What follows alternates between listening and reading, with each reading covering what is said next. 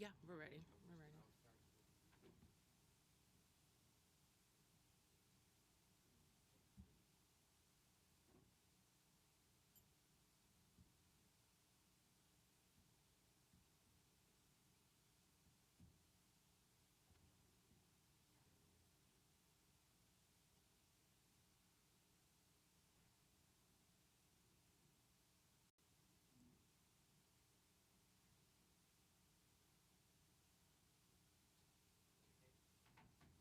All right, ladies and gentlemen, we're getting ready to start. Welcome to everybody here and on Zoom for this afternoon's meeting of the Committee on Sanitation and Solid Waste Management. Once again, if you're here to testify, you can sign up at the table with the Sergeant at Arms. Please silence all electronic devices at this time. If anybody that wishes to testify, again, we have slips here at the front for people that are testifying in person. If you have any written testimony, hold on to it until your name is called to testify. At that point, we'll bring you to the table, we'll ask you for your statements, and we'll disseminate that information to all the members. Anybody online that wishes to send us testimony, you can do so at testimony@council.nyc.gov. Again, that is testimony@council.nyc.gov. Madam Chair, we're ready to start. Right. All right. Good afternoon, everyone. How you doing? All right. Good afternoon, everyone. Let me just make sure. Okay. Thank you, committee members, council members, Botcher, Osei, Gennaro, Velasquez, and Farias, Menon, DSNY Commissioner Jessica Tisch, Deputy Commissioner Bridget Anderson, Deputy Commissioner Greg Anderson for joining us today, and for everyone here who's come in person. Welcome to the 5th committee this year for the Sanitation and Solid Waste Management hearing on the Zero Waste Legislative Package. I think this is the hearing we've all been waiting for. So today is about New York City recommitting to a serious and aggressive path towards zero waste to landfills and incinerators by 2030. And most exciting is the bill for universal curbside organics as the clearest way to make a dent in achieving that goal. New York City residents generate 11,802.4 tons of waste per day, and we only divert approximately 17% of that from landfills or incineration, so it's not really great, guys. From food waste to plastics, paper, metals, electronics, and more, the sheer amount of waste we export is nothing less than shocking.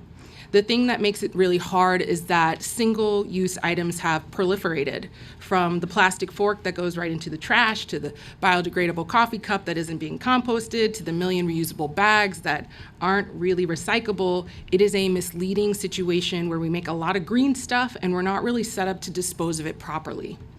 Most New Yorkers don't have time to figure out what goes where with so many species of plastics, as our State Assemblyman Stephen Engelbright says, so it is up to us to hold manufacturers accountable. Zero waste isn't just about putting an item in the right waste basket, it's about preventing waste in the first place. And we need New York State to lead on an aggressive and just extended producers' responsibility program to really incentivize producers to stop making stuff our municipality cannot really recycle, and so our city doesn't have to pay astronomical amounts of money to deal with it. Last month, Council members Hanif Powers and I, along with many co-primes, introduced a robust slate of zero waste legislation that will mandate residential curbside organics, increase our organic composting and recycling accessibility across all communities, and require the city to meet our 2030 waste diversion goals. So let's break down the package. We have Intro 274, which establishes a mandated goal of diverting 100% of citywide generated waste by 2030 where it's feasible. Intro 275 requires annual zero waste reporting, including timelines, waste diversion targets, and specifics around certain waste streams, diversion rates by community districts, and more. Intro 244 establishes a universal curbside organics program because this is the clearest path to achieve zero waste. Intro 280 expands opportunities for recycling of items not collected curbside equitably across all community districts. Intro 281 requires that each community district has at minimum 3 organic drop-off sites, which has proven to be a successful model in so many communities. So today is the day. Let's talk about what we all need to do to make this work. I have been waiting for this day for almost 11 years. I'm really excited. I know some of you have spent decades fighting for this and waiting on this. It's exciting for all of us waste nerds, it's exciting for us to be here, and it's also wild because we're facing mass extinctions, historic droughts, and food shortages, and we still have to kind of come to work and act normal.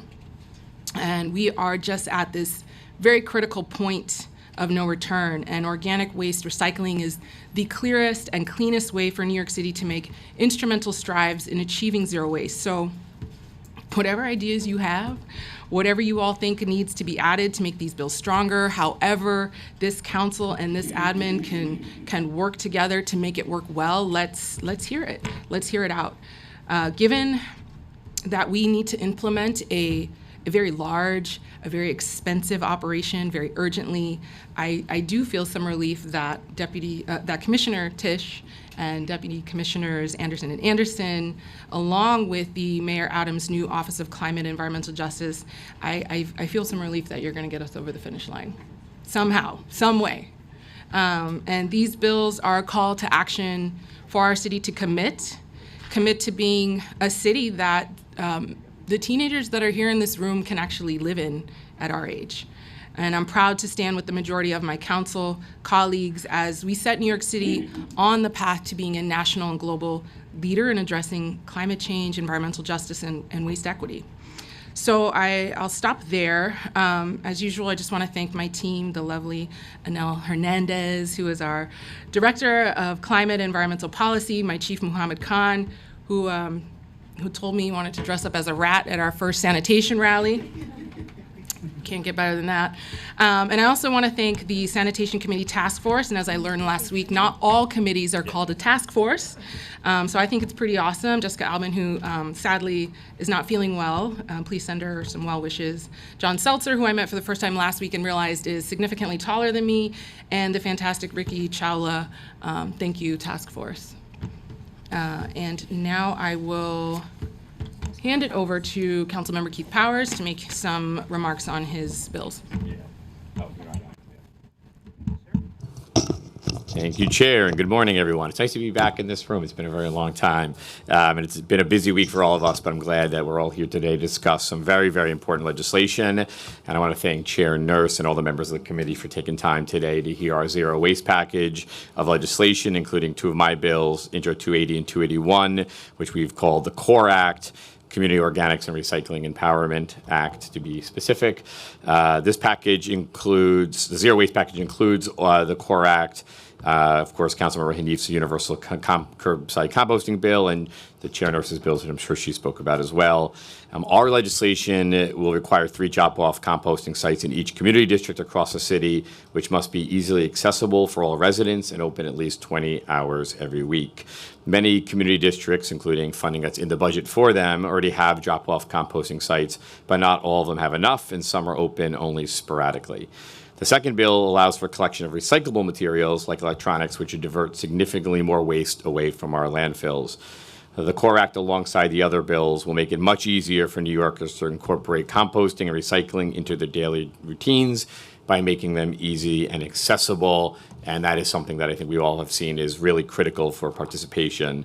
I was really proud to introduce the CORE Act last session at the height of the pandemic alongside our now Borough President, Antonio Reynoso, when he was the chair of this committee. And at the time, the future of all composting was in doubt while we went through one of the darkest moments in our city's history. With the support of advocates and my colleagues, we introduced the CORE Act as a way to empower communities to have more waste disposal options and to provide a more sustainable future. And we all know that many of these goals feel to many people in the distance, but they are here, and we need to confront them immediately. It becomes apparent every single day, and it can be sometimes even daunting to consider how our individual actions can add up to the fight against things like climate change.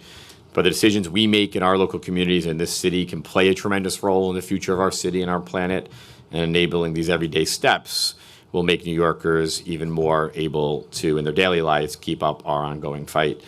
I really look forward to hearing testimony and discussing these bills further.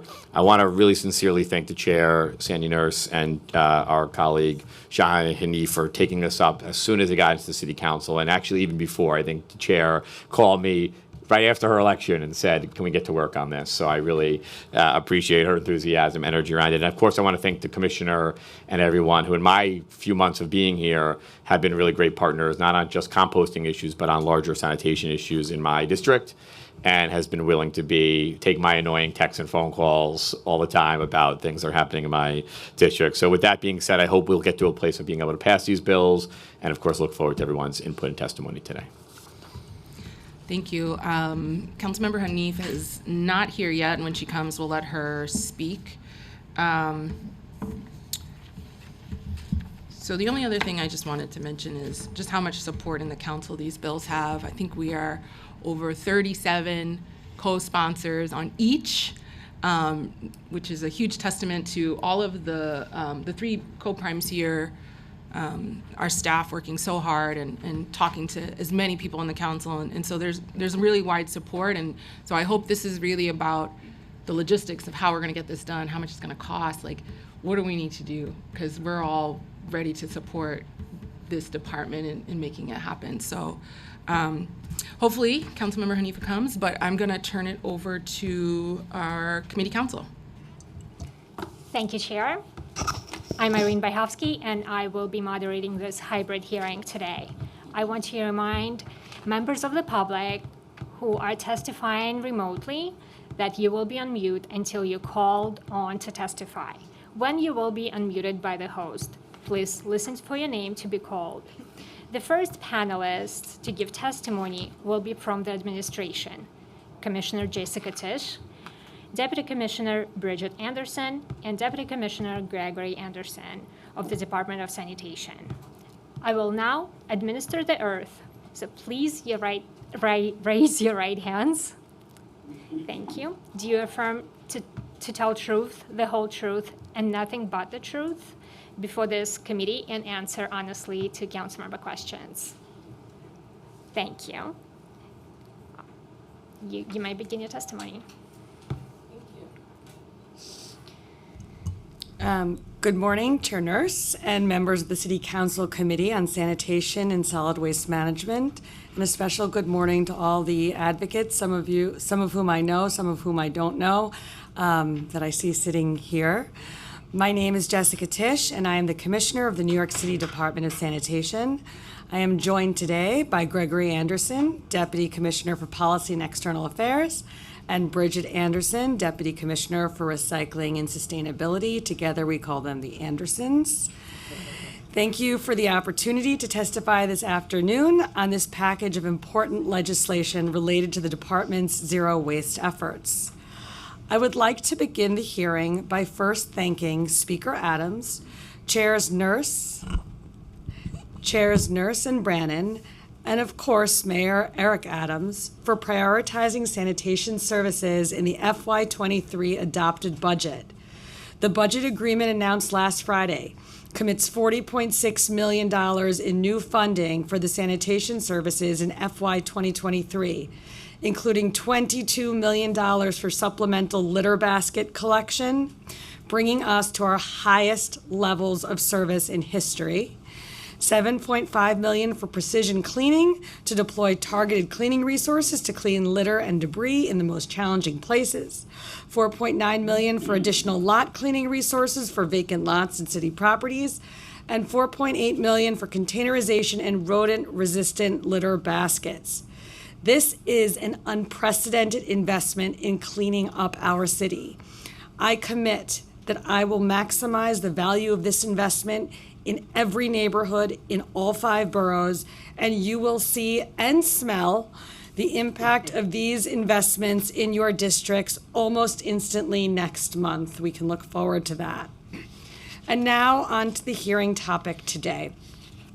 In my 2 months as commissioner, I have had the pleasure of learning about all aspects of the agency, including, of course, all of our sustainability and zero waste programs.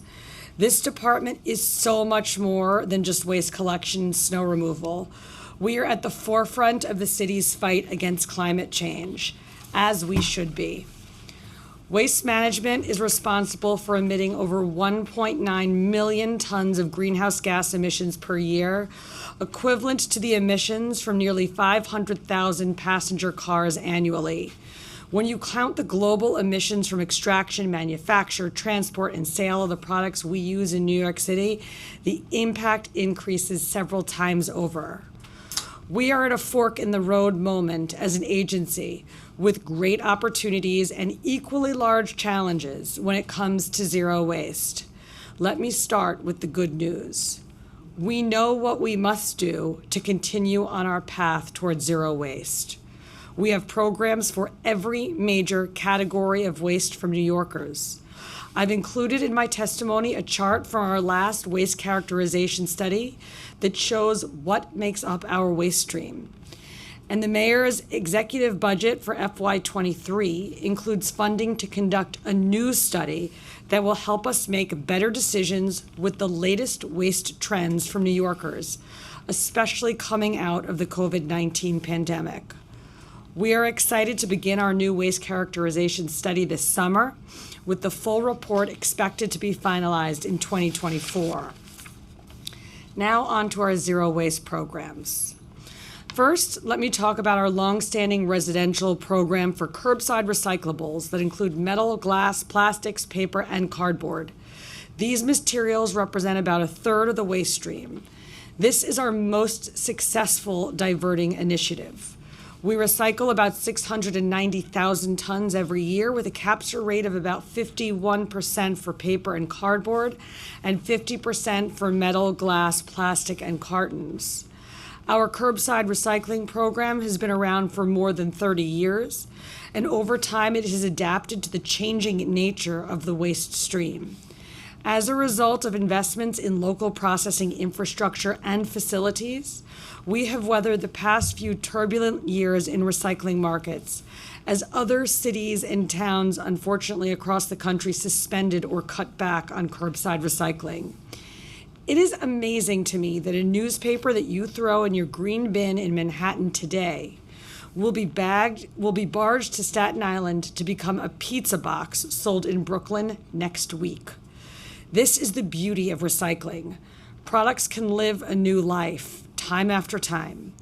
We are working to create a more self-sustaining city, and the underpinning of a successful program is that it is full circle. But a 50% capture rate is simply not good enough. Next are the many programs we run to capture organic waste, which is the most significant contributor of waste-related greenhouse gas emissions. This material also makes up 34% of the current waste stream, 46 million pounds a week. It represents a significant opportunity to reduce emissions from landfill waste by diverting this material for composting and anaerobic digestion, and in the case specifically of food waste, by minimizing it at the source. We currently have a multi-pronged approach to divert this waste from landfill, including smart bins. Last fall, DSNY rolled out a pilot of 20 smart bins, unstaffed, controlled access food scrap drop-off sites in Astoria. That pilot has been fabulous, with bins filling up daily. We are excited to expand this program with more than 100 bins at school locations this fall, allowing students, their families, and members of the community to drop off their food scraps and take advantage of existing school organics service. We also plan to add more bins to build out the Astoria network this fall. Second is food scrap drop-off sites. This year, the department doubled funding to support community compost partners and community-hosted food scrap drop-off sites from $3.5 million to $7 million annually. That's the most ever invested in those partners and those programs. Today, our partners operate 223 food scrap drop-off sites citywide, also the largest number ever, including at least one in each community district. In April, the Adams administration baselined this additional funding, ensuring these sites will continue to serve as valuable educational tools and diversion points for food waste. Third is school organics. Our young New Yorkers are our future, and it's important that we encourage them to learn good habits and principles from the start. That's why we are working with the Department of Education to expand organics collection to every New York City public school over the next 2 years. It is important that we get this right, and we are investing in intensive outreach and education as we roll out the program to the remaining schools. We are not reinventing the wheel. More than 600 schools already participate, some for nearly a decade.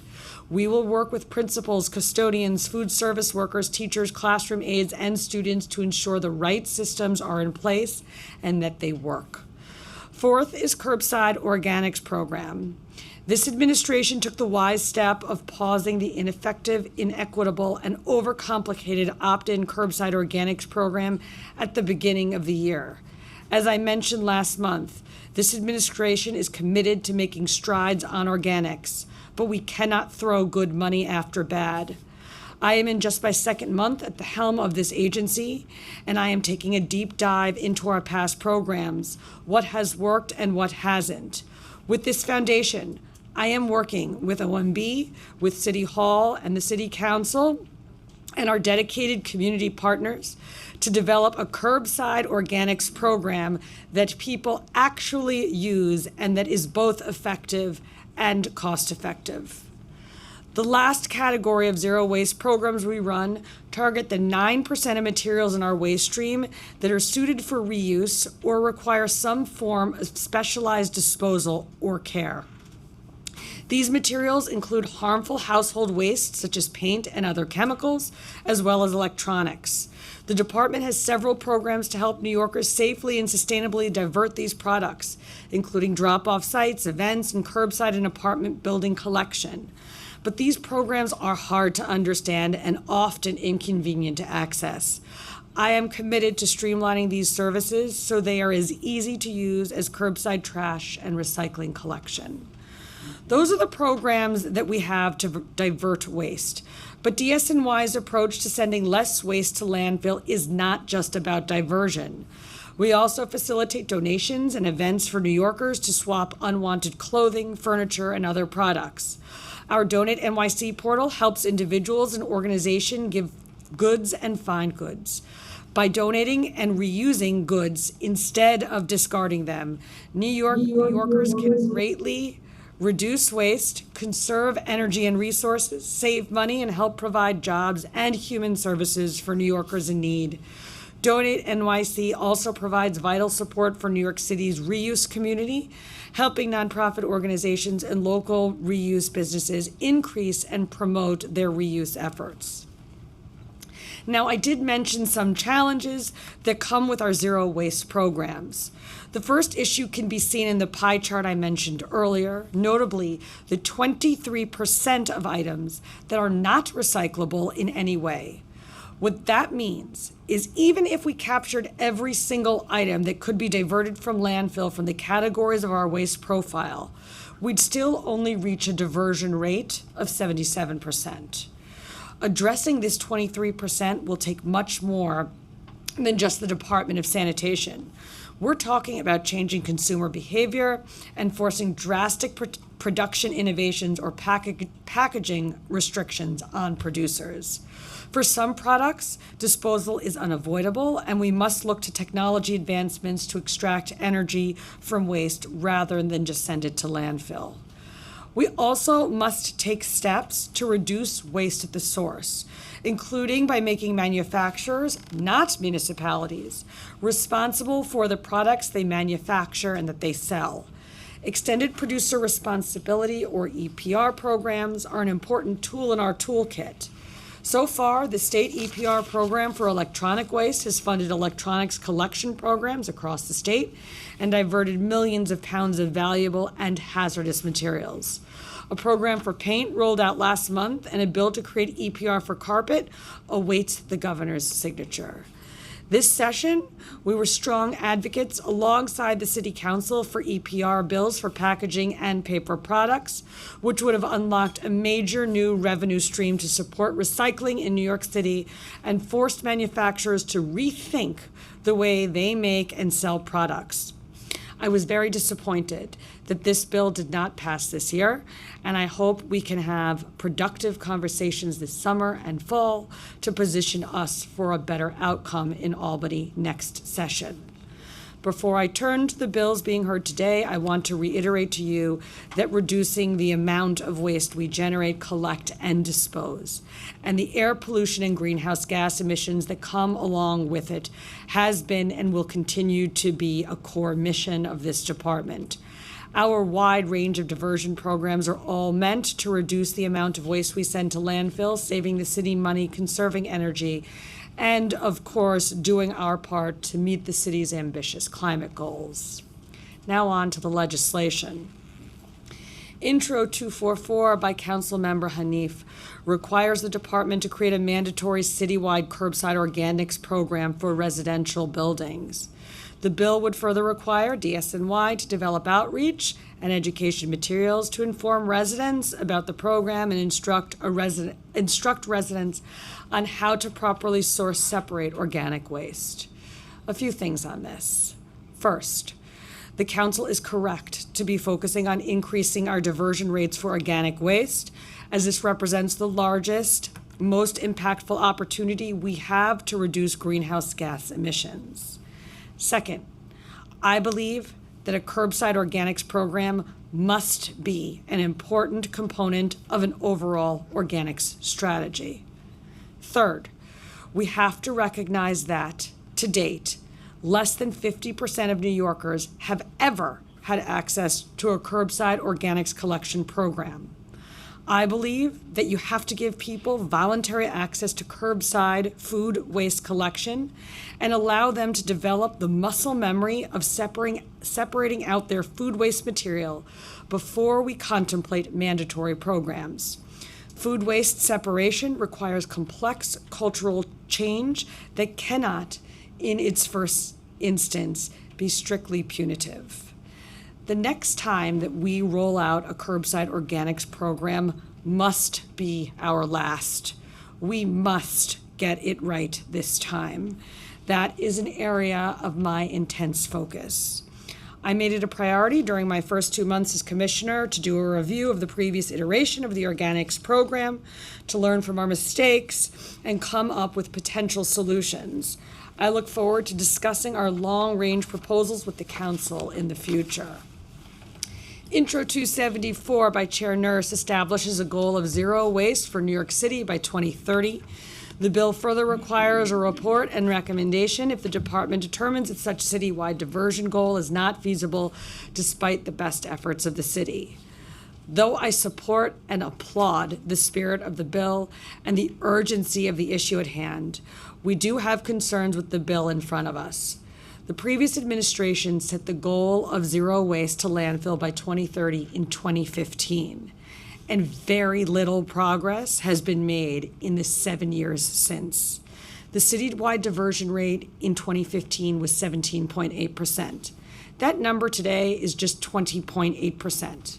So, halfway through the performance period, the diversion rate has only increased by 3%. We are simply not on a path toward zero waste by 2030 on our current trajectory. Nor do we have enough time left, in my opinion, before 2030 for me to sit here today and genuinely tell you that I think that the goal is achievable. I do think it's important to be transparent with the progress that the department is making when it comes to diversion rates, including the types of policies needed to get zero waste. It's why I am supportive of the reporting requirements laid out in Intro 275, also by Chair Nurse. I am a data-driven person. Tracking this type of information will help the council and the public understand the challenges we face and celebrate the progress made towards a more responsible and sustainable city. We look forward to working with the council to advance this bill.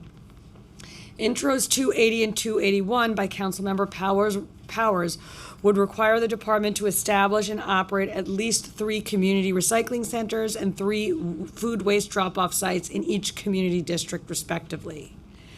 Safe events and food scrap drop-off sites are key parts of our work to reduce waste from landfill. We also agree with the council that these events and sites must be accessible to New Yorkers and available throughout the city no matter where a New Yorker lives. I agree with the spirit of these bills. However, I am concerned about the potential cost to implement specifically Intro 280. We are currently reviewing the cost and permitting requirements necessary to create a widespread network of permanent community recycling centers envisioned in that bill. On Intro 281, we have already nearly met the requirements of that bill, and our growing network of smart bins should take us there later this year. I look forward to working with the council to create a suite of programs that are accessible, equitable, and effective, and ones that New Yorkers actually use. Thank you for the opportunity to testify on these important pieces of legislation and allowing me time to give you an overview of our zero waste programs. I know we have a lot of common ground and share the same goals to have a clean, safe, healthy, and sustainable city. My hope is that we will work together on these bills and all future initiatives to get us there. I am now happy to answer any questions you may have. Thank you, Commissioner Tisch, for your transparency and honesty. I do want to give Councilmember Shahana Hanif an opportunity to discuss or share some remarks on her bill that she introduced. Thank you so much. Good afternoon. Apologies for my lateness. I'm Councilmember Shahana Hanif, and I represent the 39th District in Brooklyn. Thank you to the Committee on Sanitation and Solid Waste Management and to my sister, Chair Sandy Nurse, for holding this critical hearing. I'm super, super excited by my bill intro 244 and that it's on today's agenda. It is timely. This bill would create a citywide curbside mandatory composting program for residential buildings. I want to express tons of gratitude to the co-prime sponsors who introduced this bill alongside me, Speaker Adams, Chair Nurse, Brooklyn Borough President Reynoso, and Council Members Powers, One, Botcher, Gennaro, Menon, Hudson, Caban, Brewer, and Rivera. I also want to thank so many other council members for signing on as sponsors. We are currently up to 38 council member sponsors, which is a veto-proof supermajority. The overwhelming support and leadership behind this bill demonstrates that universal residential composting is a common sense solution that will solidify New York City as an environmental justice leader and save our city money. Right now, more than a third of all trash New Yorkers produce is organic waste that could be composted. This waste goes to landfills and incinerators that are located primarily in lower income communities of color. The impact on the health of these communities is undeniable. Take Newark, for example, which houses Covanta Essex, one of the largest incinerators of New York City's trash. 1 in 4 children in Newark have asthma, more than 3 times higher than the national average. Compost rotting in landfill is also a serious contributor to the city's greenhouse gas emissions. When organic material decomposes, it releases methane, which is 25 times more destructive than carbon dioxide. Citywide composting addresses the urgency of global warming, the root cause of extreme weather events harming our neighbors. We can minimize harm here by diverting our organic waste to regenerative and environmentally conscious composting facilities that would nourish our city's soil and provide farmers with rich fertilizer. This is also a critical economic issue. The Independent Budget Office, the public agency that conducts thorough and objective economic analysis for the city, has identified mandatory composting, curbside composting, as a mechanism for savings. While there will naturally be startup costs associated with such a transformative program, by year 5, these costs would be canceled out by savings. After year 5, the city would save approximately $33 million annually. These savings are created by a number of factors, including streamlining composting truck collection, reducing the amount of needed trash truck runs, and securing lower rates for organics processing due to economies of scale. Cities that have already implemented residential composting, such as Seattle and San Francisco, are seeing these benefits. This program would also create thousands of good-paying green jobs, which is why we've seen inspiring support from our siblings in the labor movement.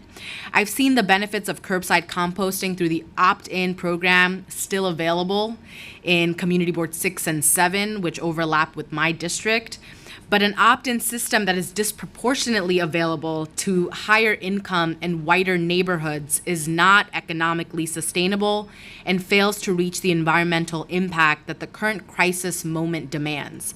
I'm confident that through a comprehensive education campaign that is both culturally competent and language accessible, we can hit the participation levels needed for success. I'll close by saying that I'm super thrilled to sponsor the CORE Act Intro 280 and 281 from Majority Leader Powers and the Zero Waste Bills Intros 274 and 275 from Sanitation Chair Nurse. Together, this legislative package is a major step towards a truly green New York City. Thank you, and I look forward to hearing the testimonies and questions from my colleagues.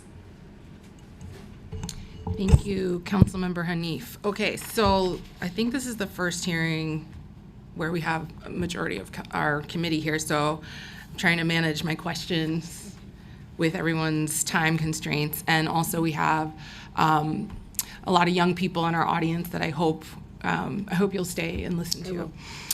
So I'm only gonna limit myself to 4 questions on zero waste, 4 on organics, and then turn it over to you all. I'll try to keep them short.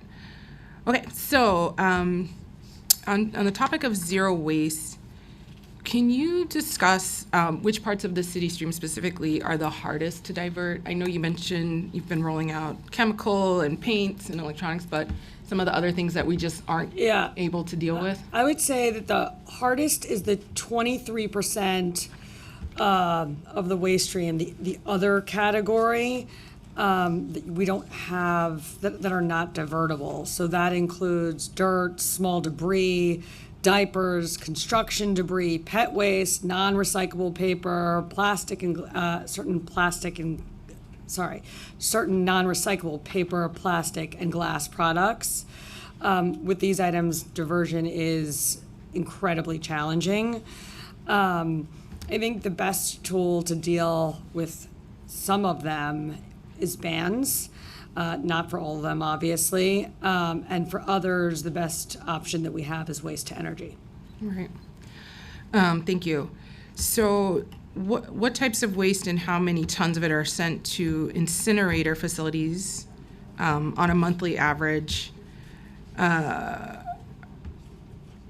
We'll start with that. Okay, so about 33% of our waste is sent to waste to energy facilities for disposal. These facilities are located in Newark, New Jersey, in Chester, Pennsylvania, and in Niagara Falls. They convert the waste to energy by burning it. The energy is then sold on the electric grid. Did you have another question about that? I did, but I feel like you answered a lot of it. Okay. So I'm trying to be respectful of time. What sites, systems, equipment, infrastructure, what are some of the things that this city needs to invest in to really tackle zero waste to landfill and incinerator? I heard you clearly that 2030 feels unrealistic to you. I think that when we put our money and resources and priorities on it, we can do a lot. So I take issue with that. But if we didn't have constraints, what would be some of the stuff we could invest in now? What would be some of the obstacles that we could get in place now so we could try to achieve so this? I think there's 2 main categories of systems, equipment, infrastructure that we should be and are investing in now to plan for the future. First category is processing facilities that will expand our, for example, compost tonnage. The second category is we are working with the Department of Environmental Protection to build out their anaerobic digestion facilities, which are co-located at their wastewater treatment plants. So I think those are the two main areas that we should be and we are focused on. Okay.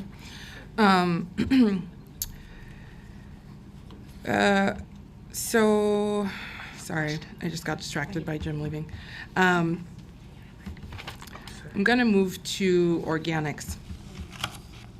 I think because, in your testimony, when we talked about Councilmember Hanif's bill, Intro 244, you mentioned voluntary.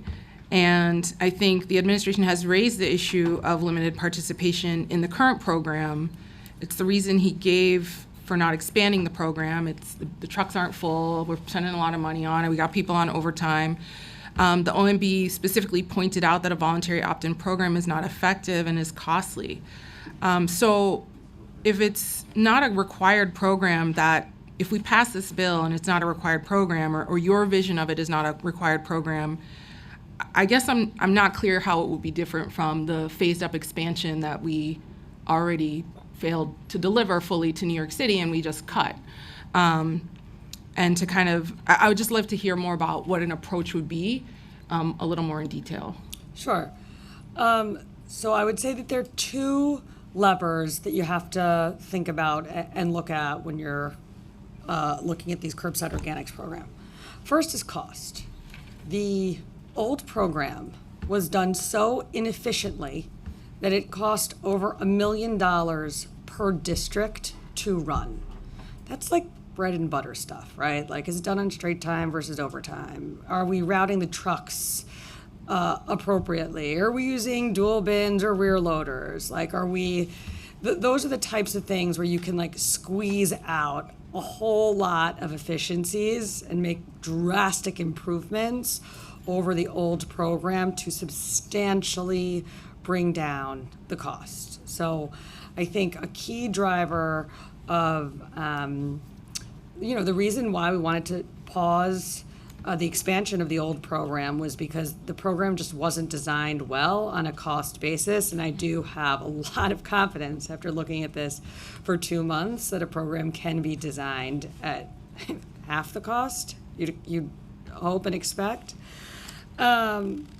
Second lever, as you mentioned, is participation. I saw a poll last week that said that over 65% of New Yorkers were interested in participating in an organics program, and that poll broke it out also by borough, and I think in every borough it was over 50% of interest. That tells me that there is real interest in participating in curbside in an organics program if that program is made easy to use. And therein lies the other big flaw that I saw with the existing / old program, which is you had to opt into it not once, but twice. First, you had to what I call like vote to like get your district a high enough interest rate to participate.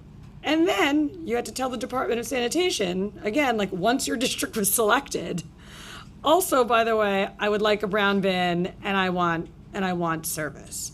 Just too many hurdles to clear.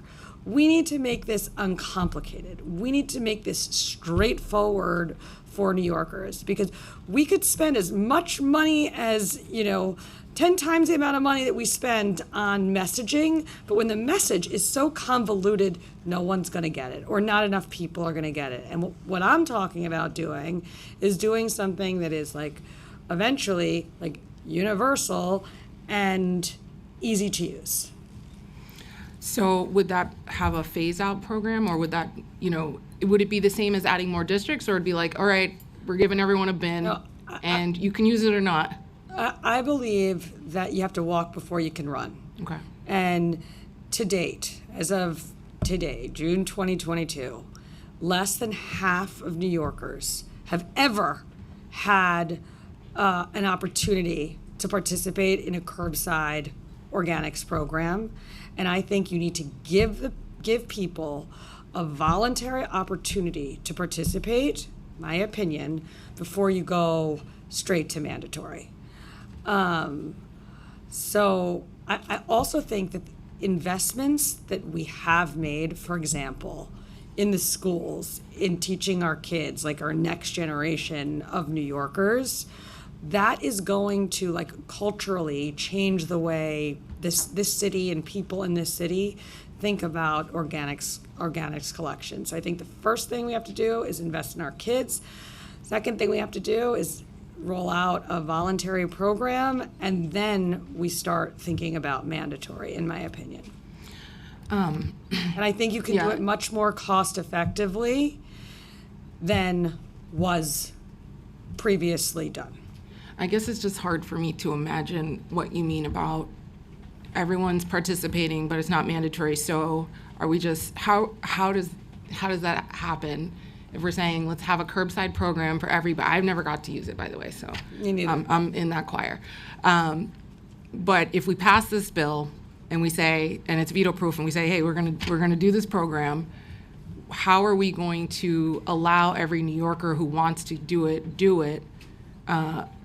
And I just don't understand how it would be different from putting the recycling bin in front of your apartment building or having Well, that. today, 50% of our recyclables are collected, right? So we're much farther along with recycling than with organics. My thought and my sense is give people an opportunity to participate and then make the decision on whether you want and or need to go to mandatory. It may very well be that you look at the data after after people have had an opportunity to use the program for a while and say, we need mandatory. That could be, but like I would like to see that data before that decision is made. Okay, so what do you think a program like this is gonna cost New York City to really make it work and achieve the way you're envisioning it? So as I said, the last program was nearly $1 million per district. That's without the OTPS costs, so really well over $1 million per district. I think that cost, as I mentioned before, is way too high, not sustainable for the city. I think the cost can be significantly brought down, as I discussed before, with routing, clearer messaging, better routing, clearer messaging, more optimal selection of rear loaders versus dual bins. There's just a lot of low-hanging fruit to improve upon the old program to make it significantly less than $1 million per district per year. Okay. Last question, and no, two more questions. They're pretty quick.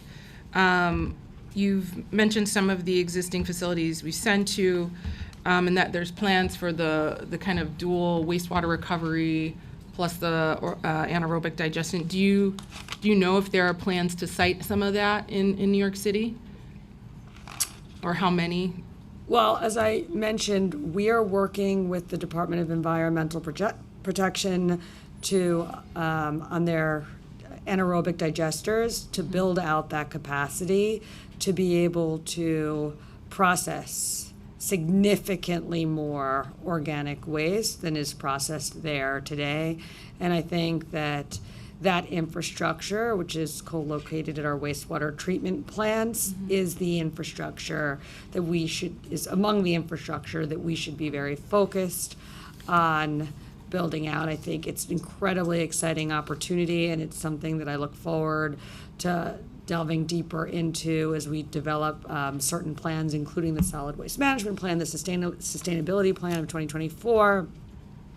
I think we should devote energy and effort there.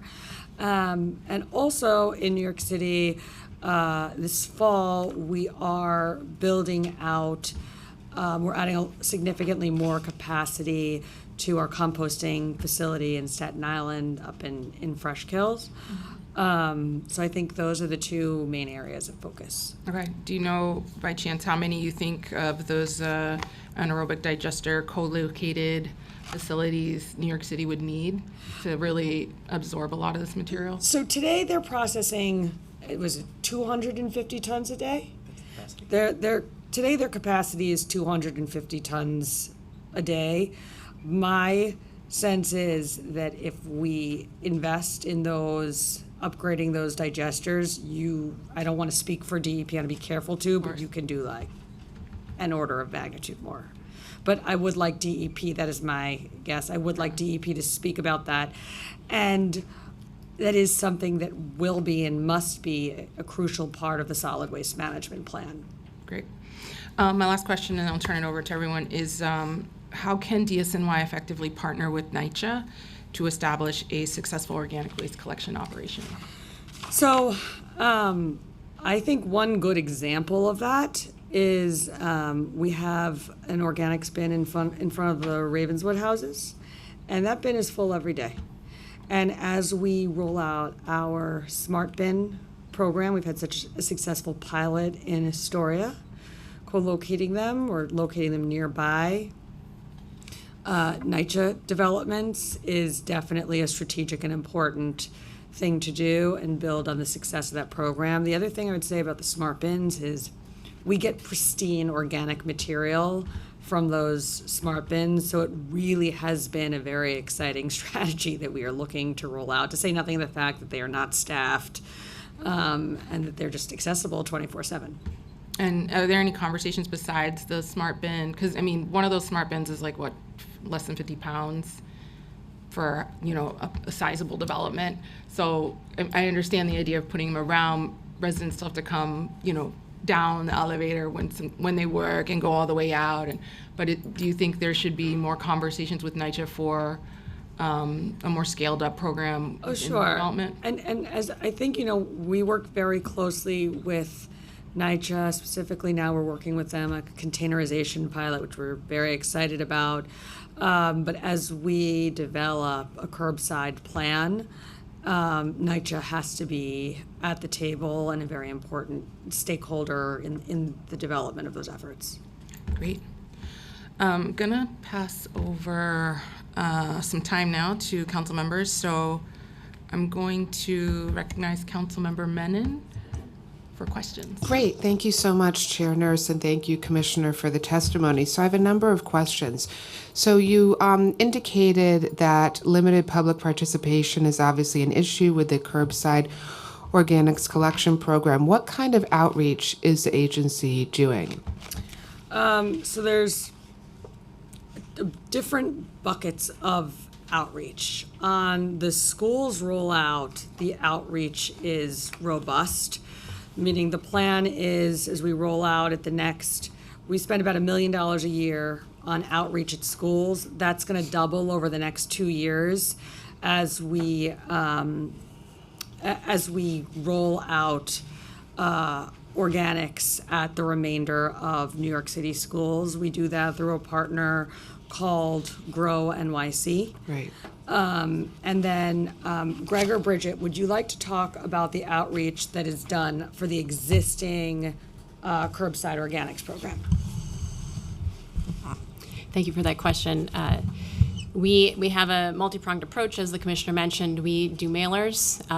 We do a mailer to anyone to sign up for the program. We do targeted mailers to building management companies, because one of the hurdles has been having buildings that sign on to a program where maybe there are residents who've expressed interest in the program. We do webinars for anyone who's interested to learn more about how to do the program. This has been a key during COVID. We also do in-person outreach, so we do canvassing door to door in neighborhoods. We have a multilingual staff to manage that program. All of our mailers and flyers and things are in multiple languages. So we have a multi-pronged approach. We also go to city community board meetings.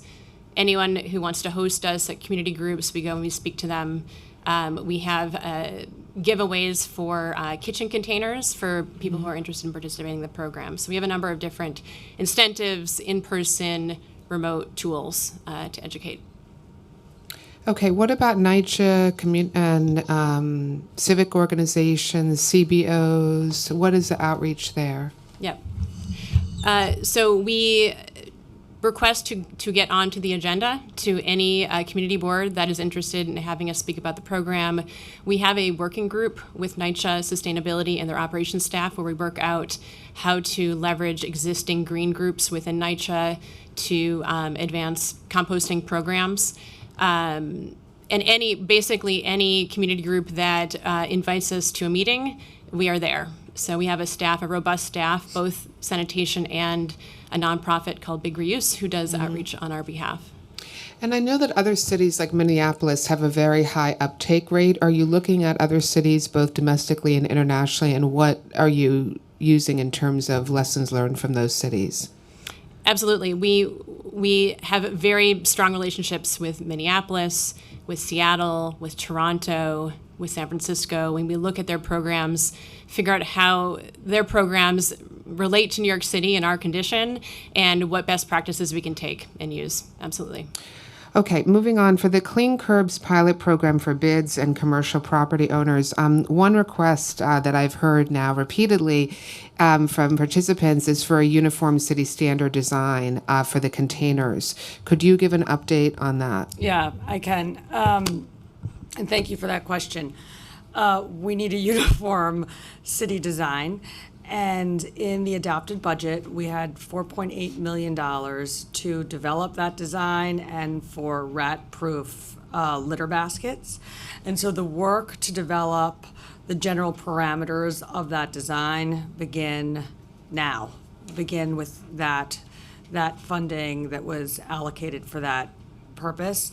I think on the clean curbs and containerization, remember, it's not a one-size-fits-all, varies bid, commercial, residential, and even like neighborhood to neighborhood.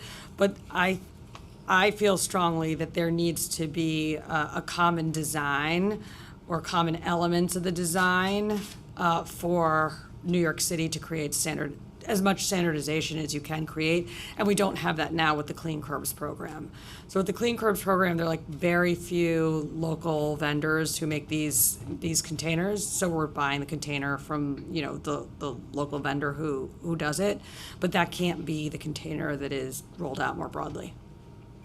Okay, great. Thank you. Thank you, Councilmember Menon. Councilmember Brewer. Thank you very much. First, I want to congratulate Community Affairs Liaison Marissa Yanni because she's fabulous, answers every single 24/7 question, and also Manhattan Borough Chief James Levy and everybody at CB7 Sanitation. They're fabulous. So I am in the district, one of them, that has voluntary. And I want to say the staff is wonderful. When somebody stole my bin, I got another one the next day. So they're wonderful. There's a but, though. I still get a lot of complaints from larger buildings that it is hard to communicate with staff and get what they need. And I do get my block, which is unfortunately very active. When a truck misses, then they're concerned. So I actually believe in the mandatory, and I'll tell you why. Because it is so darn hard to get people to change their habits and do it. I mean, I try, and I thought my district sucks. We're like at the bottom or something, or close to the bottom. Only thing worse is District 7. But Brooklyn and Bronx are doing really well, so now I'm really pissed. But we're going to work on that. We did go from Manhattan 24.9 in January to 40.6 tons, so that's better. But it's really a challenge, and you do have to make it easy. So my question is, what incentives, even in the current voluntaries? In other words, I have a bin. I won't tell you who, but somebody from the sanitation gave it to me years ago. I've been holding on to it for 10 years. Now I can use it for my kitchen. But you have to have the hardware stores advertising them. You have to have an online. I don't use online, but whoever wants to use online. There's no sort of, like you said, comprehensive way. So what would you do differently, staffing and bin-wise and communication? I know you mentioned a little bit, but it has to be so robust to get up to the 50% or whatever the point is when it's not expensive compared to what we're dealing with now. Actually, I think it has to be, the two big things that we can do is make it simple and easy to use. I think only the most motivated New Yorkers are going to use the program as it's designed now, because there is so much extra action that is required from them. If we could just tell them, hey, you're going to have service, it's going to be on this day, start leaving your organic material. Like, really believe that more New Yorkers will use it if we just make it more simple. All right, I mean, I agree with you. I just want to say that you have to get the bin, you have to have the simple, and you have to have the staff that's responsive, and when somebody calls, it has to be answered. Even in my district now, as good experience of I've had, and I just go as Gail Brewer, not council member, I would assume I'm not getting that response from others. So even in the voluntary, it's got to be made easier right now, just as a suggestion. The second thing is, with the schools, how are we going to do outreach? I heard that you're going to do the $1 million and then $2 million for people who want to bring their organics, composting to the school. Is that part of the, because I don't think they think the school staff is going to do the outreach and do the work. Okay, so I've been, 1.0, 2.0, old, new. I've been through all the scenarios personally.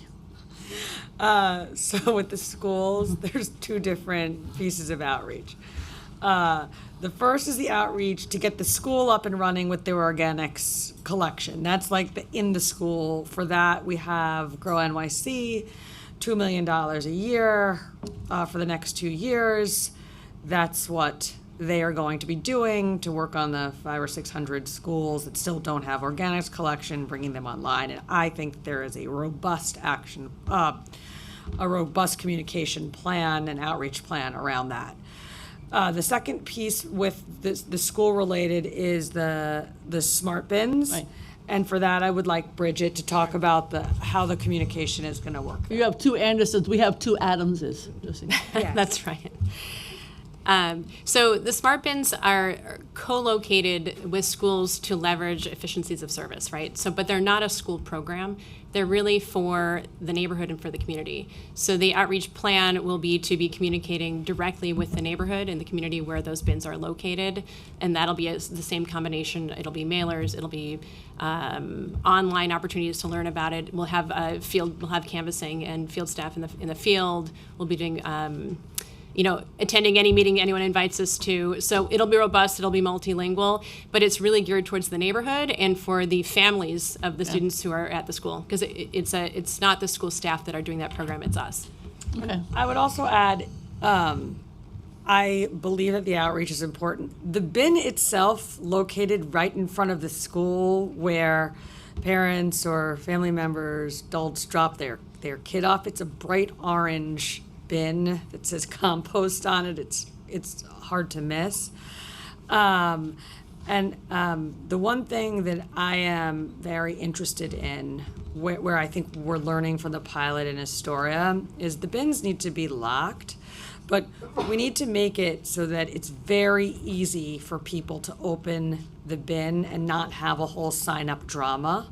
And so we are working very closely with Big Belly. I have a tech background, to develop a very simple app that New Yorkers can download and use to open any of the compost bin. That way they don't have to request a key card or anything like that. Again, like simplicity. Okay, and then I've been to Newtown Creek a couple of times with Pam, and the question for NYCHA or for anybody, I've always been confused as to who likes agency-wise, these in-sink disposers or not. Now, I understand you said earlier, more capacity means more utilization. I got that. But are the commercial stores using them, or is it just NYCHA that's been proposed to use them? How are we dealing with this issue of disposers? Deputy Commissioner Greg Anderson is going to answer this one. Thank you, Councilmember. So for the in-sink disposers, currently they're not allowed for commercial establishments. That's what I thought. Under DEP regulations.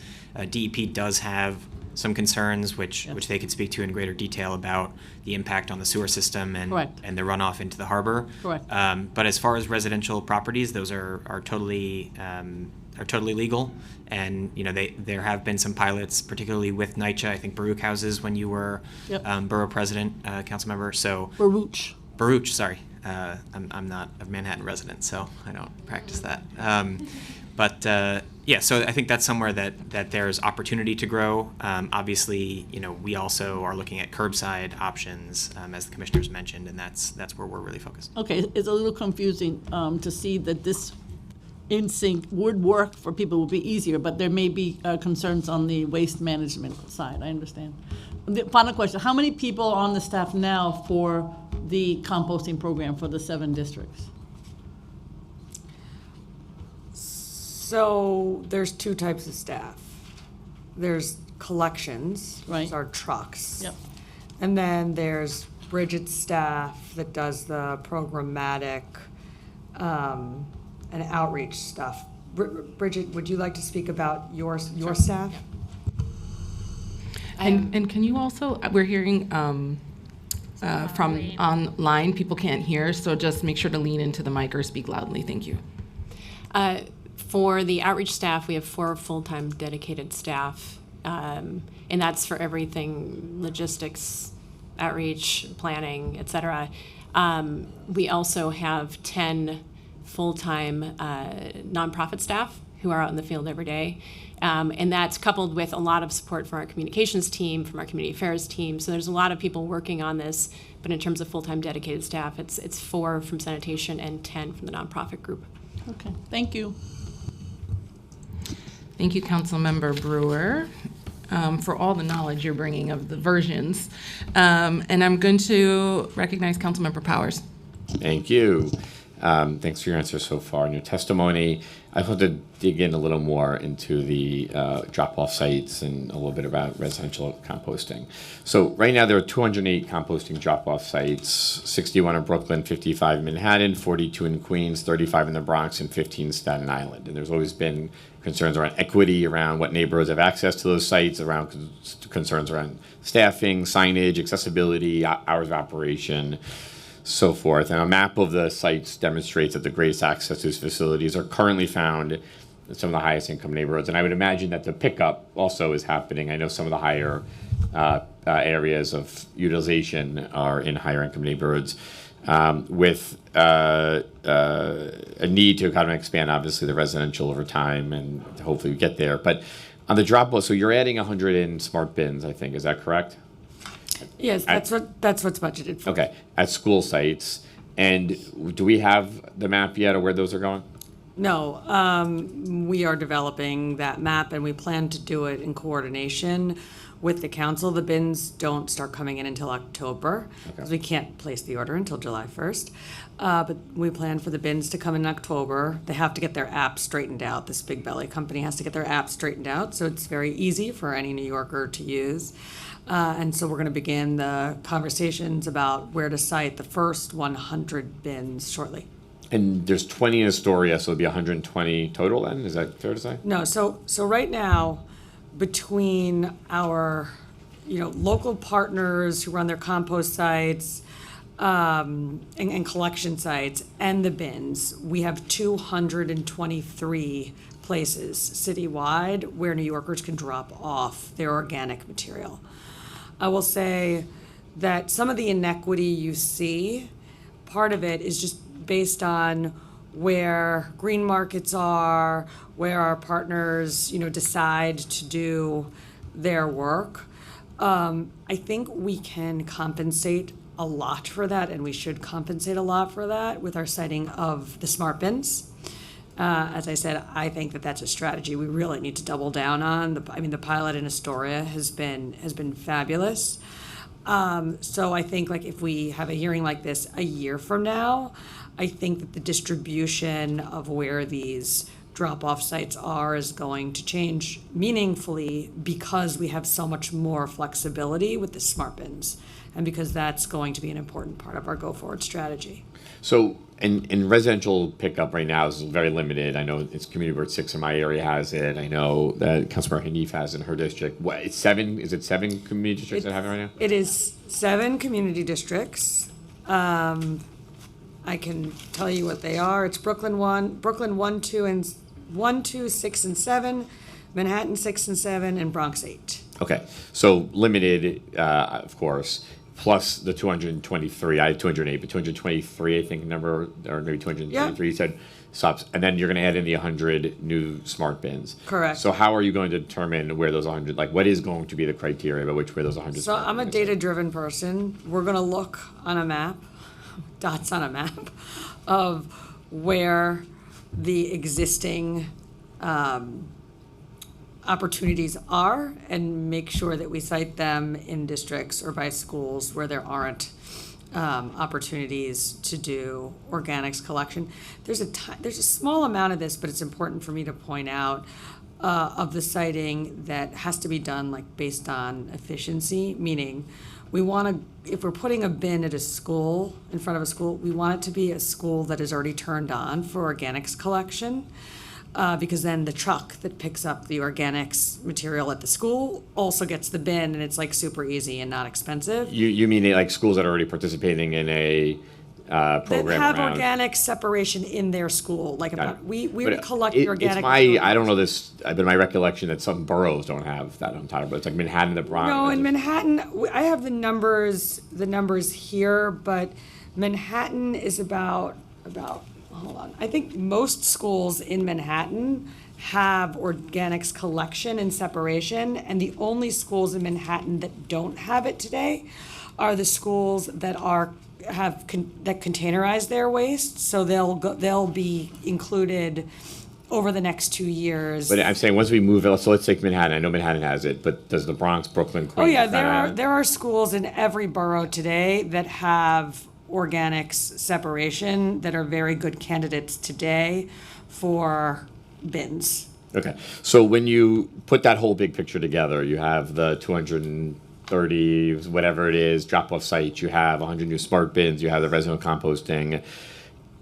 It still strikes me that there are going to be some gaps in the ability to serve people when you do the criteria of sites that don't have, schools that have an existing program.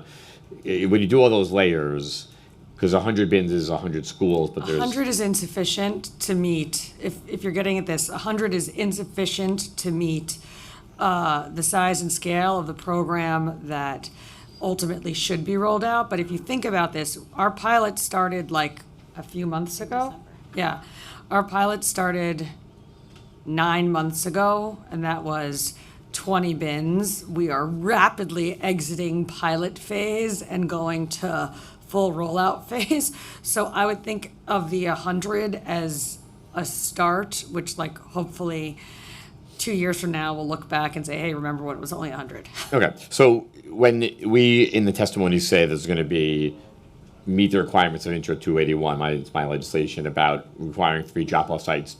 When you roll 100 out, your belief is that there will be 3 drop-offs. I think there should be actually more, but I think we are going to meet your bill's requirements. I'm confident that we'll be able to meet your bill's requirements of 3 in every district this calendar year. Okay, then I look forward to the mayor's signature when we pass the bill on that.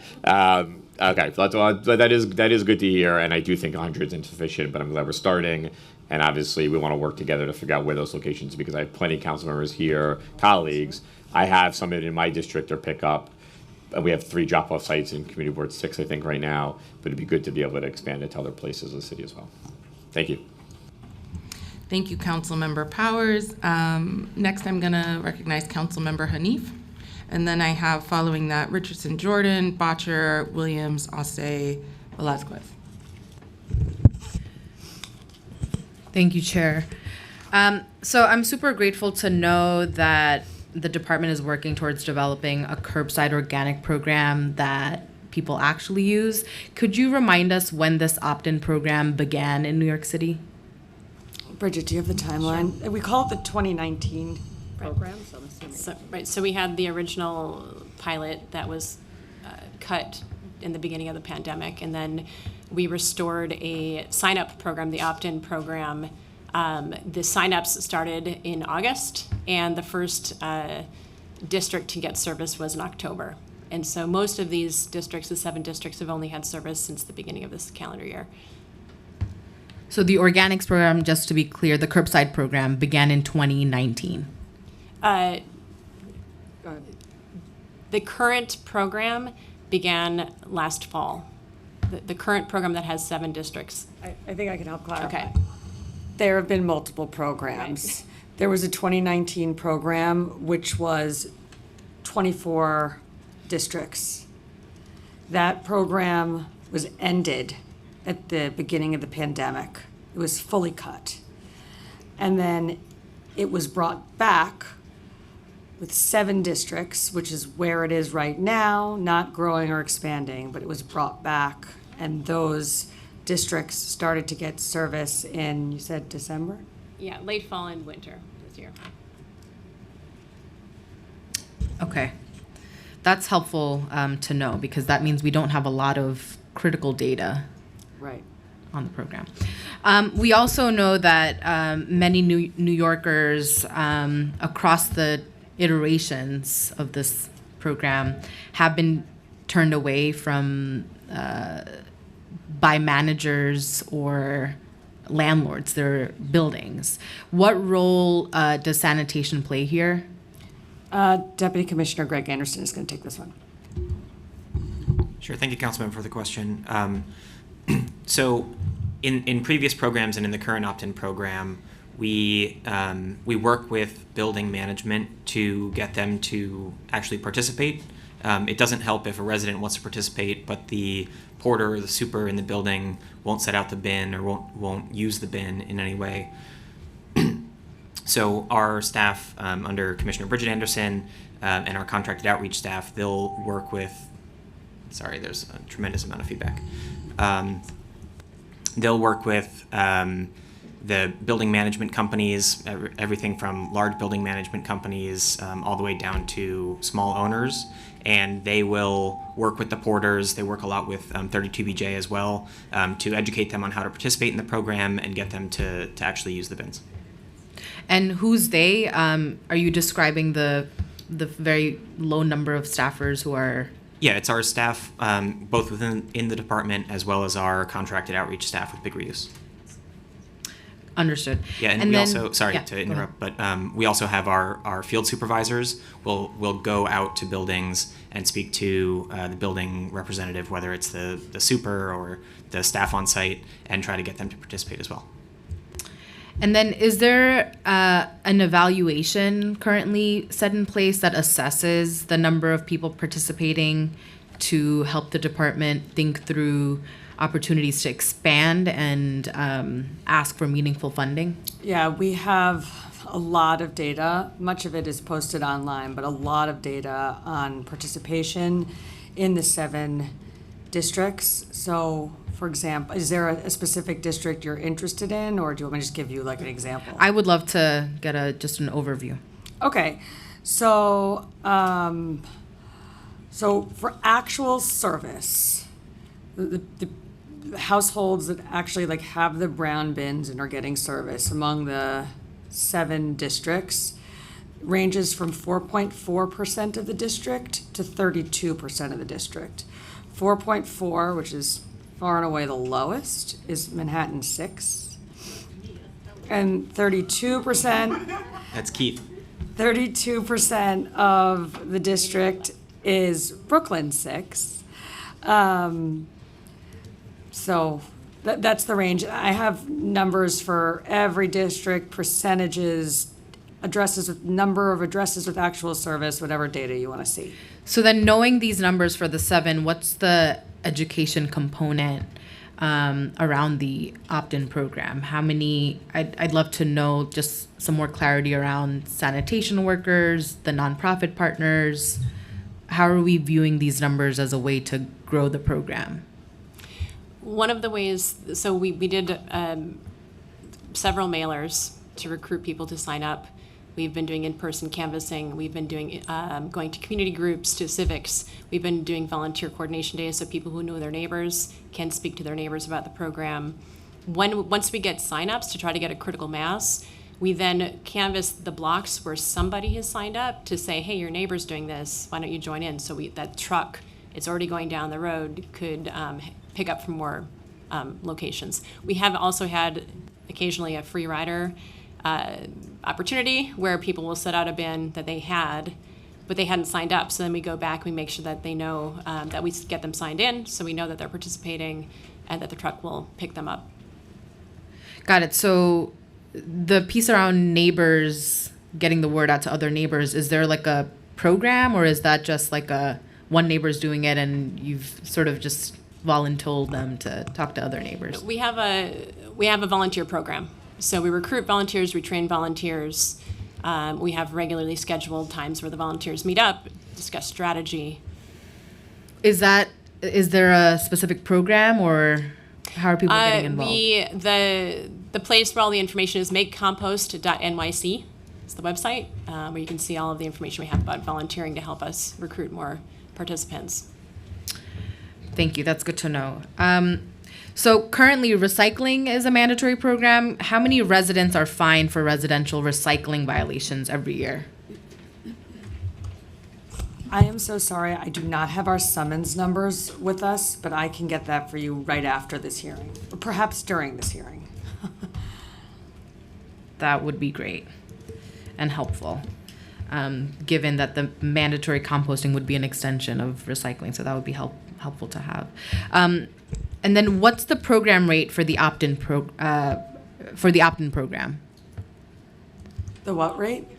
The opt-in. What's, The program rate for composting, curbside composting. what do you mean by program rate? What percent of addresses Like, how are many people are you seeing on a daily or weekly opting in? Okay, I don't have these numbers added up. 2,000. No, I know. So in the 7 districts, sorry, I'm just doing really quick math.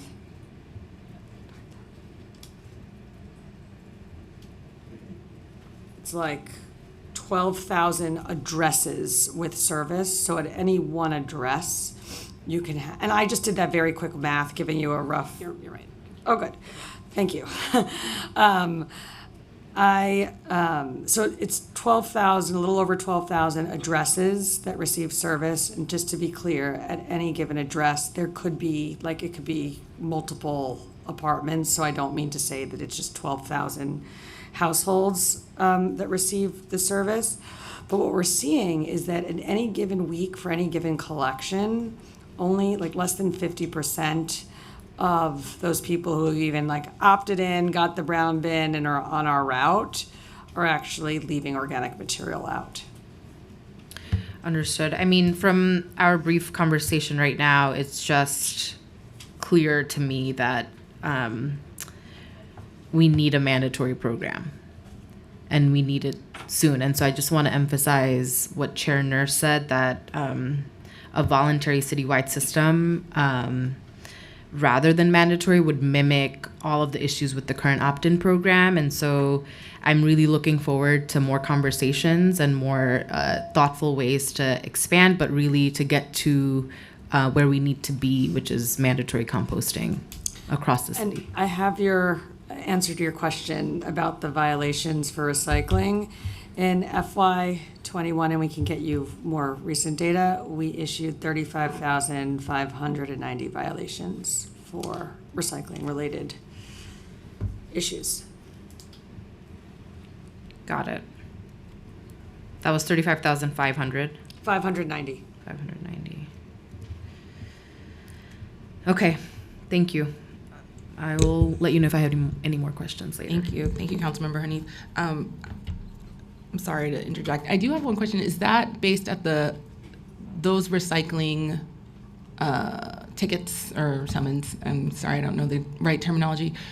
Can you just share a little bit more about how that happens? Is that somebody makes a complaint, that's a worker on a truck seeing something, or seeing that it's mixed or contaminated? So can you just give a little bit more so that we can imagine what somebody who doesn't, separate out their food waste or something might be looking at? Sure. 3 different pieces to enforcement. There's obviously the sanitation police, fairly small numbers of those. We have civilian enforcement agents assigned to the sanitation department. And then, in each district, we have supervisors. And so the enforcement is done by those 3 general categories or groups of people. And it can range from a proactive inspection to a complaint to 311. So it does run the full gamut. Okay, thank you. I'm going to recognize Councilmember Richardson Jordan. Hi, thank you. Thank you for the testimony as well. I have a couple specific questions, and if you don't have the response, then maybe there could be follow-up. Absolutely. I wanted to ask, of the 55 composting sites in Manhattan, how many were in Central Harlem area? We can get back to you on that You could very get- specifically. Okay, and then for the door-to-door canvassing, who are the community partners for that effort? For the door-to-door canvassing, it really runs the gamut. So we have a nonprofit, Big Reuse, who is the primary field outreach staff. They then work with local community groups. They've developed relationships with local community partners, civic associations to help recruit volunteers. It often happens in a very grassroots manner. People hear about it, they sign up. Okay, and then I wanted to ask if there's any specific effort around culturally relevant outreach and education. And just to be clear, I don't mean just language, but having people on the lit that's reflective of the community, having outreach folks who are rooted in that community, and what's going on in that space, particularly so that we can get more organics happening in our majority Black and brown neighborhoods.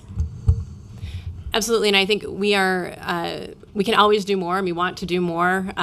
Some examples of what we do there, we will hire, when we were doing our original rollout district by district, we would hire folks from the neighborhood for that rollout specifically. Someone who speaks Yiddish, or et cetera. And we also have learned to target certain cultural events where there is a lot of food being generated at those events. It's a perfect touch point to speak to a lot of people to actually do the source separation of the food at the event. So that's been a pretty successful strategy on our part. But we can always do more. We want to do more. Okay, if it's possible, if I could get some follow-up information on the composting sites, and also I know it's like drilling down to the drill down, but the community partners that you're working with in and around my district, I would love to try to help facilitate more growth. We'd appreciate that, and we will get it to you. Thank you, Councilmember Richardson Jordan. I recognize Councilmember Botcher. Hi, Commissioner. Hi. I want to ask you about pay as you throw, because to me, this is a potential key to getting participation in composting way up. Pay as you throw, or also known as save as you throw, a nicer way of presenting it, where households or buildings are charged for landfill-bound waste. They don't pay for recycling, they don't pay for organic waste, but landfill-bound waste, perhaps exceeding a certain amount, buildings are charged for that. In my view, that's when you'll really see participation in these programs go up, combined with a mandatory organic waste program. I understand that the city paid a consultant $1 million a few years ago to look into this model. It's done in San Francisco, Seattle, and thousands of towns around the country, but we don't do it here. Could you let us know what the latest is on Save As You Throw, and what happened with that study that was commissioned? So you're referring to a 2017 study that was commissioned, I believe. The dollar value lines up. It was supposed to be $1 million. Unfortunately, that study got killed. So there is no study, which is a shame for us because it would have been great to have. In 2012, going as far back as 2012, there was a feasibility assessment of doing it, I think, focused on the nonprofit sector, but that's by no means a citywide study. So I think if you're interested in Save As You Throw, that is something that obviously would need to be thoughtfully studied and has not yet been studied. it's a good candidate for studying in a solid waste management plan, which is 2026, or if we want to study it earlier, we can make opportunities to do that. That's a shame that the study was killed. Does it really require a $1 million study? Can we study it now? Do we have to wait for that kind of? My recommendation is that before we think about rolling something like this out, that it be studied. Like, if you just think about illegal dumping now, and what I've spent so much time going to so many different districts that really suffer from the blight of illegal dumping, will that increase or impact illegal dumping in the city? I think yes. Like, what do we do with bags that, aren't in the special orange bag? Like, how does that work? What does that mean for the city and how it looks and feels? So I think it's definitely something to study before you roll out. Of course, we need to study it, but it's just so disappointing. Now we have to wait for another budget cycle, and here we had a study on the table that would have cost $1 million in a budget of billions of dollars. Save as you throw would save hundreds of millions of dollars a year potentially, and get recycling way up, organic waste way up. So that's disappointing. I would love to work on that. I know that Chair Nurse is passionate about that. Let's talk about that. Sure. Thank you, Councilmember Botcher. And probably the reason it was killed is because somebody called it a pay-as-you-throw program. So let's never say that again. You'll never hear me say that again. Please, let's abandon. Agree. And I do have one question just to piggyback on that. If it were to be a part of a solid waste, the swamp visioning, I know that there's going to be, I believe, hearings on what needs to be in that before it happens. And I know that folks had been, if I'm remembering correctly, a firm has been hired to kind of design the process. There were some other things that we had talked about in previous hearings, or studies around microplastics or something else that was going to be folded into all of this stuff. So I'm just curious, genuinely, is this something that genuinely can be folded into the swamp in a real substantial way? Or does it really need to be a breakout study? Oh, no, the swamp is definitely the right place for it, without a doubt. Fantastic. Okay, so I'm next going to recognize Councilmember Williams. Thank you. Hi, Commissioner.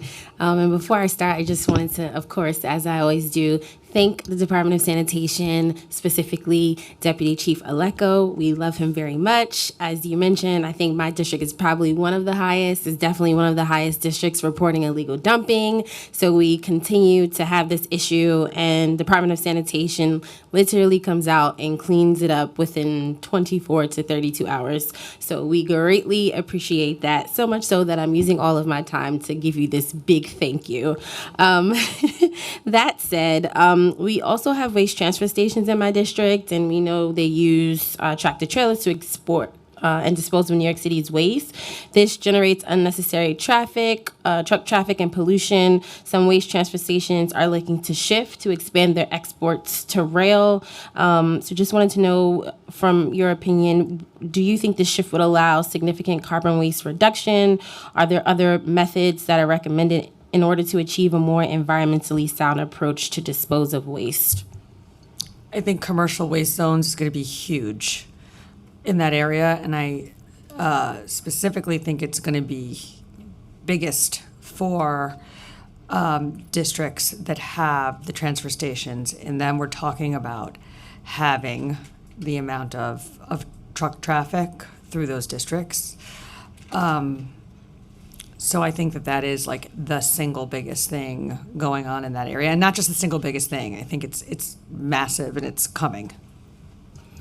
Okay, and to that note, Councilmember Menon had to leave, but she had a question around any updates for the RFP for the commercial waste zones. Yeah, the proposals are due on July 15th. They are still due on July 15th. Nothing has changed. Okay. So another question that I have that was a question that I thought of through the questions of my colleagues around violations. So my district primarily is small property owners.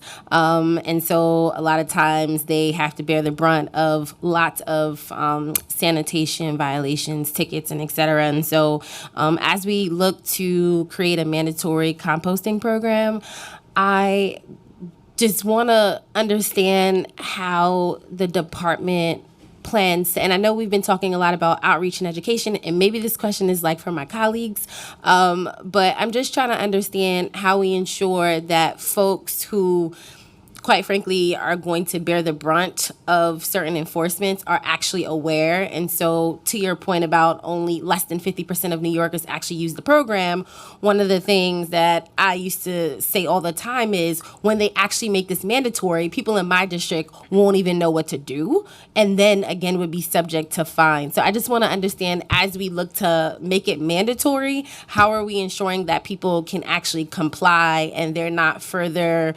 held accountable to additional fines? So mandatory equals punitive. I want to be really clear about that. When you put in place a mandatory program, that means we're asking the Department of Sanitation to enforce its rules. So what was it, 36,000? Approximately 36,000 fines written for recycling in FY21. That number, if this becomes mandatory, will be so much higher for organics, just because in the early years, not just weeks and months, but in the early years, it takes time. That is why I strongly encourage us all to think about not starting out mandatory, because less than 50% of New Yorkers have ever had even access or the ability to participate.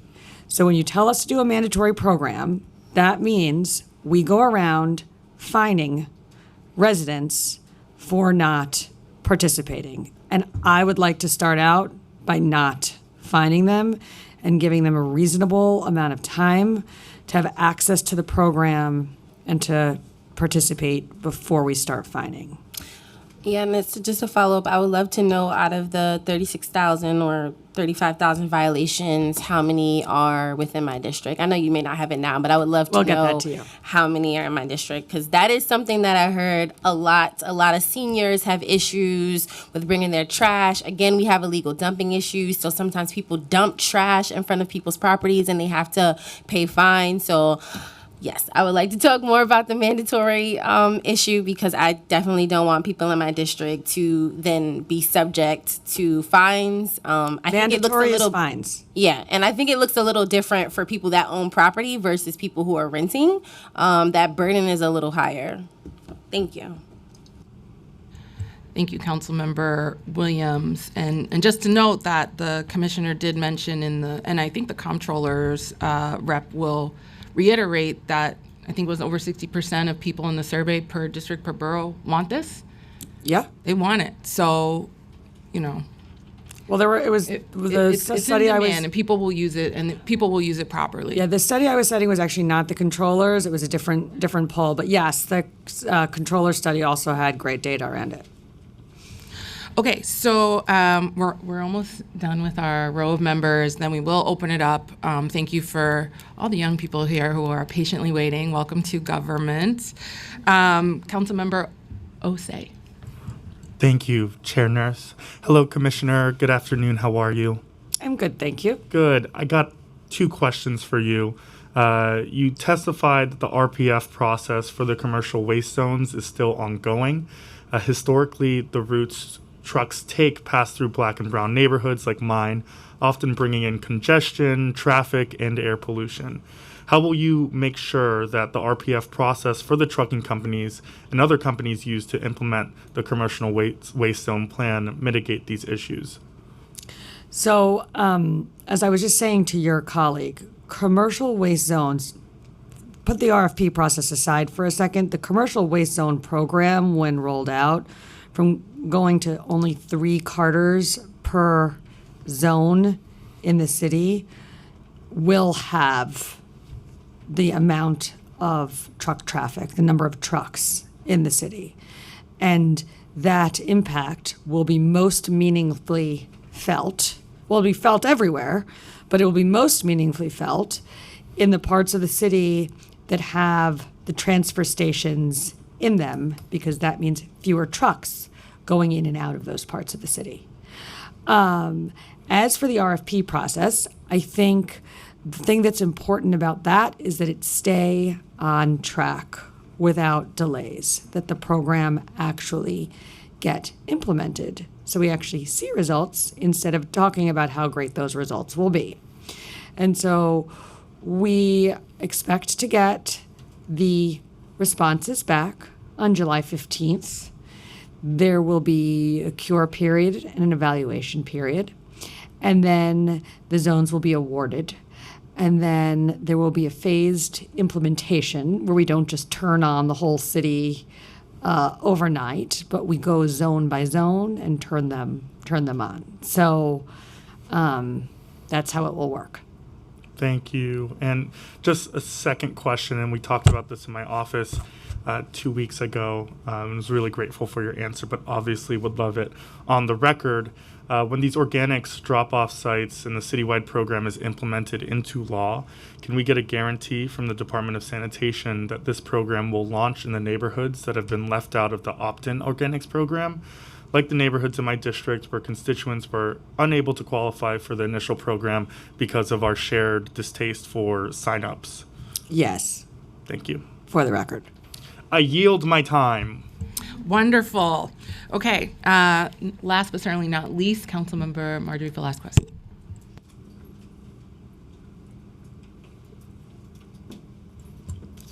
Good afternoon, and thank you so much, Commissioner. As you well know, I deeply appreciate you and the whole agency as a whole. You guys have always treated us so well since the start of this year, so we appreciate our partnership. And with that, I think certain things that my colleagues have expressed brings up the point that we need more partnership. And so if you could also provide us, and I think it would be helpful, and I'm going to speak here freely from the other members, if you could all, by precinct, local community partners, also violations per district, so that way we have a better grasp. As we're talking about mandatory and punitive, oftentimes it's communities like mine that take the biggest hits. We already are dealing with massive amounts of dumping. Now to add on to that, fines for small homeowners, it's just too much for us. So that'd be super helpful. We can get that citywide by district. You're the best. Thank you so much. And that's about it. Those are my questions. I appreciate you. Fantastic. Okay, so now I believe, sorry, we're having a little switch for a second. Do you want to, we can turn to public.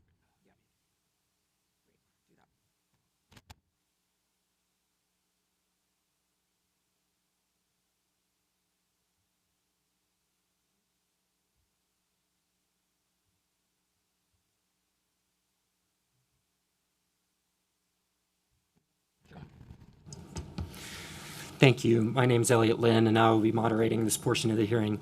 We will now turn to public testimony. Each panelist will be given 3 minutes to speak. Please begin once the sergeant has started the timer. For panelists testifying in person, please come to the dais as your name is called and wait for your turn to speak. For panelists who are testifying remotely, once your name is called, a member of our staff will unmute you, and the sergeant at arms will give you the go-ahead to begin on setting the timer. Please wait for the sergeant to announce that you may begin before delivering your testimony. Chair? Are you ready? Who's up? If Brooklyn Borough President Antonio Reynoso is on the line, we can give him the floor.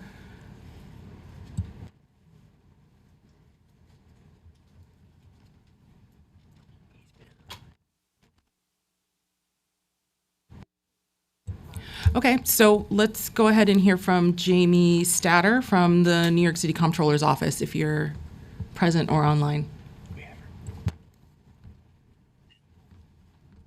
Thank you, Chair Nurse, and to the committee for convening this hearing and allowing me to testify today. My name is Jamie Statter. I'm the Director of Climate Infrastructure in the New York City Comptroller's Office.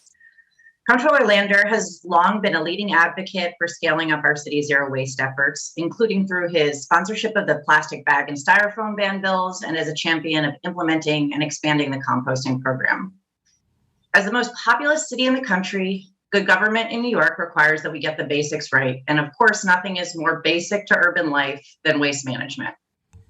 As you've noted, this spring, Comptroller Lander hosted town halls attended by 461 people across the city to hear what New Yorkers have to say on sanitation. We heard clearly that New Yorkers want and deserve better sanitation services in their neighborhoods. And as you've noted in this hearing, they also want curbside composting. Thank you to the leadership of this committee who won restorations to the sanitation department's budget, but we cannot stop there.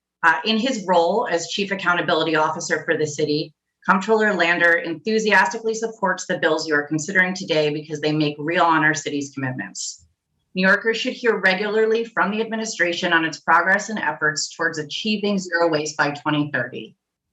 Further, meeting the city's zero waste commitments requires that the city expand, not contract, the collection of organic waste and recycling. In 2018, New York City had the largest composting program in the nation. It served 5 boroughs and 3.5 million people. As has been extensively discussed, these services were cut at the onset of the pandemic. But the climate crisis requires that we move forward, not backward. And we encourage you to continue leading in this area. Our office is proud to support the slate of bills you are considering and aid in your efforts to effectively provide critical services to New Yorkers and mitigate the impacts of climate change. Thank you again. Thank you, and thank you to the Comptroller's Office. So I'm going to skip ahead and invite some of our young people to come up so they can enjoy their day off from school and not be in this over air-conditioned room all day. Marcel Kernizan from the New York Harbor School, Lena Lajai, please, I'm sorry if I'm messing up names. I think we have 2 at a time. So if you want to come up and you can give your testimony.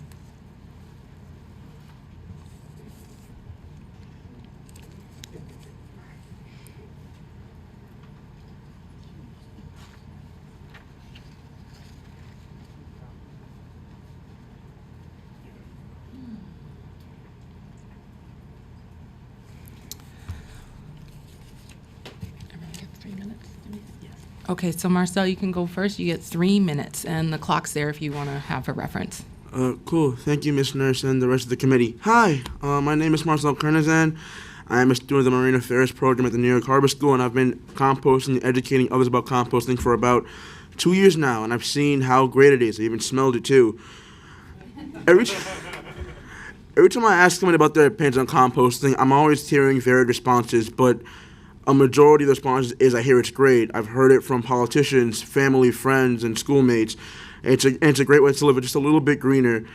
And when this bill was proposed, or this package of bills were proposed, I thought that the city was going to change for the better.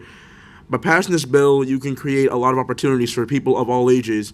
Young people who want to learn more about the environment, how it's changing, they can learn about it. The elderly can learn about the world that they're leaving behind. It's just a lot of people can be helped with this bill. They can not leave something behind. More or less, they could change something. Either they can grow up in a world where their actions will change things for the better. They could live their lives knowing that they've done something. Even small can be great. And this is New York City. I've seen people just move on the subway with seeing some of the weirdest stuff ever. I've seen people just live life the way they want to without caring about what other people think of them or how others are living. New York City is very adaptable in that when I think by proposing these new bills, all of these new bills, that people will get the memo pretty quickly. It might take a couple of years, yes, sure. People are still people.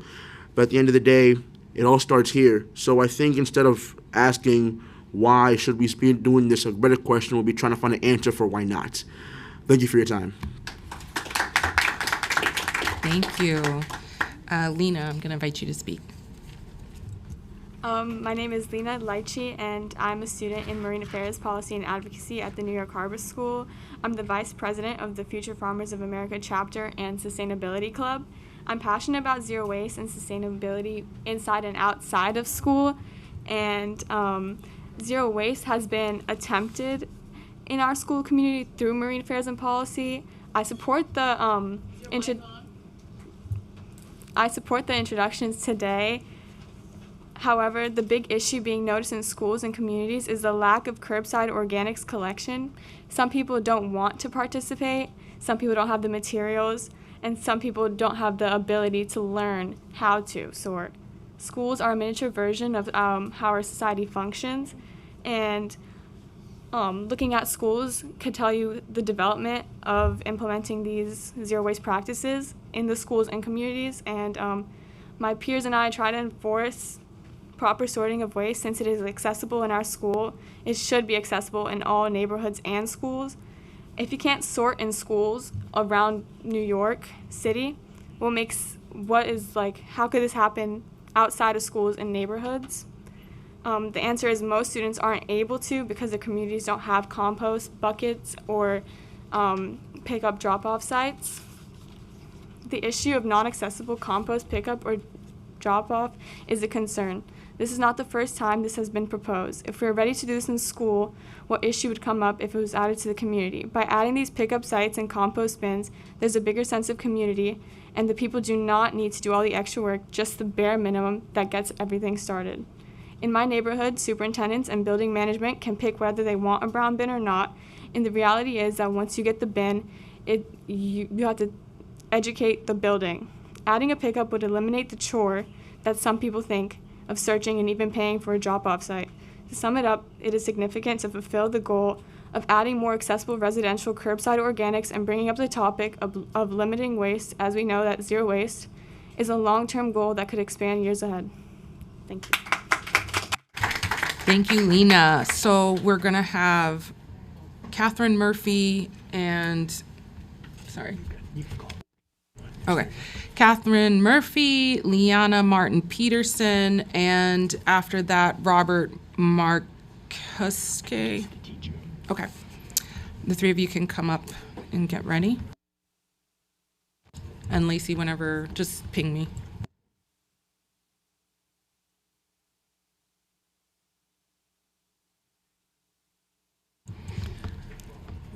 And just remember to lean into your mic so folks online can hear you, okay? Thank you.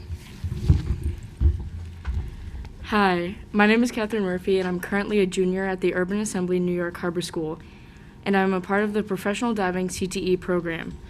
Throughout the year, I've been a part of the Zero Waste Sustainability Club. Once a week, I and 5 others would sort through the school's waste and properly dispose of it. This has been a unique experience because since I'm in diving, doing this work exposes me to the Sustainability Club. Sustainability shouldn't be for people who have access or care, it should be for all. Similar to what my school is doing, I support the laws introduced today. The problem is how difficult it is to sort out the contaminants in the compost. As properly sorting the school's waste takes a decent amount of time, one could wonder what would happen if we implemented this into our city. People need to have easy access to drop-off sites. If our school is able to have proper access to a system that sorts out compost, then anyone should have the same opportunities. Whew. Yeah. With the creation of new local compost sites, will open more job opportunities, and there needs to be a push for sorting waste properly. The closest organic waste drop-off site near me is not within walking distance at all. People do have busy lives and aren't able to go out of their way to drop off their organic waste. There needs to be curbside pickup available. There's no direct access to this organic waste drop-off sites. This has led to people around me self-composting, and since we don't have the proper space for a compost system, this has led to the smell and rot of organic waste traveling through the area. With access to curbside pickup, there would be a larger group of people who participate in the proper sorting of their waste. In school, since we run run the sustainability group through marine affairs and policy, we face the challenge of sorting. If our school is able to do the minimum for the improvement of our environment, shouldn't the city be doing this as well? It's not going to be an easy start, but shouldn't the city have already taken the first step in this process? The goal for zero waste will always stand in the future. With residential curbside pickup and organic waste drop-off sites, we as a city take a step closer to this final product. Thank you for your time. Thank you. Next up is Liana. Thank you. My name is Liana Martin Peterson, and I'm in the Marine Affairs Policy and Advocacy Program at the New York Harbor School. I am president of my school sustainability club and Future Farmers of America chapter. Implementing zero waste regulations is something that I advocate for, specifically the laws introduced today. My family and I try our best to be zero waste at home. However, we have to go out of our way to achieve this goal. This happens to limited accessibility and resources to do so. Last summer, my family and I had a lot of electrical waste. The nearest drop-off site was an hour away by car. Since there aren't many local ones, we just had to throw away all of this stuff improperly. If we were able to have more recycling centers around, we would be able to properly dispose of our waste, and the same thing goes for things like compost and other recycling. During the school year of 2020 to 2021, my school conducted a compost at home experiment. We would have the students in my class collect organics at home, and they would get picked up by an intern from the school. Because of this, 90% of students in my CTE participated in this compost collection. If we didn't have somebody picking up the compost, then less students would participate. If we were all able to sort and did fairly well with few contaminants in our compost. It's just the dropping off isn't what I want to do because of the additional step. If we were able to have people pick up our waste, it would be more efficient. The city should employ more local micro haulers to aid in facilitating the zero waste goal. As they are already do, this should be expanded, not diminished. Both drop-off sites and pickup should be available for all residents. Collecting organics isn't hard because there are simple rules to follow. At school, in the controlled environment we work in, we have a group of 5 students that sort through all the waste and sort through all the organics. This year alone, we diverted over 3,000 pounds of waste from a traditional landfill site. However, not many people are aware of this process, and it's fairly simple. If a group of 5 students can manage the waste for a school of 500, then it shouldn't be hard for a small family to do at home. But that is only with the right control. My school is on the same island as a drop-off spot, and we are able to compost only a few feet away from where the organic waste come from. If we put systems in place where people don't have to go out of their way to manage their waste, then we might have more people participating. Right now, my sustainability team at school is contemplating if we can work for 5 days a week sorting through the school's organics, but we know that we don't have the time for it. If my school can't even have all the resources we have, is the city even ready for this? That's it. Thank you. Thank you, Robert. And then after, I'm just going to, so you all can be ready, Ian McCollum and Ariana Zanos. Go ahead, Robert. Hi, everybody. My name is Robert Markuski. I'm the Sustainability Coordinator and Teacher of Marine Affairs at New York Harbor School. It's nice, actually, to see some familiar faces, and especially Chairman Nurse. We saw you on Monday with the marine debris intro. And this is all directly related, right? If we could take care of what we have on land, it probably won't end up in the water. I'm not going to sit here and go through how we need to do curbside collection and do composting. I think we all agree on those things. But what I am going to offer is I think I have a unique position being these young people's sustainability coordinator and teacher at New York Harbor School who attempts to be zero waste. There are some great insights that I think that I can just give some suggestions. And I'm kind of going off my script here, but listening to the commissioner's testimony and listening to the committee today, some things like hit me. For one is, I just want to address some things that were said. We've done the Grow NYC outreach, and it's great, but it lasts 6 weeks. So after 6 weeks, the school is left to deal with that. Like Liana has mentioned, we're a school that takes care of our own waste. We're on an island. Earth Manor, the nonprofit, is also right down the road from us on that island. So it's really easy for us to do that.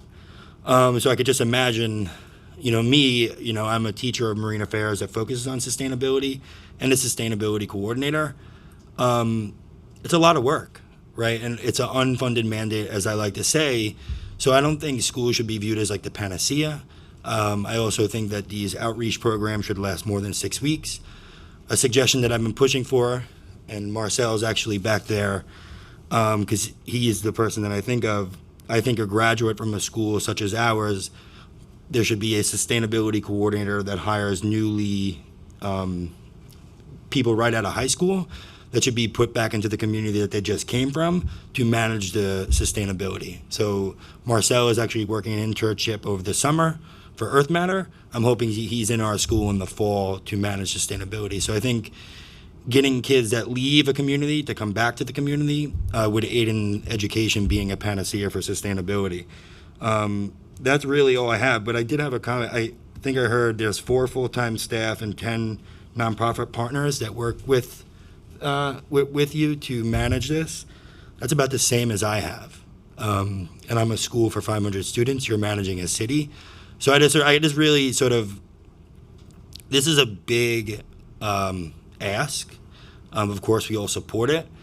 But like Liana said, we diverted 3,200 pounds of waste, sorting 1 day a week with 5 kids. And we're questioning now, can we scale that up next year? So like, we need a whole army of people to do this. And the sanitation department kind of has to commit to that and make it mandatory, I guess. That's it. Thanks. And Councilmember Road had a question for you. Yeah. First of all, congratulations to the students at the Harbor School and to you for your leadership. I was, part of the group of the 8 moms who did start organics in the schools on the Upper West Side. So I know, and the challenge, the problems began, and obviously we hope that Marcel and NYC Grow can stop it, was that you put the wrong things into the wrong bins, and that's when the whole program stopped in the school. So my question to you is, in addition to NYC Grow, which will be there for a period of time, what else should is it an ambassador, as you suggested? Is there anything else that you think could make the program work in the schools? Obviously, you do have right down the road, not even, you have the farm, and so that makes a big difference. We don't have farms mostly in the neighborhoods. So I'm just wanting to hear from you, because this is a big undertaking. Yeah. What else specifically? Thank you. So I'm going to answer that question, and then Liana has something to add too.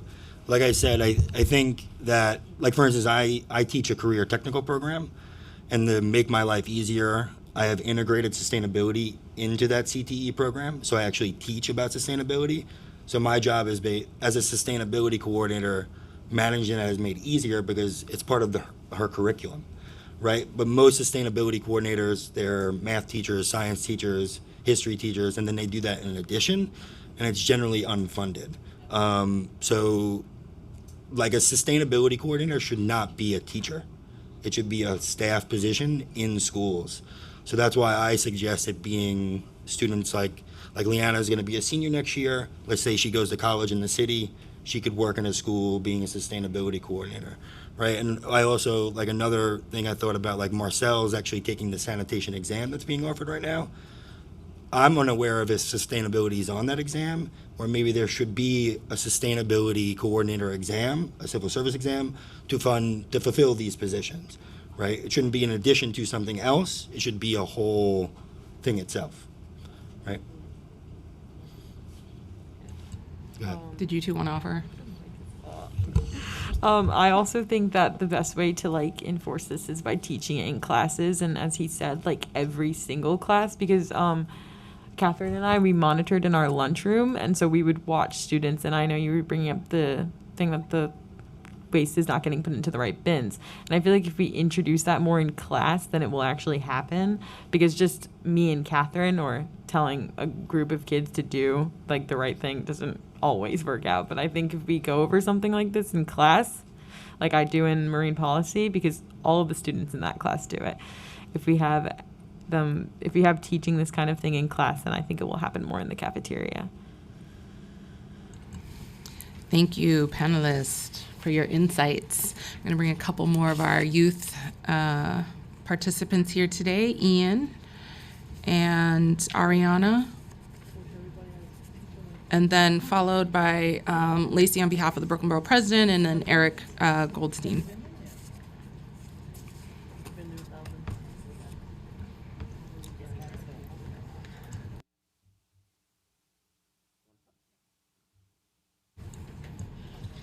So when you're ready, just lean into the mic and press the button.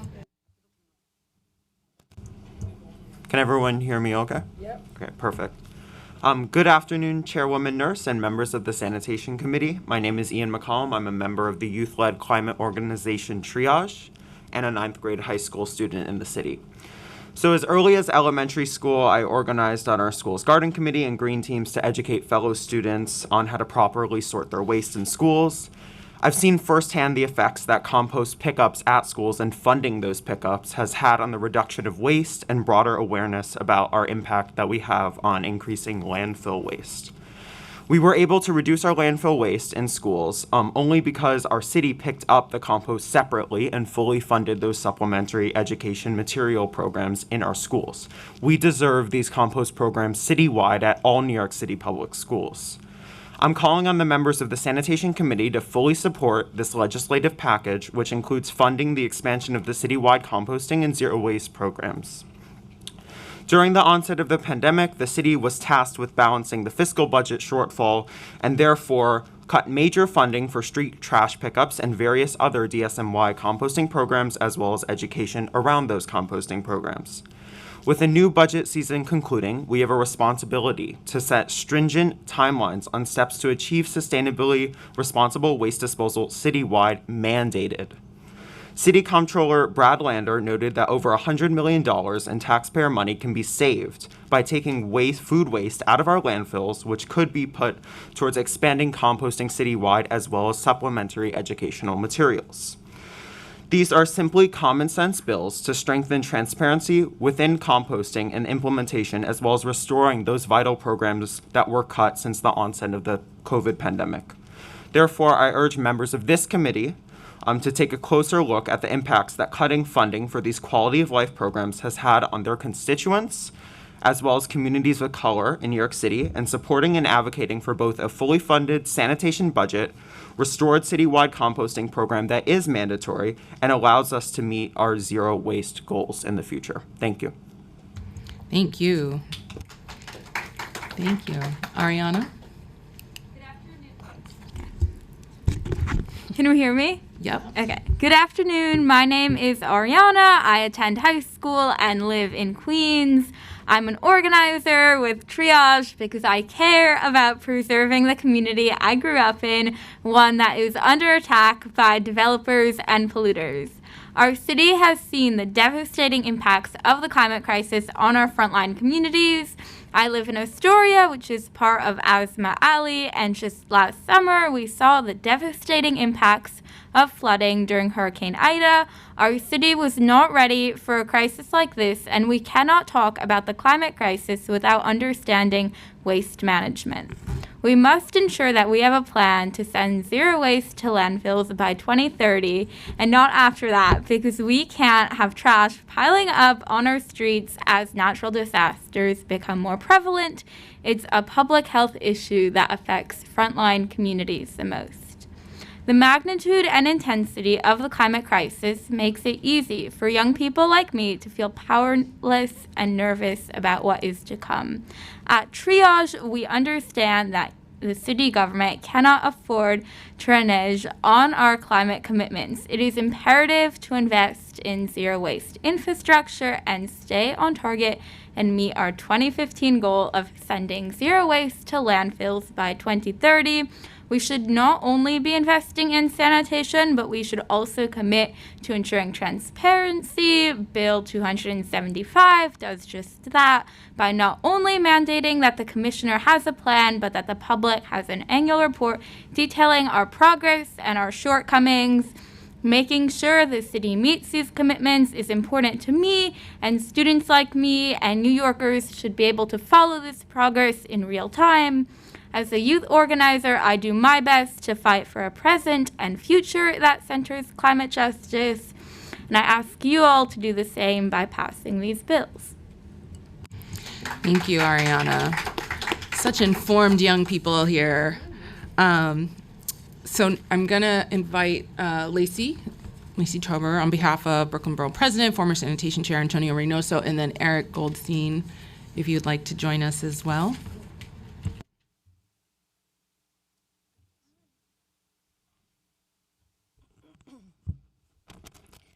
Okay, hi everyone. My name is Lacey Tauber, and I'm here to represent Brooklyn Borough President Antonio Reynoso, as the chair just said. I wanted to just shout out all the kids for testifying today, because I teach grad students how to do this, and I will say that they were all at least as good as they are, so I'm very impressed. And I want to thank the commissioner for staying and listening, and I know the borough president is really looking forward to meeting with you soon.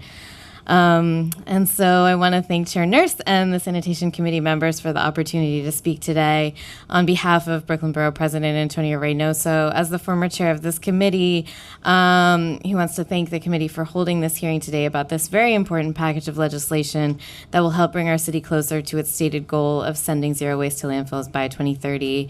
So there's a bit here about how this, we said stated goal because Mayor Adams has said on record that he wants to achieve it, but the truth is that we're not making progress toward it. I think we heard a lot about that today, and that, our citywide diversion rate has been stuck, meaning we're paying for the vast majority of the waste we generate to be trucked to out-of-state landfills, which costs money, contributes to climate change, and exacerbates health issues in environmental justice communities.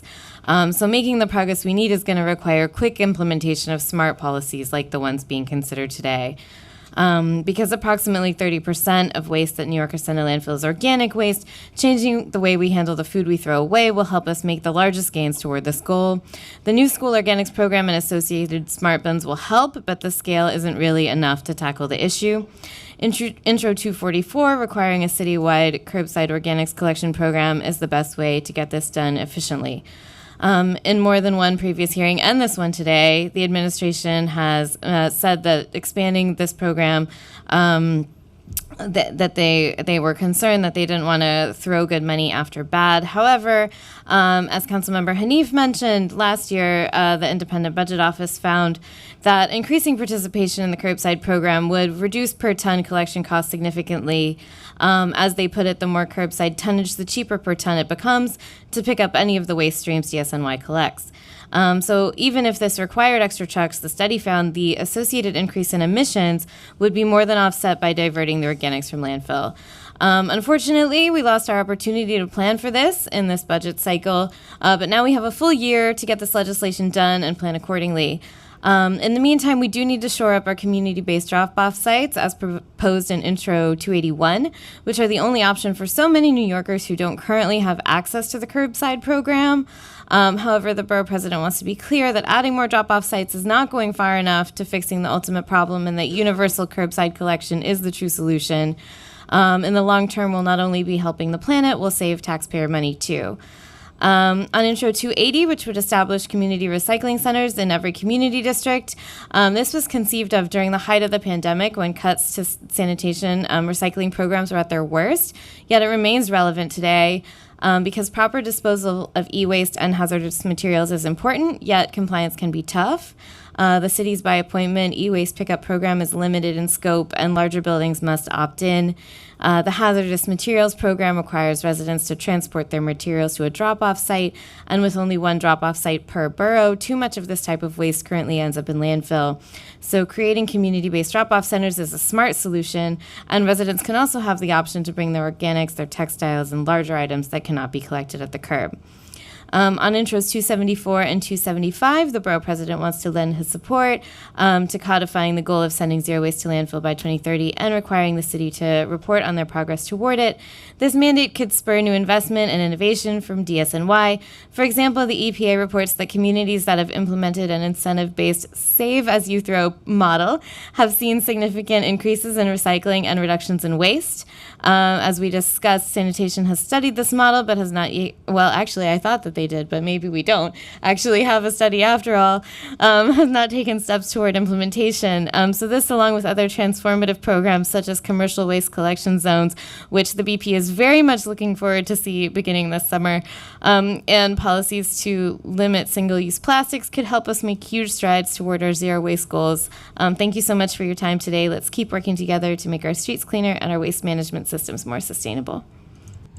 Thank you. Thank you, Chair Nurse. I'm Eric Goldstein, New York City Environment Director at the Natural Resources Defense Council.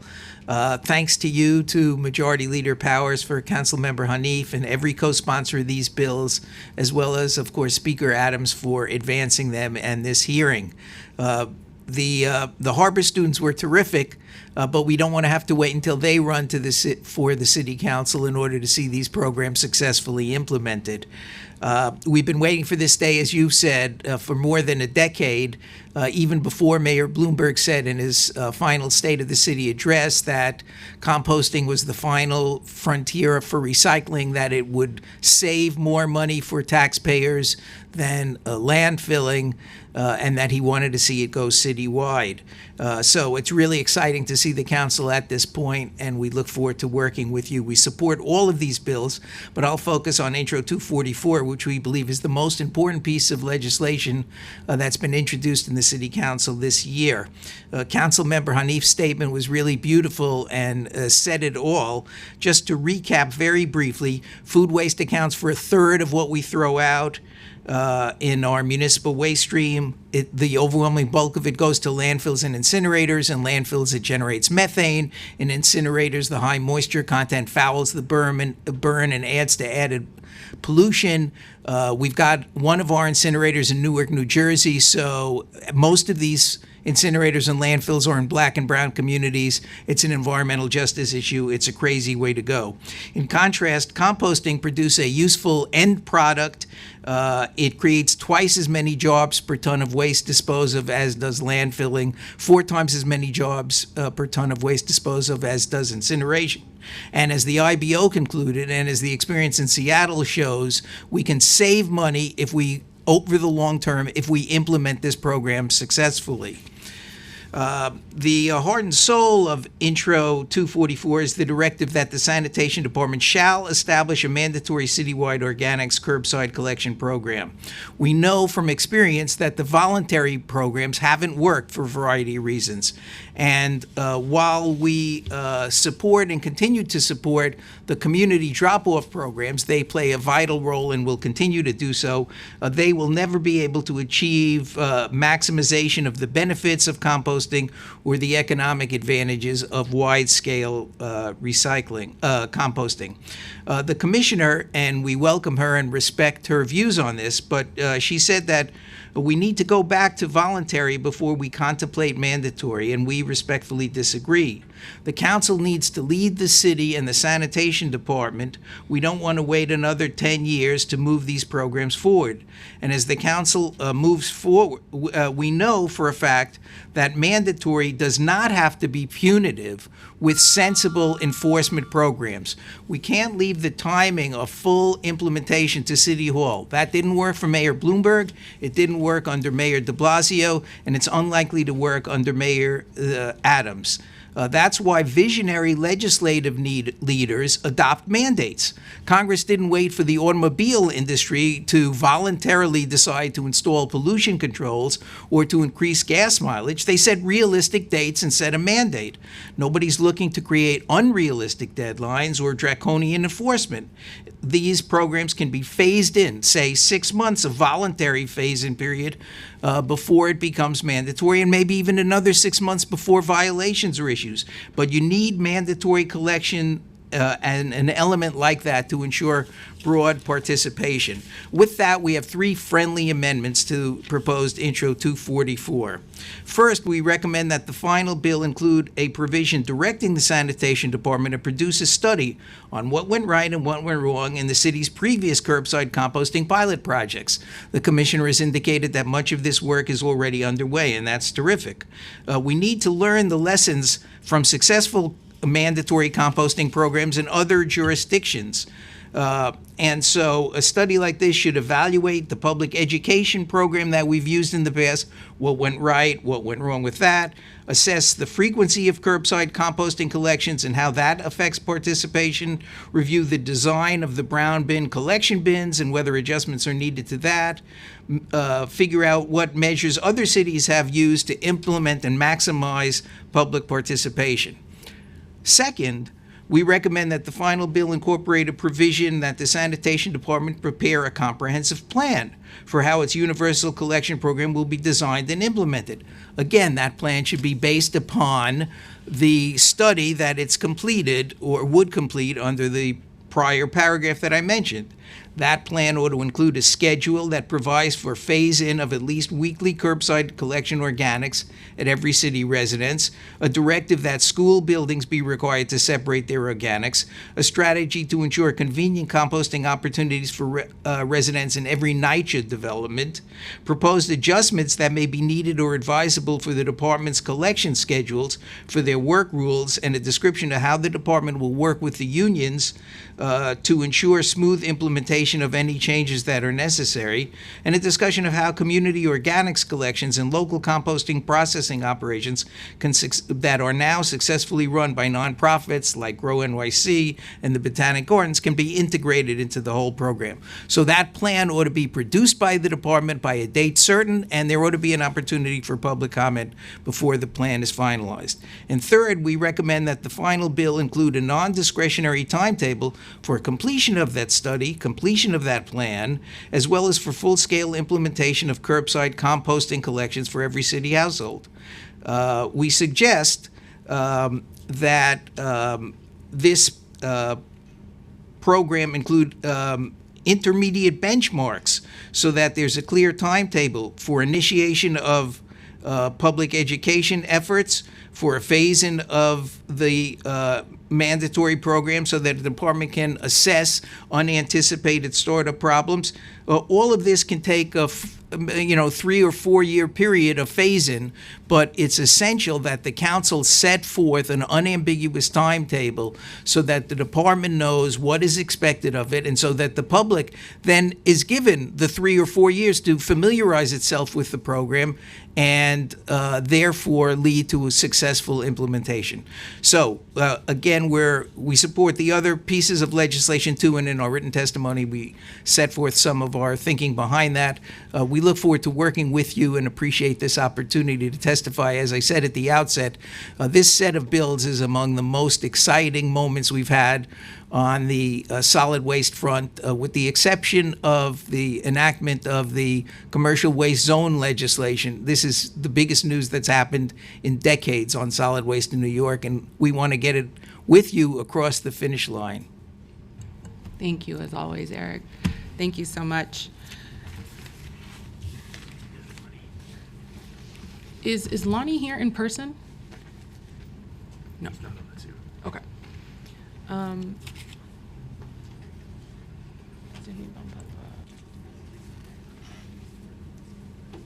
So we're trying to allow folks who are in the room to testify. So we have Demi Moore. Okay. Jacqueline Barnett and Mary Krieger. So you'll be next. Yeah, just 3 at a time. So Demi, when you're ready, you can go ahead. Good afternoon, Councilmember Nurse and members of the committee. My name is Demi Moore, and I'm here on behalf of the Natural Resources Defense Council, in addition to Eric, where I'm spending my summer researching different ways to combat the climate crisis through the lens of environmental law. I've spent the past few weeks studying universal composting legislation in 3 major American cities, namely San Francisco, Seattle, and Portland. And the lessons these cities have learned along the way can help give teeth to zero waste initiatives that otherwise place the burden of diverting refuse away from environmentally hazardous landfills on individual consumers, rather than on communities that share in the responsibility of protecting the environment.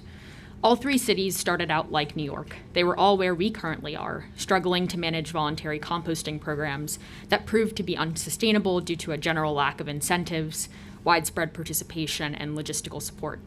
Within years, however, they have managed to change course through mandates that register composting as a core priority and an integral part of city living. San Francisco began voluntary food waste collection in 2001 and adopted a mandatory requirement just 8 years later in 2009, which made it the first city in the nation to adopt universal composting legislation. This directive applied just 1 year later and also applies to everyone who visits, lives in, and does business in the city, requiring that they separate out compostables, recyclables, and trash. And detailed in the ordinance is a comprehensive guide for tourists, residences, and businesses that dispose of waste within the bounds of the city, as well as administrators who work to ensure compliance. The city officials credit the success of the mandate to a 2003 food service and packaging waste reduction ordinance, as well as a 2001 voluntary composting program, which served as a kind of pilot in the years that preceded the official ordinance.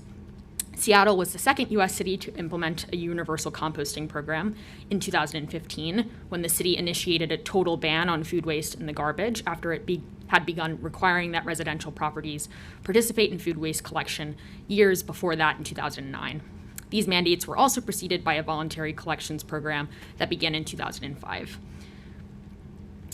Metro, a regional government based in Portland, Oregon, adopted a 2018 ordinance that requires certain food waste generating businesses in the city to dispose of food waste in carts, dumpsters, and compactors specifically designed for compost. And the law, which came into effect just last year after a pandemic-related delay, will phase in affected businesses over the next 3 to 4 years.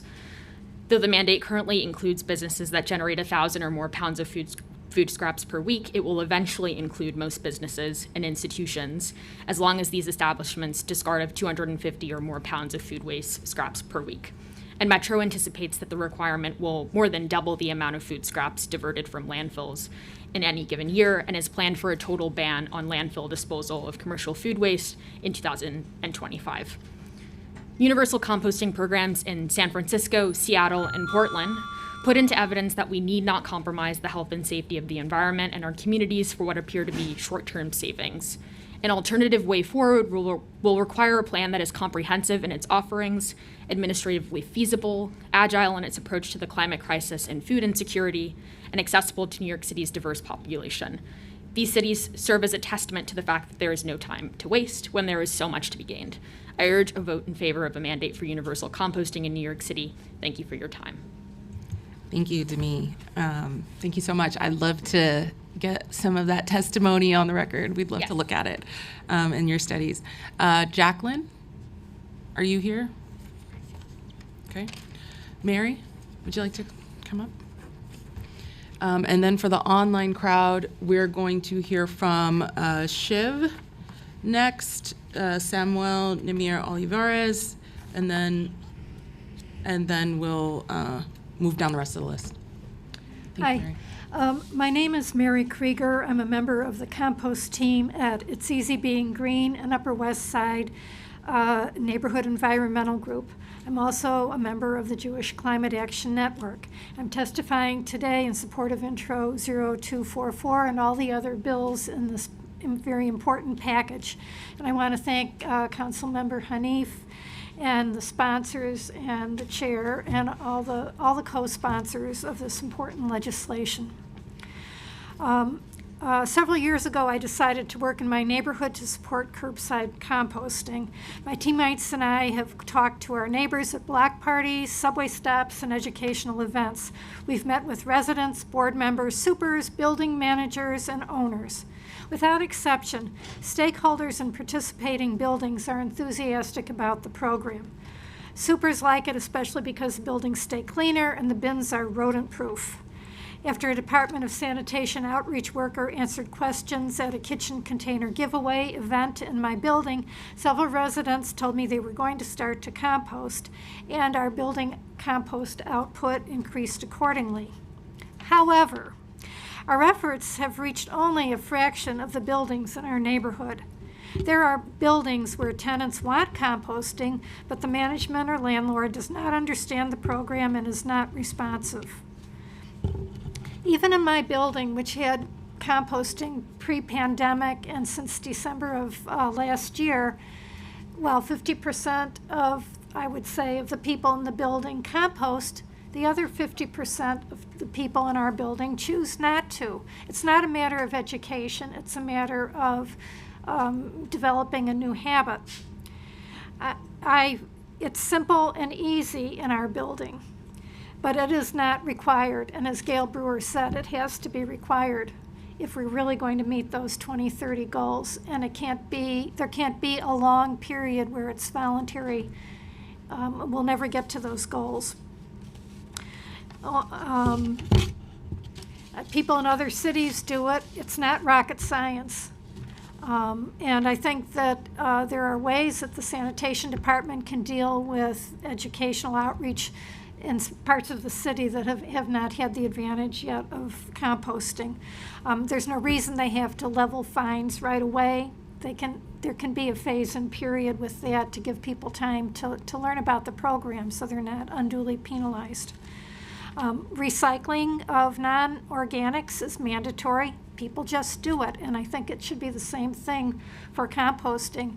It's the only way it's going to work, and we don't have time to have a long educational outreach period.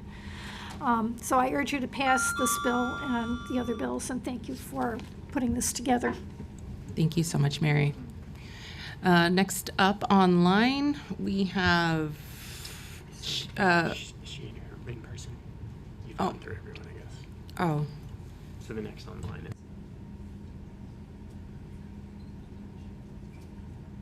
is. Will be Shiv Swain, and then followed by Samuel Namir Oliveras, and then we'll resume the list. The time starts now. Am I good to start? Yes. Okay, thank you. Good afternoon, Chairwoman Nurse and members of the Sanitation Committee. My name is Shiv Sowen. I'm a resident in Lower Manhattan, and I also serve as the Executive Director of Triage, a youth organization fighting for climate justice here in New York City. I speak on behalf of hundreds of our members, all of whom high school and college students within the 5 boroughs of New York City, to strongly state our support for the full zero waste legislative package, which includes bills introduced by Council Members Nurse, Powers, and Hanif.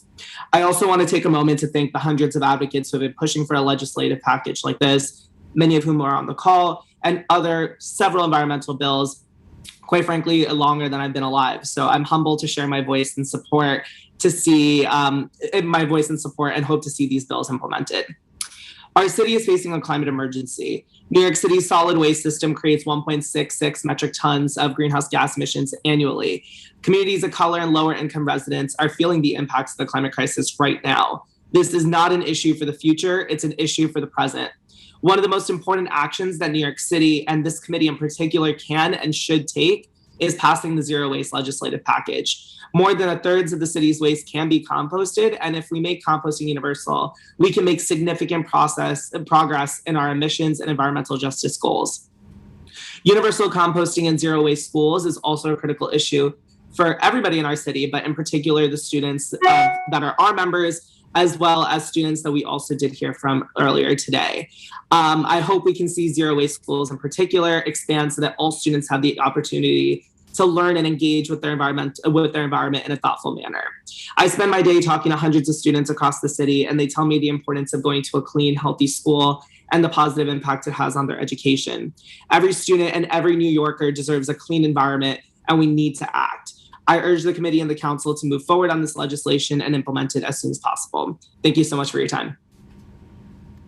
Thank you, Shiv. Okay, so now we're going to resume to Eleanor Tabaz from NYCC.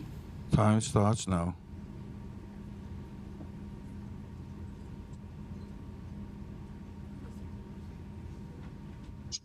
Am I ready to start? Yes. Yes.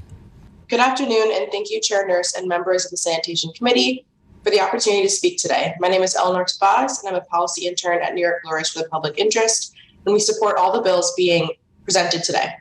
We are grateful to each of you for advancing legislation that would make major strides toward a more sustainable waste system in New York City.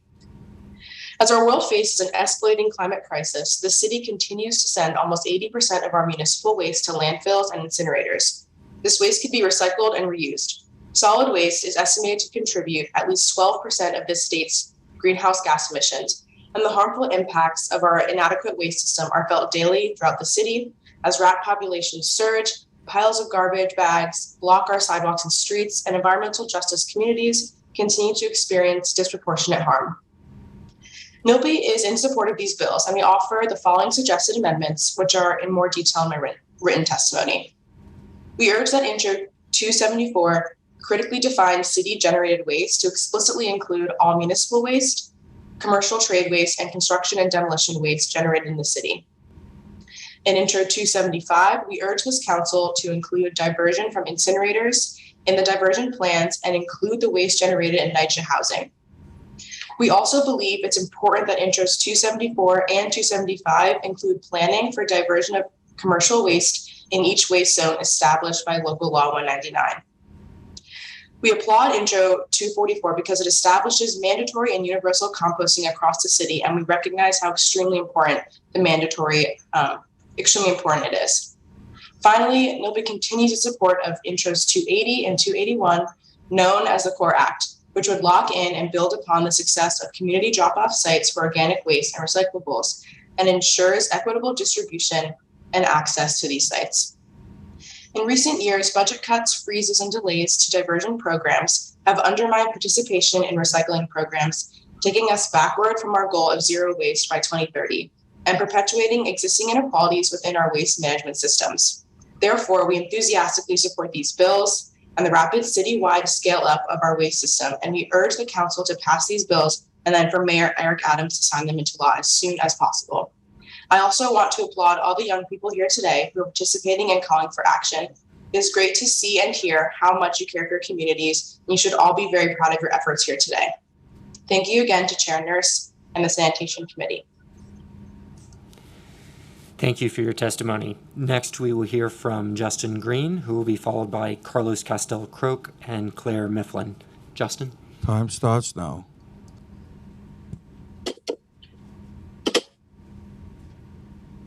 Hi, I'm Justin Green. I'm the Executive Director of Big Reuse. Big Reuse is a nonprofit the Department of Sanitation mentioned earlier. We're performing outreach for the city for the opt-in curbside program. We've also been involved in the city's composting programs for the last decade. We run community composting sites in Brooklyn and Queens that we established and then partnered with the city on to continue running. Those curbside composting sites receive food scraps from 74 food scrap drop-off sites around the city, compost the food scraps and provide them to community groups to green parks, street tree care, and other sites. We compost almost 2 million pounds of food scraps every year in partnership with these community groups. And we've also been doing the outreach, as mentioned, for the opt-in, curbside opt-in program. We're knocking on thousands, literally thousands of doors across the city in the opt-in communities. We're running hundreds of events, training volunteers, doing street tree care, anything we can think of to engage the community in composting and participation in the curbside composting.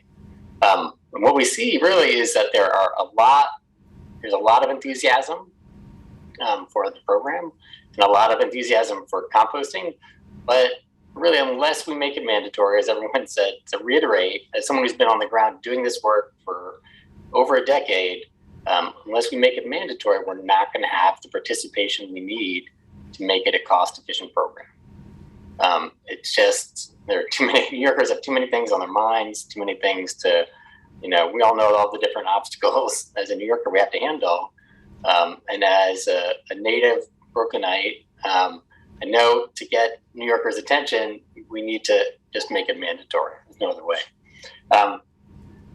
And this is something we obviously need to do to reiterate what everyone else said. It's, climate change is happening. It's happening now, and we need to act now. All the talking about costs or don't take into account the impact from the methane that our waste produces as we landfill it. Doesn't take into account the cost of asthma caused in children from burning our waste in Newark. This is something we need to take care of right now and mandate right Also testifying in support of the 2 zero waste bills, 274 and 275. Zero waste is doable. You know, I've talked to over the years, like implementing a plastic bag ban seemed impossible. Some Proudlander, I think, said it was one of the hardest political battles of his life. Now we've done it, and it's a little adjusted.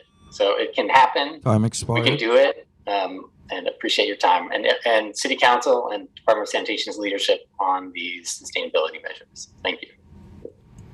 Thank you, Justin. Next, we're going to go to Carlos Castel-Croak from the New York League of Conservation Voters. Time starts now. Good afternoon, everybody. Sorry I can't be there in person. I was feeling a little under the weather today, so I decided not to come in, but glad I can testify virtually. I am the Associate for New York City Programs at the New York League of Conservation Voters. And I'm here today because waste diversion and progressive recycling programs are integral to fighting climate change. Establishing a comprehensive composting collection system for New York City will help us reduce the waste we send to landfills by a third, reduce greenhouse gas emissions from transporting waste and from decomposition landfills, and fight pests like rats and roaches that thrive on our food waste. Furthermore, diverting as much waste as possible from landfills to recycling programs and waste reduction policies will further our state and citywide climate goals.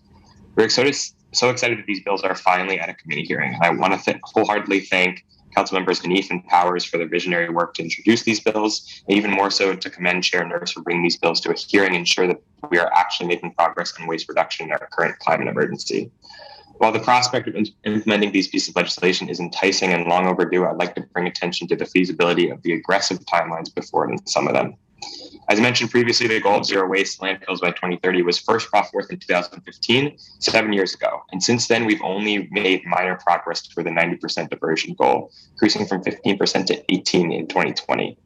Reaching the 90% milestone is in just 8 more years would be a phenomenal feat, and successful implementation would require bans on currently allowed single-use items, extended producer responsibility programs in a number of sectors that likely require state legislation, a large increase in regional organic waste recycling capacity, much higher compliance with existing recycling programs, and newer expanded recycling programs for items like textiles. So we really need to do a lot of work outside of just setting a goal to make sure that this is actually achievable.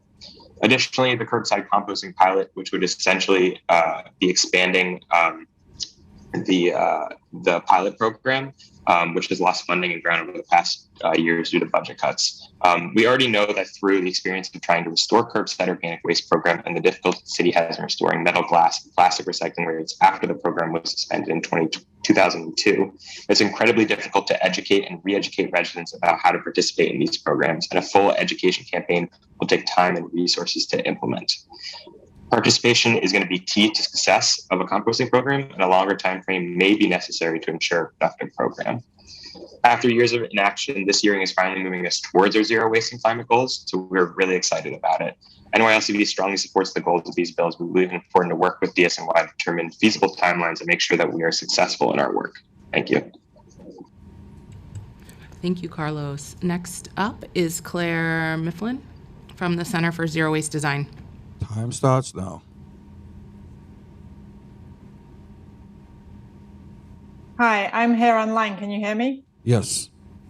Great, thank you. I'm Claire Mifflin, Executive Director of the Center for Zero Waste Design. I fully support the Council's desire for a real zero waste plan, equitable access to drop-off organics and e-waste, and mandatory organics curbside collection as soon as possible. But I have some real concerns about passing bills which are too prescriptive about how this is achieved.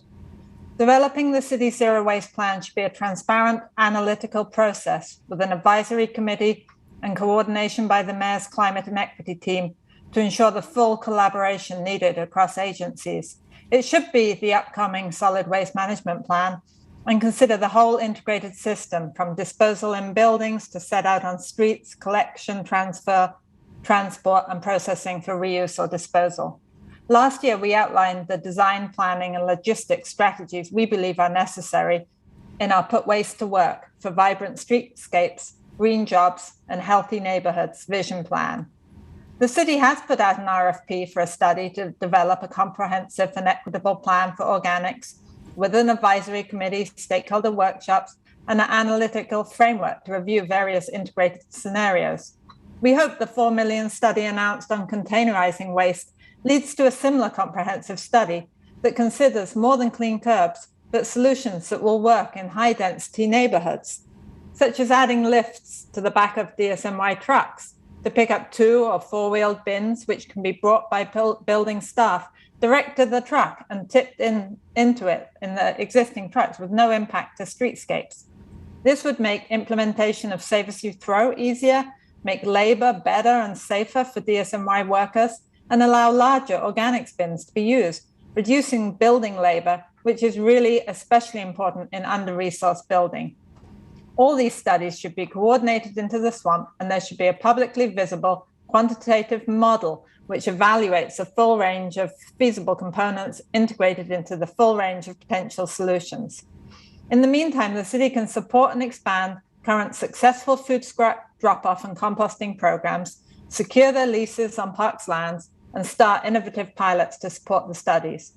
So in closing, we support the goals of the bills, we understand the urgency, and know it's hard to wait for studies which should have been done years ago to be done now. But we understand just how complex the management of waste is in our incredibly diverse and dense city, and know that the only way to make sure organics collection curbside is successful and that the city reaches zero waste as soon as possible is to develop an integrated, equitable plan. The Zero Waste Bill can ensure that this happens, and we're happy to support in any way we can. Thank you so much. Thank you, Claire. Next up is Debbie Lee Cohen from Cafeteria Culture. Time starts now.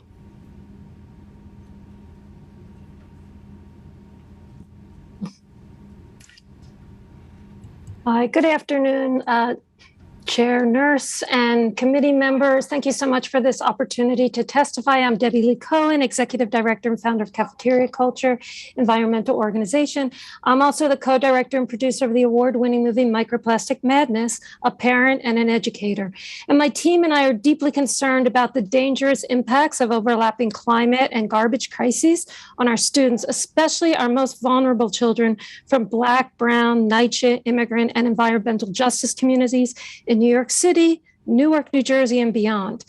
Cafeteria Culture works with youth to creatively achieve zero waste, climate smart school communities in a plastic-free biosphere. We catalyze the complete elimination of styrofoam from New York City schools and now other cities across the US. And we are ready to catalyze the elimination of the remaining single-use plastics from school cafeterias and to revive reuse, refill models, and to pilot new methods for dramatically reducing wasted food in school cafeterias. I'm testifying today in support of this full legislative package. Thank you, Chair Nurse and committee members, for all your great work on this. With a focus on Intro 244, the bill to mandate universal organics collection, which accounts for 1/3 of the waste stream of the city, but actually a much higher percentage in New York City schools. We do a lot of very detailed waste audits with students, and that's what we find. To ensure the success of the rollout of universal composting and other waste reduction policies in schools, I urge the council to increase funding to small nonprofit education organizations like Cafeteria Culture that are working in the cafeteria and the classrooms, and to support the innovation of timely, interdisciplinary pre-K through 12 zero waste climate education, low-cost, scalable pilot programs. Funding should prioritize NYCC and environmental justice communities. Reducing single-use plastics from the school food service is an excellent strategy for reducing the decontamination or reducing the contamination of school organics bins and potentially reducing costs, a connection that is not always widely understood. On May 16th, 2022, our organization, in partnership with OFNS, the Office of Sustainability School Food, students and school staff led the first New York citywide plastic-free lunch day. It was a concept originated by fifth graders in our program, where over 750 New York City elementary schools were served lunch prepared without plastic on this day, providing a glimpse of what a plastic-free school cafeteria future could look like. And guess what? The brown bins actually looked beautiful. There was only wasted food inside, no plastic. You can watch our video about this at plasticfreelunch.org. At PS15 on that day, school lunch plastic was reduced by 72%, or more than 2 pieces of plastic per meal. So imagine that reduction multiplied across the city for the whole school year. The negative environmental and health consequences of our city's plastic procurement cannot be understated. We need to reduce the production, use, and disposal of plastic to advance our climate goals. And it will also reduce the toxins that migrate from plastic foodware and packaging into food and beverages, which is something very commonplace and also not widely understood. We encourage a middle school student sustainability leadership certification and an official DOE high school community service hours or climate leadership recognition, similar to what the Harbor School students were suggesting. And we applaud the sanitation's announcement for the expansion of school organics collection program to all 1,800 schools. We urge that funding for education for students as well as school staff and especially custodial staff be included. And we urge DSNY to update school cafeteria signage to include a, quote, reduce reuse sign within their suites for the cafeteria, their sign suites, that encourages share tables and connects plastic and wasted food to the climate crisis. It's a really low-cost, simple way of educating 1.1 million students. Further, we ask the council for support on a regular plastic-free menu day and the acceleration of the reduction of single-use plastics in school food service, and a reusable support on reusable and refillable pilots so we can collect more data and envision what zero waste cafeterias should actually look like. And last but not least, a revision of DOE contract requirements so that we are rewarding vendors who offer products with minimal packaging and positive sustainable practices. Thank you so much for all that you do, and thank you for your time. Thank you, Debbie. No, you're very passionate. Next up, we're going to call Marissa from Earth Matter. Time starts now.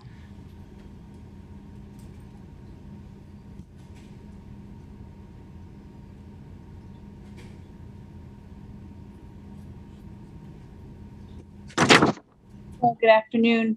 Dear Chair Sandy Nurse, Speaker Adrian Adams, co-sponsors and City Council member supporters for your work on promoting residential compost legislation. My name is Marissa D. Dominicus, and I'm co-founder in the ED of Earth Matter New York, a nonprofit dedicated to reducing the organic waste misdirected into garbage and incinerator streams by encouraging neighbor participation and leadership in composting. I fully support intro number 244, 274, 275, 280, and 281. We hope that the city can wholeheartedly embrace, support, and implement as many educational and infrastructure development initiatives as possible to provide the support needed to work hand in glove to increase the success rates of the mandatory composting we have dreamed of for decades. Thank you all for your time and work on developing and advocating for these efforts, which will help New Yorkers, young and old, be in a position for the first time to participate in composting, a basic way that we can all support climate change mitigation. Thank you for this opportunity to support these visionary intro bills. Thank you so much, Marissa. Next up is Jane Selden from 315 New York City. Time starts now.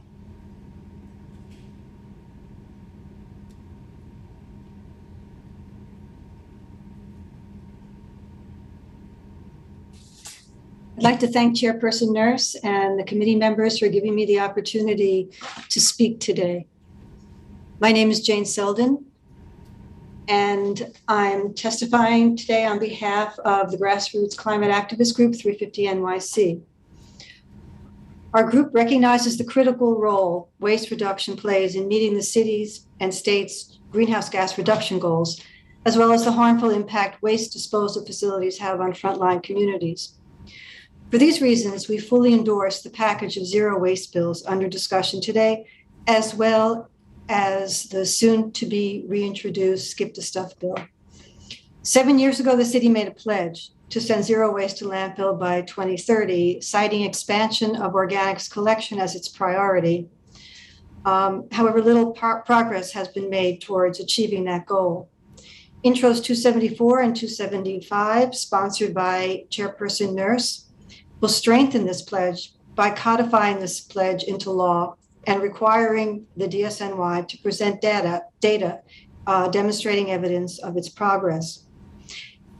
However, we're concerned that the bill doesn't also preclude incineration, including waste to energy and waste to fuel plants, which emit air pollution that not only poisons local communities, but is toxic to the planet, as incinerators generate more CO2 per unit of energy than coal-fired plants. The drastic reductions in waste mandated by Intro 274 can't be accomplished if organic waste, comprising over 1/3 of the city's waste stream, continues to end up mostly in landfill, where it generates methane, a greenhouse gas with more than 80 times the global warming potential as CO2. Passing Council Member Hanif's universal residential composting bill will, for the first time, make organics recycling equitable, convenient, and most importantly, mandatory. We shouldn't expect to see instant success. This didn't happen when we passed other recycling bills. It takes time and a robust and well-crafted educational campaign to change people's habits. But the Independent Budget Office, according to the Independent Budget Office, in 5 years, as participation rates climb, instead of spending exorbitant fees on exporting organic waste, the city could see a cost savings of $133 million. If processed locally, this compost can not only be used to enrich the soil of local parks, community gardens, urban farms, and street trees, but create good green jobs for young people in underserved communities. And as the city faces the threat of rising sea levels and more frequent torrential downpours, compost can play an important role in flood mitigation because of its ability to retain many times its weight in water. Listening to the testimony of young people today, I'm reminded again of the urgency of taking strong action to mitigate the most destructive effects of the climate crisis in order to ensure that the next generation and future generations have a livable planet. Thank you. Thank you, Jane. Next is Ryan Castalia from Sure We Can. Time starts now. Thank you so much for the opportunity to testify. My name is Ryan Castalia. I'm the executive director of Sure We Can, New York's only nonprofit serving canners, the folks who collect and redeem bottles and cans to earn income. I'm here to applaud Chair Nurse and the other sponsors of this council's zero waste legislation package for their commitment to building a more sustainable New York City. I credit them for their pursuit of accountability, for recognizing that goals are empty unless they're tracked and meaningfully pursued. And above all, I'd like to commend their acknowledgement through the proposed CORE Act that for our communities to be truly sustainable, issues of accessibility, inclusivity, and environmental justice must be brought to the fore. The malign specters of power, control, and injustice haunt our waste systems just as they do our educational systems, our policing, and our infrastructure. And those who profit from consumption culture and who stand to be burned by the light of accountability for the monstrous blight of waste in our society are deeply invested in maintaining a system that is obscure and exclusive, both out of sight and out of mind. Massive swaths of Brooklyn, Queens, and the Bronx are designated as environmental justice zones, underserved and overburdened with waste. This package of bills takes great strides in ensuring that not only will essential services like composting and capture of hard to recycle materials exist, but the mechanisms will be in place to make sure those services are genuinely accessible to the people who need them. In order for us to achieve real sustainability as a society, it's critical that the culture of sustainable practice actually reaches people, especially those who have been historically excluded. And hopefully these initiatives are just the beginning.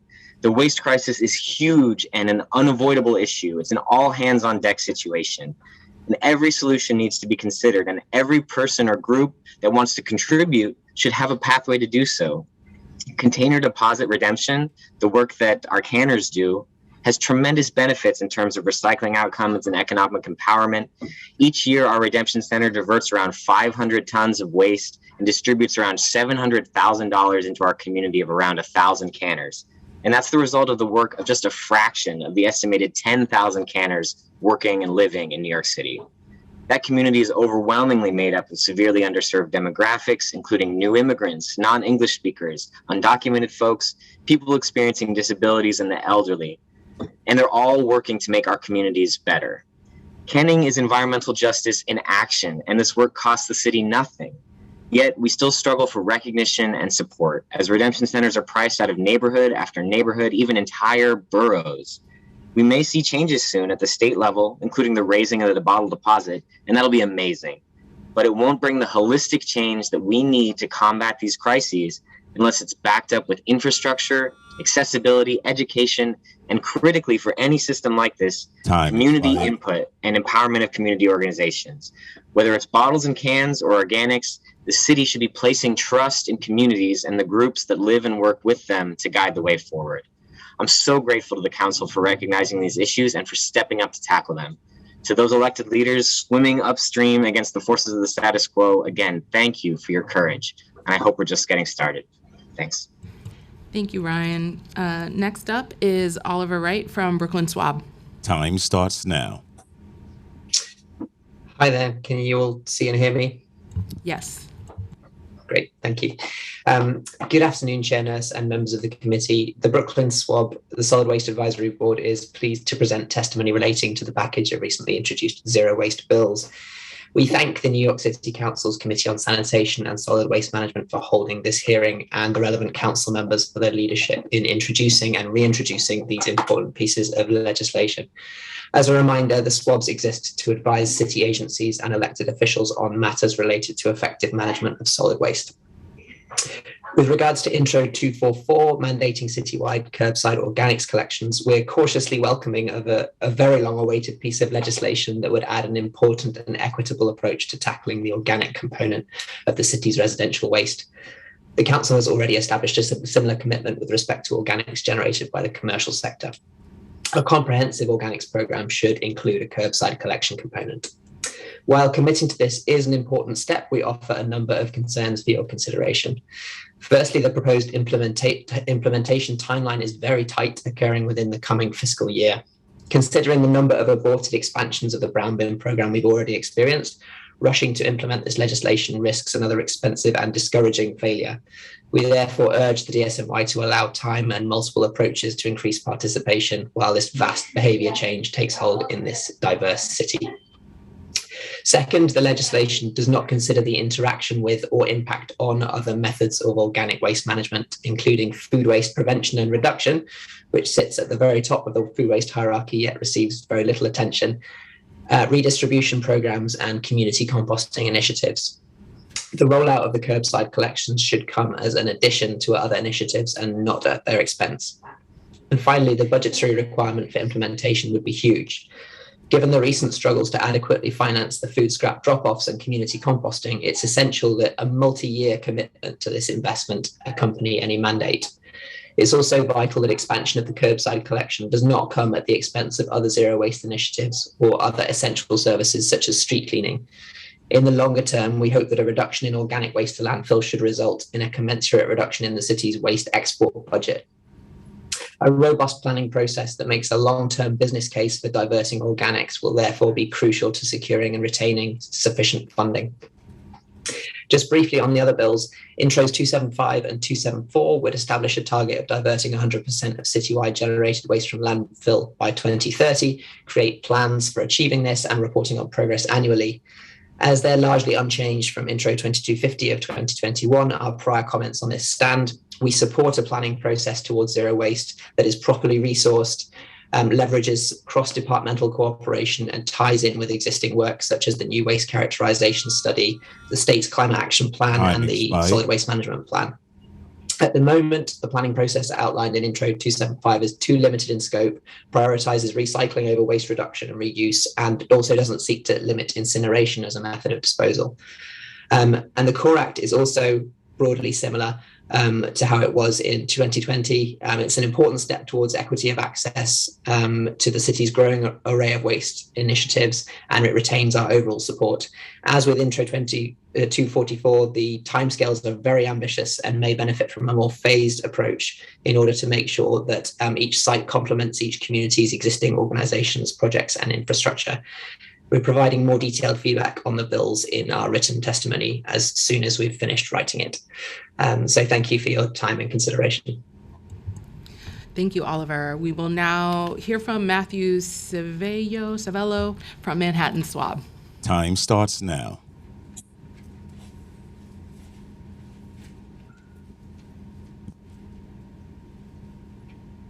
Hi, can you all hear me? Yes. Okay, thank you. Good morning. Good afternoon, Chair Nurse and members of the Committee on Sanitation and Solid Waste Management. I am Matthew Savello, Chair of the Manhattan Solid Waste Advisory Board, and on behalf of our members, I thank you for holding today's hearing and for the opportunity to provide testimony before this committee today. The Manhattan Solid Waste Advisory Board fully supports the bills under discussion today. They are collectively an important step in New York City's goal to zero waste by 2030. And we believe that that goal is still possible to achieve zero waste by 2030. I have just a few comments regarding intros 244 and 275. And starting with 244, mandatory.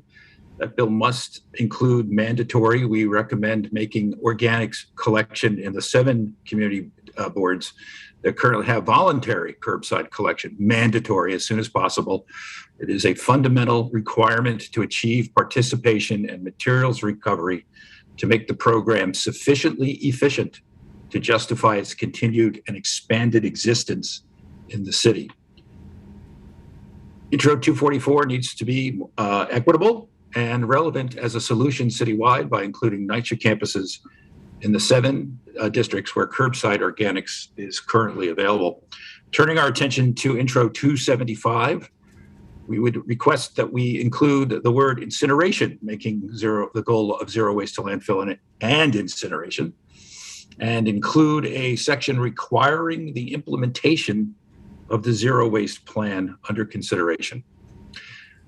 Just to be brief, throughout today's hearing, you will hear testimony from chairs of our board's organics, textiles, NYCHA, and long-range planning committees, who will provide more specific detail on these bills. Once again, I really do appreciate the opportunity to provide testimony today, and thank you to you and all your committee members for all the great work you do.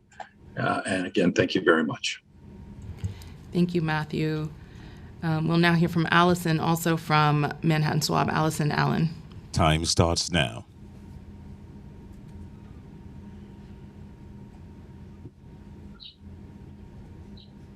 Good afternoon. I'm Allison Allen, member of the Manhattan Solid Waste Advisory Board and chair of the Organics Committee.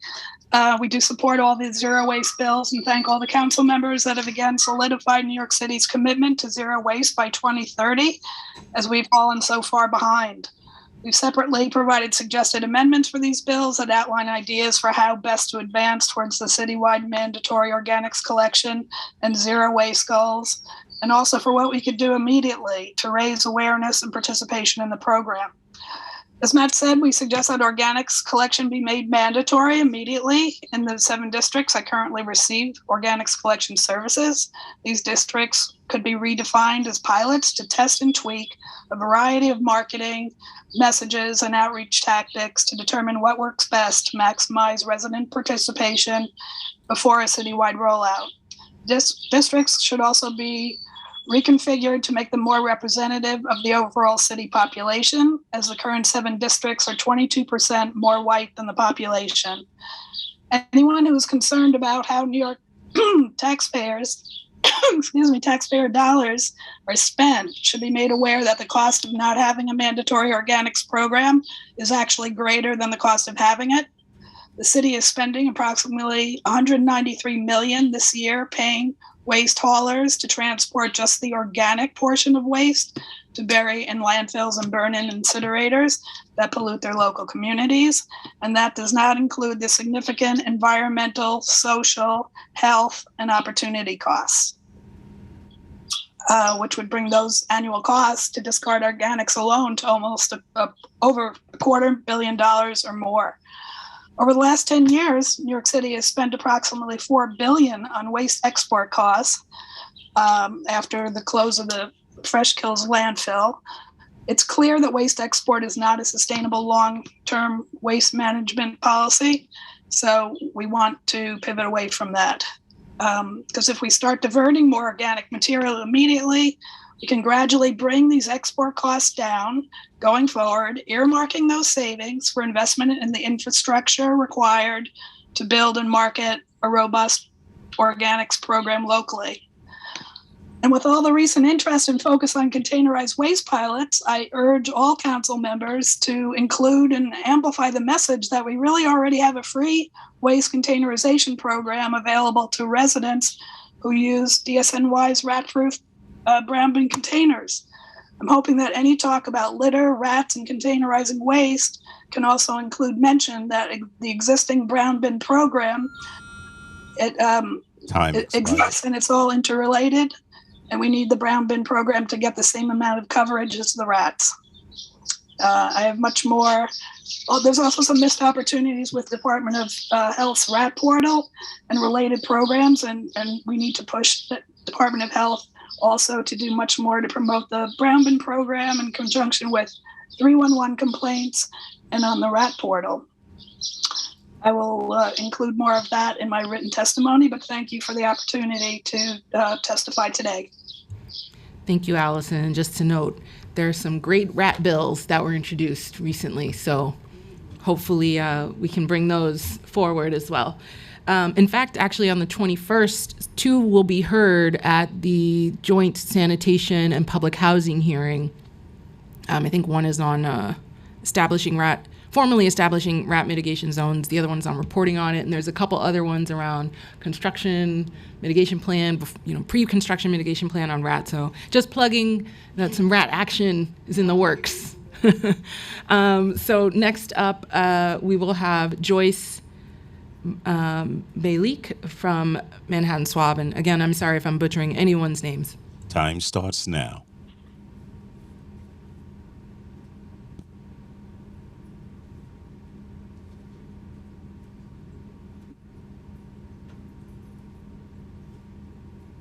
Oh, Joyce? Okay, we can hear you. Yeah, hi. I keep pushing start video and it's not working. We can see. There we go. Yes. So, hello and thank you, Chair Nurse, for this opportunity to testify. I am Joyce Bialik. I'm commenting on Intro 244 on behalf of the Manhattan Solid Waste Advisory Board, and I'm chair of the board's Residential Recycling and Reuse Committee.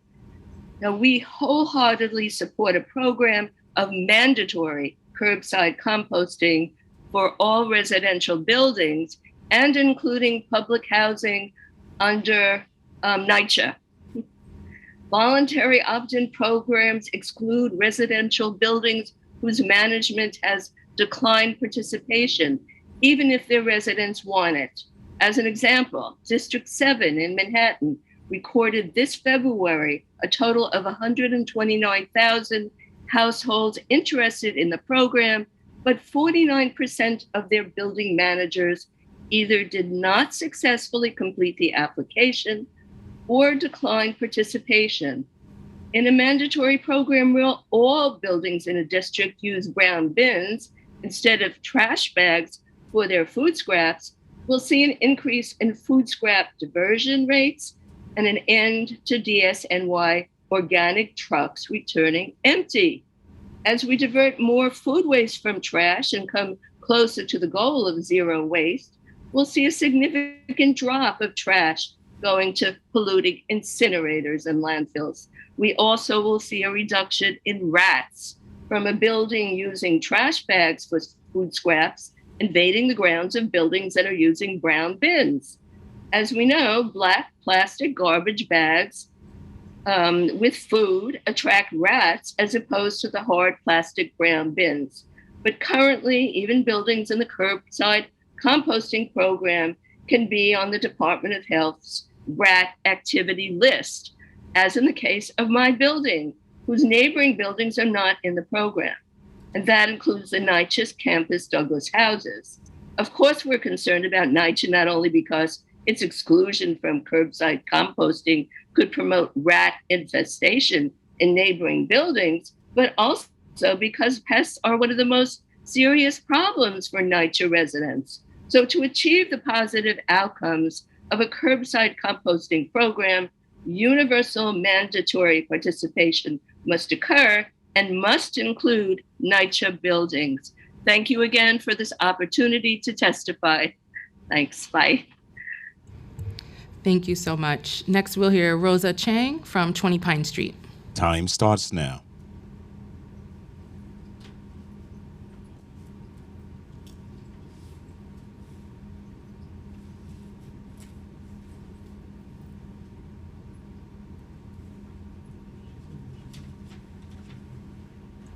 Rosa?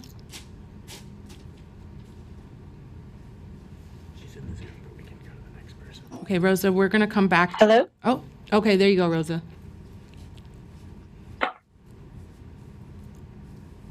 Hello, can you hear me? We can. We can hear and hi. see you. Sorry, I'm in a little bit of flux. Hello, my name is Rosa Chang, and thank you very much for the opportunity to testify today. I'm here today as a condominium board president of 20 Pine Street, a 408-unit residential building in downtown Manhattan. And within our building, we currently participate in on-site fabric, electronic, and recycling programs. Pre-pandemic, our building also participated in the composting program.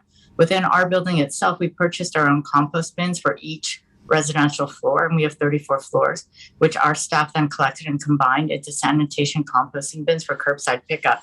It took a while to train our residents to get into the habit of composting, but we built towards a lot of success and participation.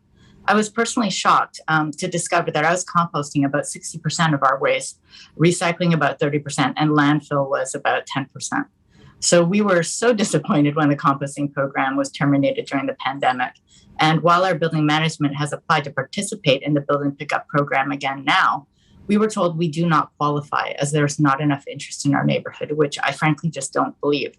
Our neighborhood is full of large buildings with hundreds of residential units in each. We must be a convenient and big bang for your buck pickup neighborhood. So if we don't qualify, who does? Each block in the financial district would cover thousands of households.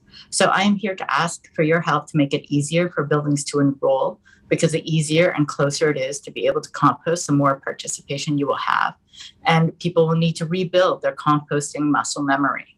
When it comes to something that leaks and smells disgusting, frankly, most people are not inclined to go out of their way to transport it to the local neighborhood compost bin.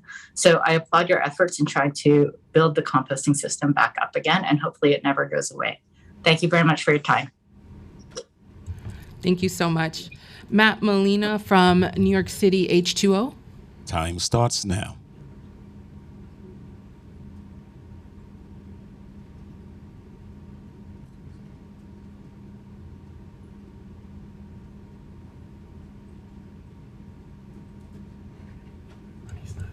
Okay, we're going to move on to Adadi Varshnenya. I'm so sorry. Time starts now.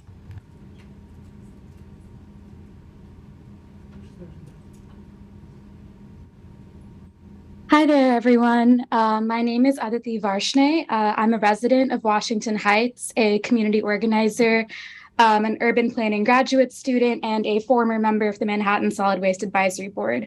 I'm here today in a personal capacity, but I work on waste and environmental justice issues at the Global Alliance of Incinerator Alternatives, which is a network of grassroots organizations around the world, including here in New York, that are fighting for a more just and sustainable waste system. And I am testifying here today in support of this zero waste legislative package. It's particularly exciting to see council members working to strengthen the composting program. 40% of the US food supply is thrown out every year. That's about $165 billion of food getting wasted, which is insane when you consider the fact that a third of households here in Washington Heights are eligible for food stamps. Decomposing organic waste in landfills produces methane, a greenhouse gas that is 84 times more potent than CO2. And so implementing a mandatory citywide composting program with clear timelines, public education, and consequences for landlord non-compliance is necessary to meeting our city's climate goals. And as discussed before, voluntary programs just don't cut it. In my building, as in much of the city, tenants struggle to get our landlord to make basic repairs, let alone implement a whole organics collection program. And I've talked to several people in compost eligible zip codes whose requests for brown bins have been denied or outright ignored, which is more common by their landlords. While scaling up from detached and semi-detached units to multifamily apartment buildings can be an implementation challenge, this has been successfully implemented in high-density cities around the world like Seoul, Korea, Ljubljana, Slovenia, in addition to other U.S. cities like San Francisco. There, extensive outreach, financial penalties for non-compliance, building waste audits, and technical assistance programs for large generators helped the success of organics collection in large multifamily buildings. So it can be done. In the meantime, community drop-off sites for recycling and compost should be set up in conjunction with culturally relevant canvassing and outreach in partnership with local groups, in addition to hours of operation that actually work for working people with busy schedules, so outside of a 9 to 5. Compost has a number of local green infrastructure applications as well, and our city could utilize compost that we generate locally to reduce transportation emissions and enhance our resilience. So beyond enriching soil and sequestering carbon, compost can also remediate land contaminated with lead and other toxics, and its application to soil has enormous stormwater filtration and retention potential. Much of this legislation's language makes reference to landfills. However, our city sends a good deal of its waste to incinerators. I live in the Heights, and like other people living uptown and on the west side of Manhattan, my waste gets to be burned in an incinerator right across the river in a predominantly Black and brown community in Iron Mound neighborhood of Newark. And environmental justice organizers there can tell you more about the devastating health impacts that our burned waste has on their community. It's the dirtiest form of energy on the grid, and it emits heavy metals, toxic chemicals, and PM 2.5 into the air that cause heart and lung diseases, cancers, developmental disorders, and so on. New Yorkers on the east side of Manhattan, further out in Queens, send their residential waste to incinerators in Niagara Falls and Pennsylvania's Delaware Valley. Zero waste to landfill is a much needed goal, but simultaneously, we do need to make sure that waste is kept out of incinerators and other forms of expensive, quote unquote, waste to energy technology that's being greenwashed as good for the planet. If we set a goal of zero waste to landfills, but include incinerators, we risk further poisoning environmental justice communities living near incinerators by sending them increasing volumes of our waste. Zero waste has an enormous job creation potential, as a report that the organization I worked for released last year. Dumping garbage in landfills or incinerators creates just under 2 jobs per 10,000 tons of materials per year. Meanwhile, for the same volume of waste, reuse has the potential to create over 50 jobs. Recycling creates up to 320 jobs, depending on the mechanization level of the equipment that is used. And composting creates 6 jobs. So the zero waste management strategies that create the most jobs also deliver the best environmental outcomes. It's a win-win.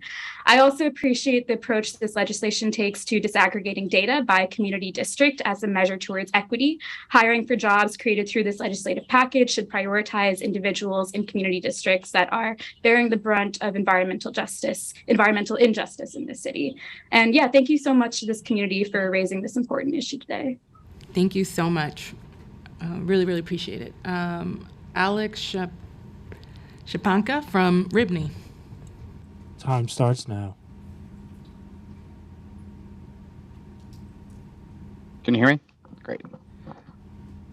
Yes, we can hear you. We can see you. Great. Good afternoon, Chair Nurse and other members of the City Council. My name is Alex Shapanka with the Real Estate Board of New York. While written testimony touches on all legislation being considered today, my comments now are limited to Intro 244. Ribney appreciates the intent of the legislation and supports the ultimate goal of mandatory diversion of waste from landfill. Organic waste collection is an essential step in the fight against climate change, as well as maintaining a livable and healthy city. However, to do so effectively, there needs to be sufficient lead time to ensure that the program can actually be a success, which the current proposal does not provide. There will be a concerted effort in education and outreach to ensure that New Yorkers are aware of the organic waste program and how to comply. As part of the Make Compost Not Trash campaign, DSNY recruited 50 volunteers to canvass 1,200 homes in 2 community districts over 2 months. New York City has over 3 million homes. It's not realistic to mandate citywide outreach in less than 7 months. The scale of operation to inform residents of the program and ensure they understand how to comply with would be monumental. We encourage City Council to work with DSNY and other stakeholders to determine a more pragmatic and achievable timeframe. Further, an indispensable step to reaching zero waste to landfill is stymieing the initial production of waste. It is essential that the city have time to conduct its education and outreach prior to the effective date of organic waste collection program. Through education and outreach, DSNY will hopefully be able to mitigate the residential waste production in the first place, which will in turn impact the volume of waste the department will need to account for as it creates and implements any program. Furthermore, operationally, the DSNY needs more lead time to establish a residential organics waste program, ensuring that its staffing levels are adequate to administer such a program, and that the bill would also require that DSNY begin collecting several thousand tons of organic waste every day in less than 7 months. For context, the city diverts only 6.6 tons of organic waste every day right now. DSNY will need time to determine how it will adjust its collection process, and more importantly, it's going to need time and resources to identify the space, develop the facilities, and hire the staff necessary to process the level of organic waste 3 times the magnitude of what is collected today. Revenue supports the intent of Intro 244, but we encourage the council to work with DSNY to develop a more pragmatic timeframe and ensure the department has the resources necessary to effectively implement organic waste collection. Thanks. Thank you. Now we're going to hear from Sanjay Renz. Starting time.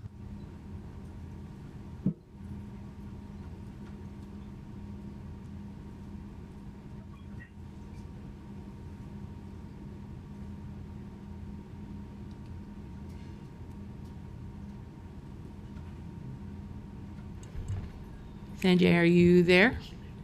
You might be muted.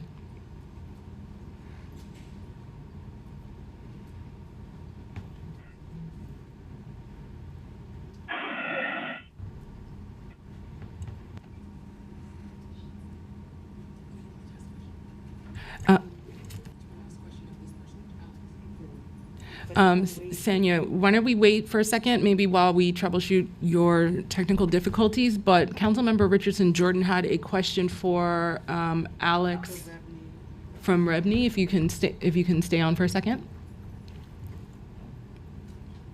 Sure. Okay. Yeah, I just wanted to ask, because we've heard testimony from different members of the public that there has been a struggle in terms of the current voluntary program, sometimes getting building managers and landlords to provide the bins or to engage in that program. What can be done? What would you suggest, and what could be done from that standpoint to get current landlords and current building members to participate? It's a bit of a chicken and egg situation. I think part of it needs to be more concerted outreach from the DSNY and also just the city more broadly. We're happy to share the information around with our membership. We've met with our residential managers and owners, I think, several times, and I think during the initial shutdown of organic waste collection during the pandemic, we received a lot of agita from some of the board members. And they wanted to know when it was going to be re-implemented. I think there's a lot of co-op board members, condo board members, and as well as some rental units that really care about organic waste collection. And I think it's really a matter of making sure that you can reach the individuals and the renters and the owners of individual properties, of the dwelling units, not the building owners. Because I think there's a difference and a disconnect between what a building manager and an owner, what you would think of as real estate, can do to educate their tenants, but it's really a matter of making sure that there's concerted effort to educate the public more broadly.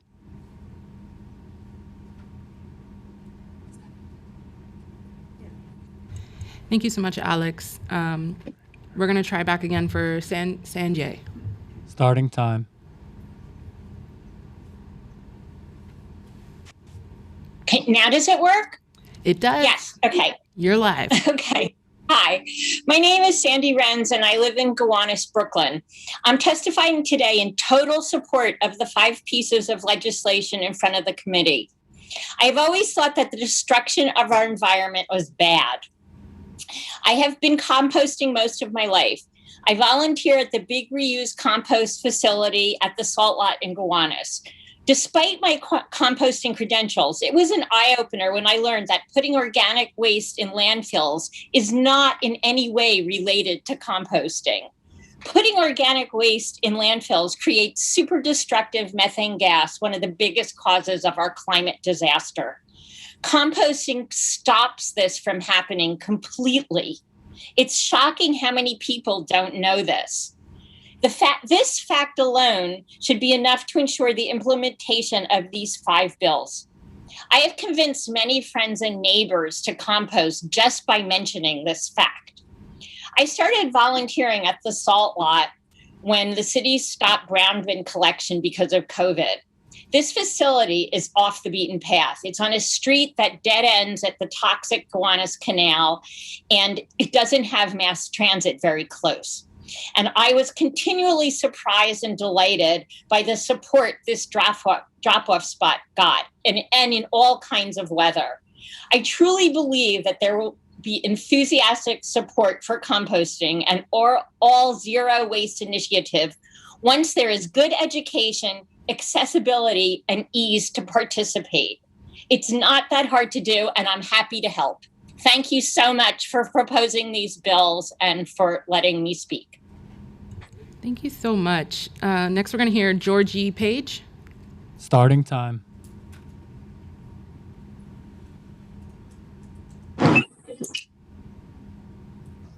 Hello. Sorry, technical difficulties here. We can hear you. All right, I think I'm ready. Thank you, Chair Nurse and members of the Committee on Sanitation and Solid Waste Management for holding this hearing. And thank you, Council Members Hanif and Powers, for fighting for the bold green vision for our city.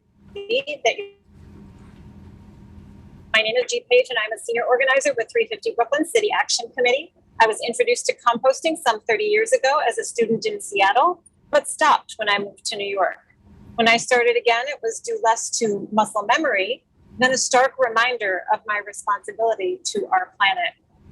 And while I am somewhat late to the public conversation around compost and zero waste, I do know that the broader 350 Brooklyn community wholeheartedly supports all 5 of these bills because they will ultimately reduce greenhouse gas emissions, and that is our core focus.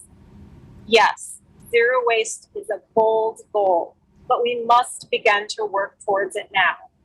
If South Korea, a country of 52 million people, can recycle 95% of their food waste, up from 2% in 1995, we know that it is possible to evolve New Yorkers' attitudes towards waste. Our job becomes doing everything we can to help make the case. According to 2019's Composting in America report, ensuring the success of a composting program comes down to 4 principles: affordability, education, convenience, and frequency. Requiring residential composting will force New York City to address these challenges. And it should be easy, because one interesting thing about New Yorkers' reported hesitancy and resistance to universal composting, for example, is that we are not asking people to sacrifice anything. We're just asking them to do things differently, better. In my little corner of Crown Heights, a local citizen revived a community garden that was established by previous residents many decades before. This garden has become a hub for educating and engaging local residents about compost and its connection to more bountiful harvests, which are then given away to the community for free. The ability to see the results of composting made all of the difference until the private citizen managing the garden and paying for it out of his own pocket grew exhausted and depleted and ended the composting program. In the meantime, though, this group of 20 to 30 citizens learned that food scrap separation makes garbage less smelly and helps transform trash back into treasure, a revolutionary concept that has actually been around for about 12,000 years. But most citizens have no idea that these changes will make their lives better. So again, it is up to us to explain. It's our jobs. We can't just say folks don't get it or they're not ready. We must do what's needed to make it so. It's up to us to explain as many times as it takes, in as many ways as it takes, that food scrap collection is not an attempt to provide an open-air buffet for the city's rodent population. We must not just tell, but show how a zero-waste culture works. At the same time, finding ways to empower our fellow citizens, explaining not just what they must do and but sharing exactly why, so that they can feel proud to be a part of the solution. We should also draw a clear line between the mandates of the CLCPA, our Climate Mobilization Act, and our city's declaration of a climate emergency. We must be clear that these bold plans are necessary as a means to reduce greenhouse gas emissions and prevent more tragedy and loss of life. And we should explain how these systems will over time save our taxpayer money, with costs leveling out in the 5th year and saving our city an estimated $33 million thereafter. So along with calling for a swift vote and the passage of these bills, we look forward to seeing and being a part of a mass mobilization. We need determined outreach, education, and collaboration, maybe even financial incentives or fines, to create the commitment that will create the change. Thank you for believing in New Yorkers, and I look forward to continuing the fight for a better future and a greener planet with you.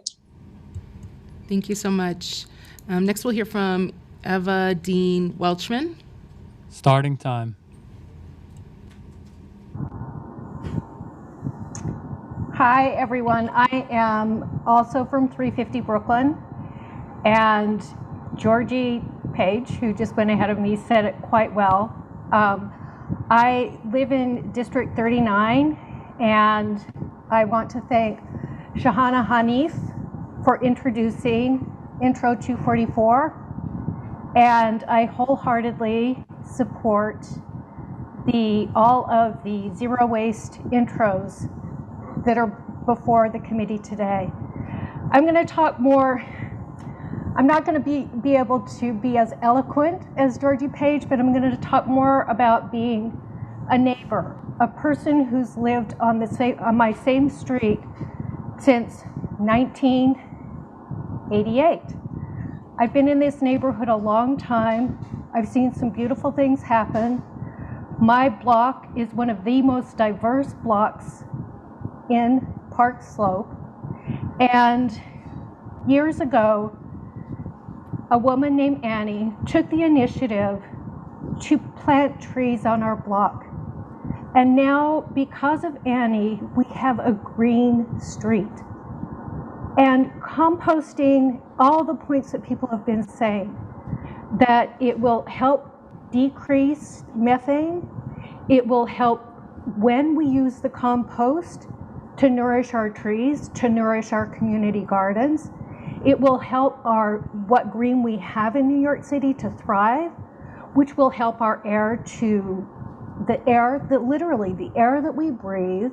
The trees will be healthier, and it also is a climate justice issue in terms of, there's been talk about it not being financially feasible, and in terms of climate justice, that the trucking would increase the methane. Yes, so let's get electric trucks, but that's not what this is about today.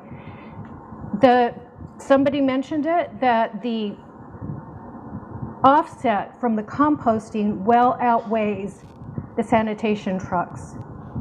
And another thing I really want to address, that I believe it was Power said, this does not need to be punitive. There is no need for the sanitation department to be punitive. Mandatory, yes. Let's focus on education. Let's focus on community groups.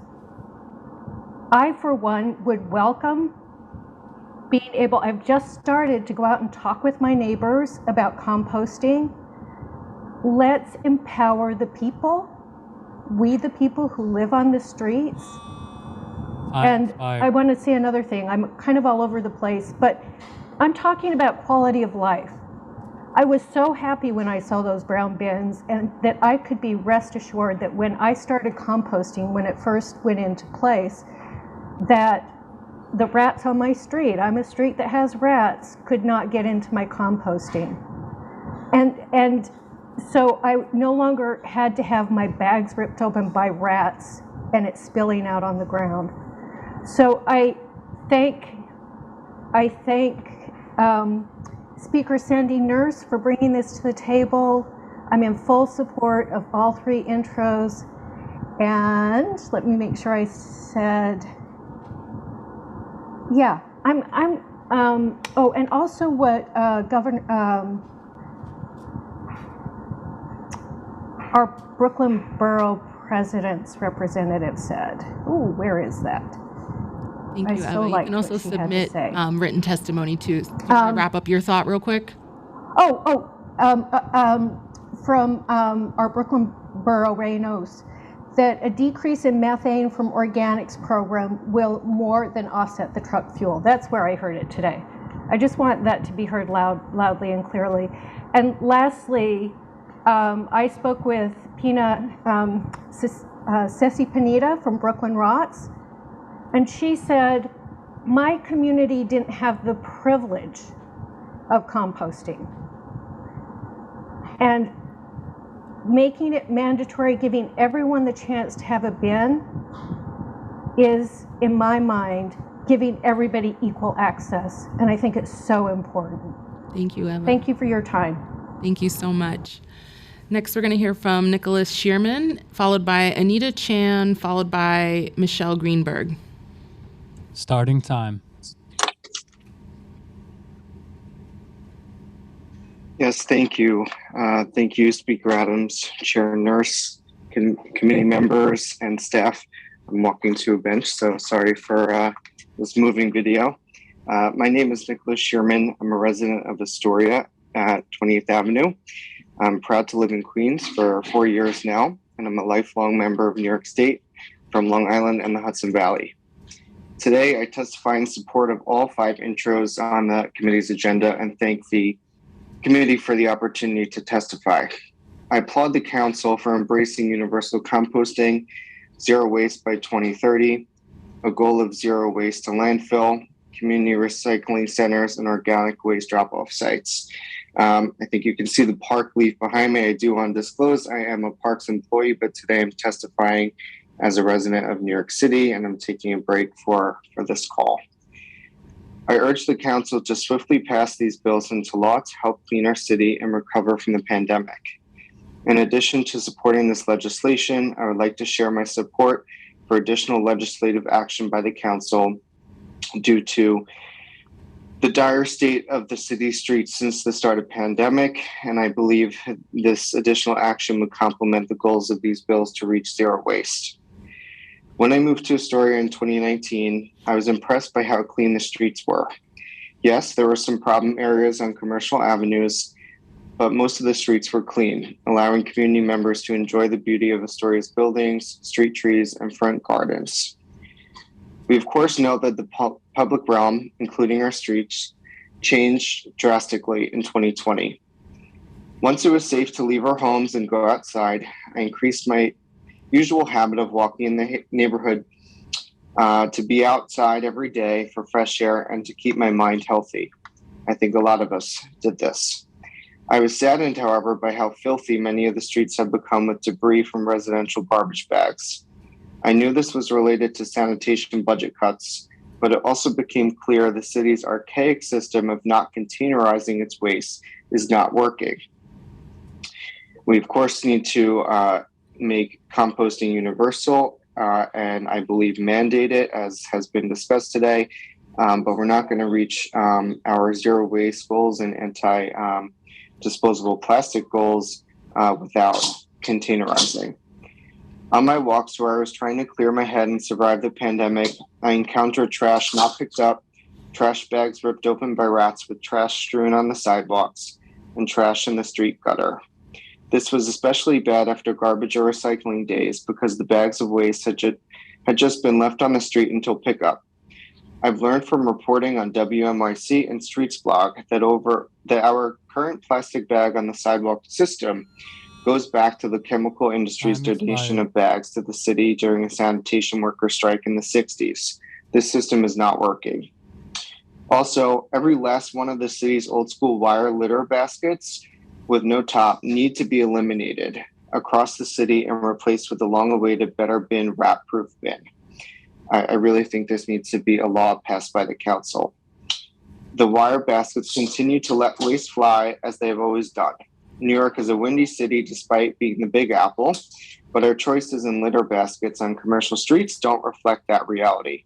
Waste piles up and flies out of these baskets, or sometimes the wind pulls the entire plastic bag out of the basket altogether.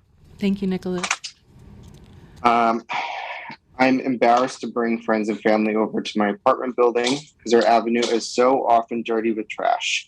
Every time I have a friend over, I clean the front of our building and our whole block around a span of 10 blocks, so it doesn't look like we're living in filth. No New Yorker in any neighborhood of this city should be living like this. New Yorkers pay thousands every month to afford living in this city and have invested years here and some generations. The bare minimum we should get from our government is clean streets. I'm tired of the culture we have in New York City that our city is too big and gritty to be clean. We just need to be smart about program development, implementation, partnership building, and sufficient investing. Thank you, Nicholas. I urge the City Council to expand and pass additional sanitation bills to reduce or ban the sale of certain single-use plastics in the city, launch a citywide anti-littering campaign to go with these zero waste bills, and encourage use of reusable products. We have the power to make Thank you, New York Nicholas. the cleanest I'd really and greenest encourage big you to city in the submit country. written I look forward to testimony. seeing all you do as a council to. Thank you so much. We have a still quite significant long list. I'm so sorry. Try to be a little bit generous with a couple extra minutes every time. Next, we're going to hear from Anita Chan, followed by Michelle Greenberg, followed by Maggie Clark. Starting time. Hi, good afternoon. My name is Anita Chan, and I am testifying in support of this legislative package. I have lived in New York City all of my life, and although I've seen great improvements in many aspects, the pace doesn't match the urgency of tackling the climate crisis and improving quality of life for all. I believe these bills will help pave the road to more solid, impactful action. We absolutely need universal mandatory residential composting now. The current system, with some neighborhoods having curbside composting and others having food scrap drop-off sites, many of which have set hours, is not equitable enough. Many neighborhoods are underserved, and even if there is a food scrap drop-off right around the corner, the feasibility of a household of 2 dropping off food scraps versus a household of 6 is very different. It should not be so easy to throw things into the trash, and instead of having 2 trash days, one should be for organics. Education, enforcement, and convenience is key. The SNY already allow plastic bags to be used. Another idea can be to make browns more widely available to residents to manage odors. In addition, all of the organics collected should not be trucked far away, but instead processed locally where compost is given back to the community to use in public spaces and private. This absolutely cannot be delayed. Having a voluntary program lacks the urgency we need. Ensuring that every community district gets 3 food waste drop-off sites and 3 recycling centers allow more people to participate no matter what neighborhood they live in. I want to know how the capacity of these sites and the exact locations will be determined, since every neighborhood has different population density and may call for varying levels of services. I also think that the food scrap drop-offs should be located right next to recycling sites so that people can go to one stop instead of having to visit 2 different sites to do their part in recycling. This will complement the recycling, the curbside recycling program, capturing the organic waste eaten on the from food eaten on the go at workplaces, recreational areas, etc. Lastly, we absolutely need to have a clearly defined zero waste goals and actually work towards them. We need to ensure that we are setting goals and taking action upstream and downstream. Skip the stuff bill, extend the producer responsibility, and setting up infrastructure for reusables, composting. These are all crucial aspects in making zero waste future possible. So passing these bills and pushing for real effective change is really instrumental in creating local green jobs, turning organic waste, a valuable resource, into compost to help enrich our soils, divert waste from landfill and incineration to cut down on the greenhouse gas emissions from transportation, burning, and from being in a landfill, saving the city money from sending heavy, bulky waste to landfill, helping mitigate the city's rot problems, and guaranteeing a livable and thriving city. Thank you for this opportunity. Thank you, Anita. Next up is Michelle Greenberg, followed by Maggie Clark, followed by Ronald Weiss.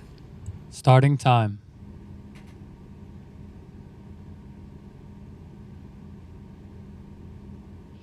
Hi, my name is Michelle Greenberg, and I'm testifying from Windsor Terrace in Brooklyn. I'm here today to testify in support of the 5 pieces of legislation being heard at today's committee hearing. The zero waste package, led by Councilmember Hanif, Powers, and Nurse, are essential to meeting our city's goal of zero waste by 2030. Every year, our city generates 3.2 million tons of trash, the most of any city in the United States. The vast majority of this waste is sent to landfills up and down the East Coast, where it sits and rots. Many of these landfills are located near communities of color and have for decades caused chronic health problems in those communities. Furthermore, a third of that waste is organic material that, when it decomposes, releases methane, a greenhouse gas that's more than 25 times more destructive than carbon dioxide. By passing the zero waste package in front of the committee today, our city can take real and meaningful steps to reduce our carbon footprint and get our city on track to send zero waste to landfills by 2030. We're a family. I'm in a family who've participated in composting for many years in a local community garden, put out our organic waste in brown bins when the selective curbside composting program began because our community was included, and then brought our waste to a local drop-off site when the program was put on pause. We went from having stinky bags of garbage that filled up and needed to be put out twice a week to putting out our trash once every 2 weeks, sometimes even less. But most of all, I'm motivated to compost by the desire to do my part to help turn around the climate crisis we're currently experiencing here and throughout the world. I'm very excited by these bills becoming law because New York City, which I hadn't known, but it is the biggest city in the country by twice. Los Angeles is number 2, and New York City is twice as big as LA. And we'll have the chance to make a huge and positive impact on slowing down climate change just by that fact that we are the biggest city. In 1996, San Francisco became the first US city to establish a citywide food composting program and achieve the state's goal of 50% landfill diversion just 4 years later.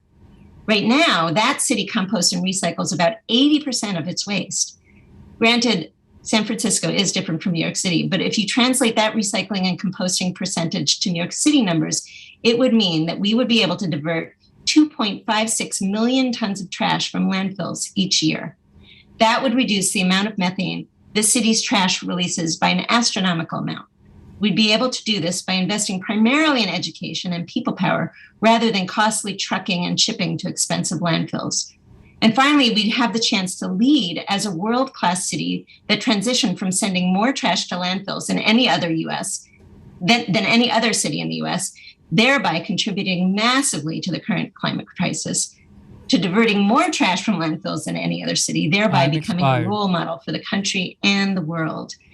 And I think this is incredibly exciting that we could be a role model, that this city has potentially so much impact, and we are impacting negatively now by not yet having a real we have recycling, but composting program that includes everybody in the city.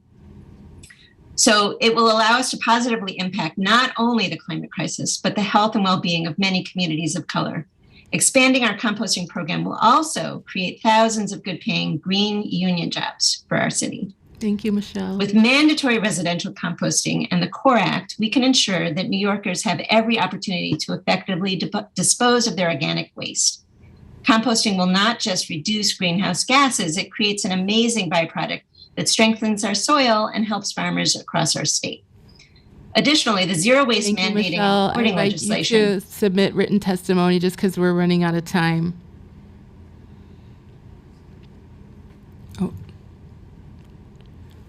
Was that us? Oh, okay. Michelle, if you can hear us, you were muted, but just to say, if you could submit the rest of your testimony in written, we still have quite a substantive list to go through. Thank you. Just for the rest of folks, I am going to try to be stricter on time. We've got a couple, like, some pages here. Yeah. So I know you all are very passionate. I'm very passionate too. I'm listening to you all intently. I'm going to invite Maggie Clark, followed by Ronald Weiss, followed by Ben Emoff. Please try to keep your remarks to time. Thank you. Time starts now. Hi, thank you. I'm Maggie Clark, PhD, and Chair of the Manhattan Solid Waste Advisory Board's Long Range Planning and its Waste Prevention and Reuse Committees. The SWAB was established as an advisory board to the city by Local Law 19 of 1989, mandatory recycling law. We've been urging the city to implement a zero waste plan since we wrote a 200-page plan for the city in 2004.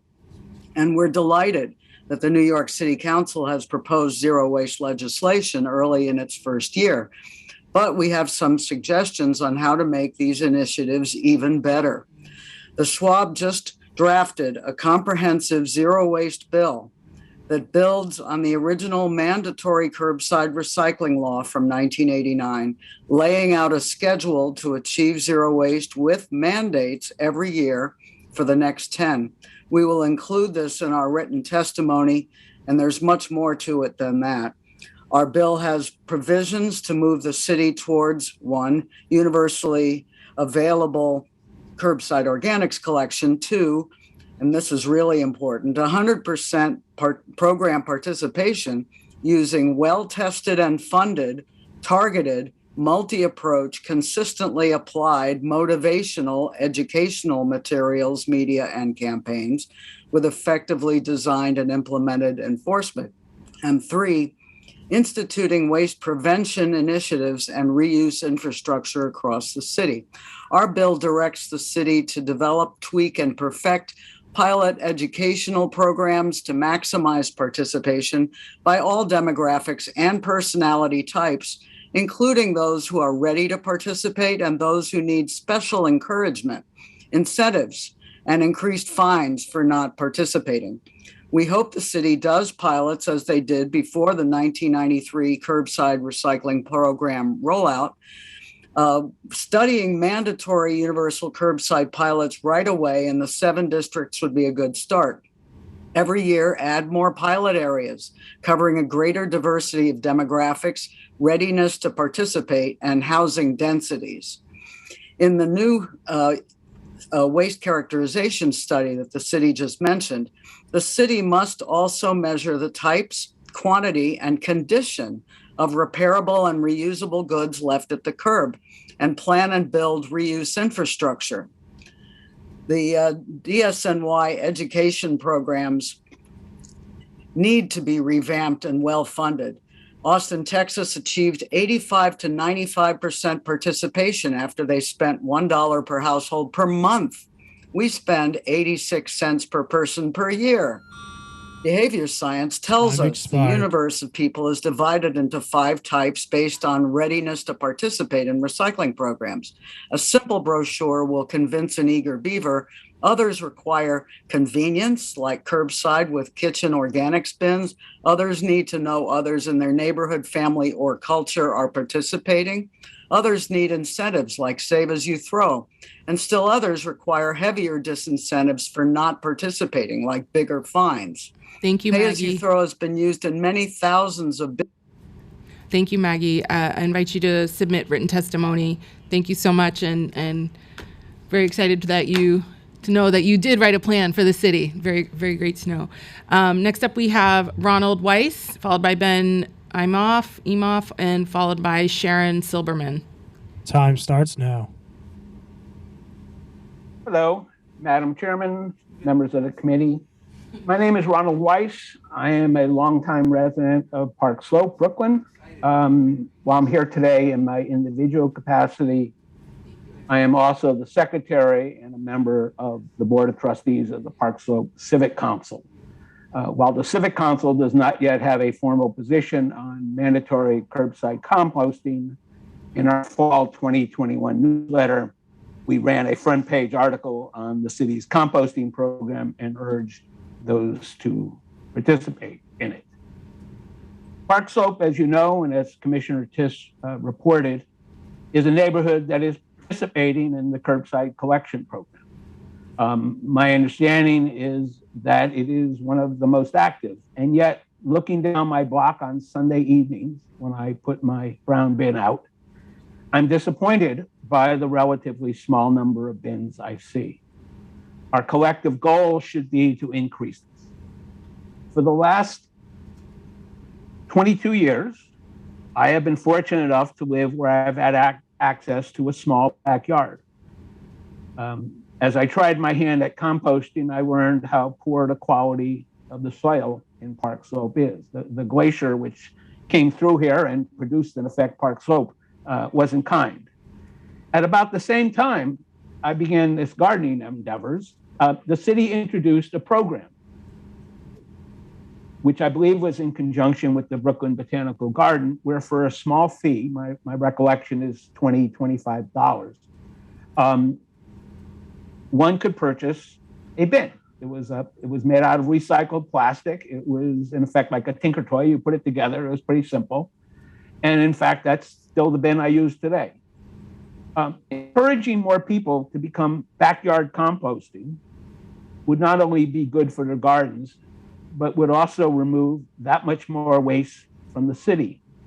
Since you get the chicken bones, I keep the banana peels. I keep the, you get things that have oil or dairy on them, I get the things that do not. Commissioner Tisch stated that more than 50% of New Yorkers have never engaged in organic recycling.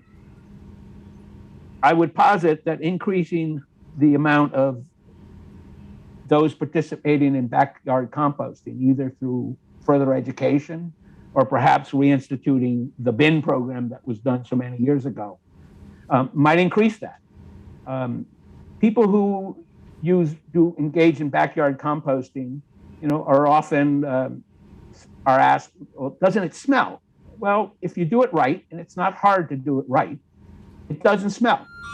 In fact, it smells like the forest Time floor. expired. Because what you're doing is simply what the forest floor does, but you do it a lot quicker. Also, you, if Ronald. you do it correctly, Thank you, Ronald. again, doing it correctly isn't. Thank you, Ronald. Please submit written testimony. We got a long list going today. Really, thank you for joining us. Next up, we're going to hear Ben Imhoff, followed by Sharon Silberman, followed by Anna Bunning. Sorry, I'm ruining Bunning. Okay. Starting time.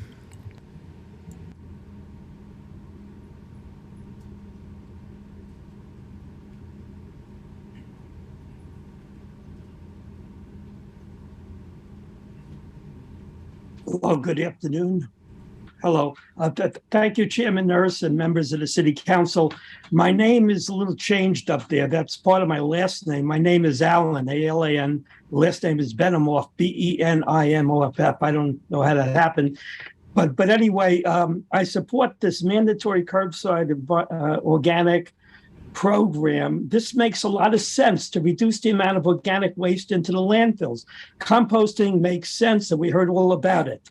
Now, I was participating in this program, filling up my brown bin every Tuesday until it was discontinued in 2020. So we need to reinstate this as soon as possible.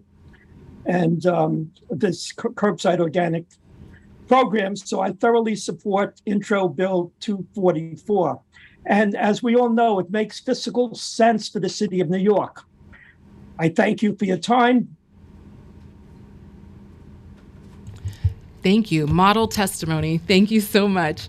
Next up is Sharon Silberman, followed by Anna Bunning, followed by Diana Blackwell. Starting time.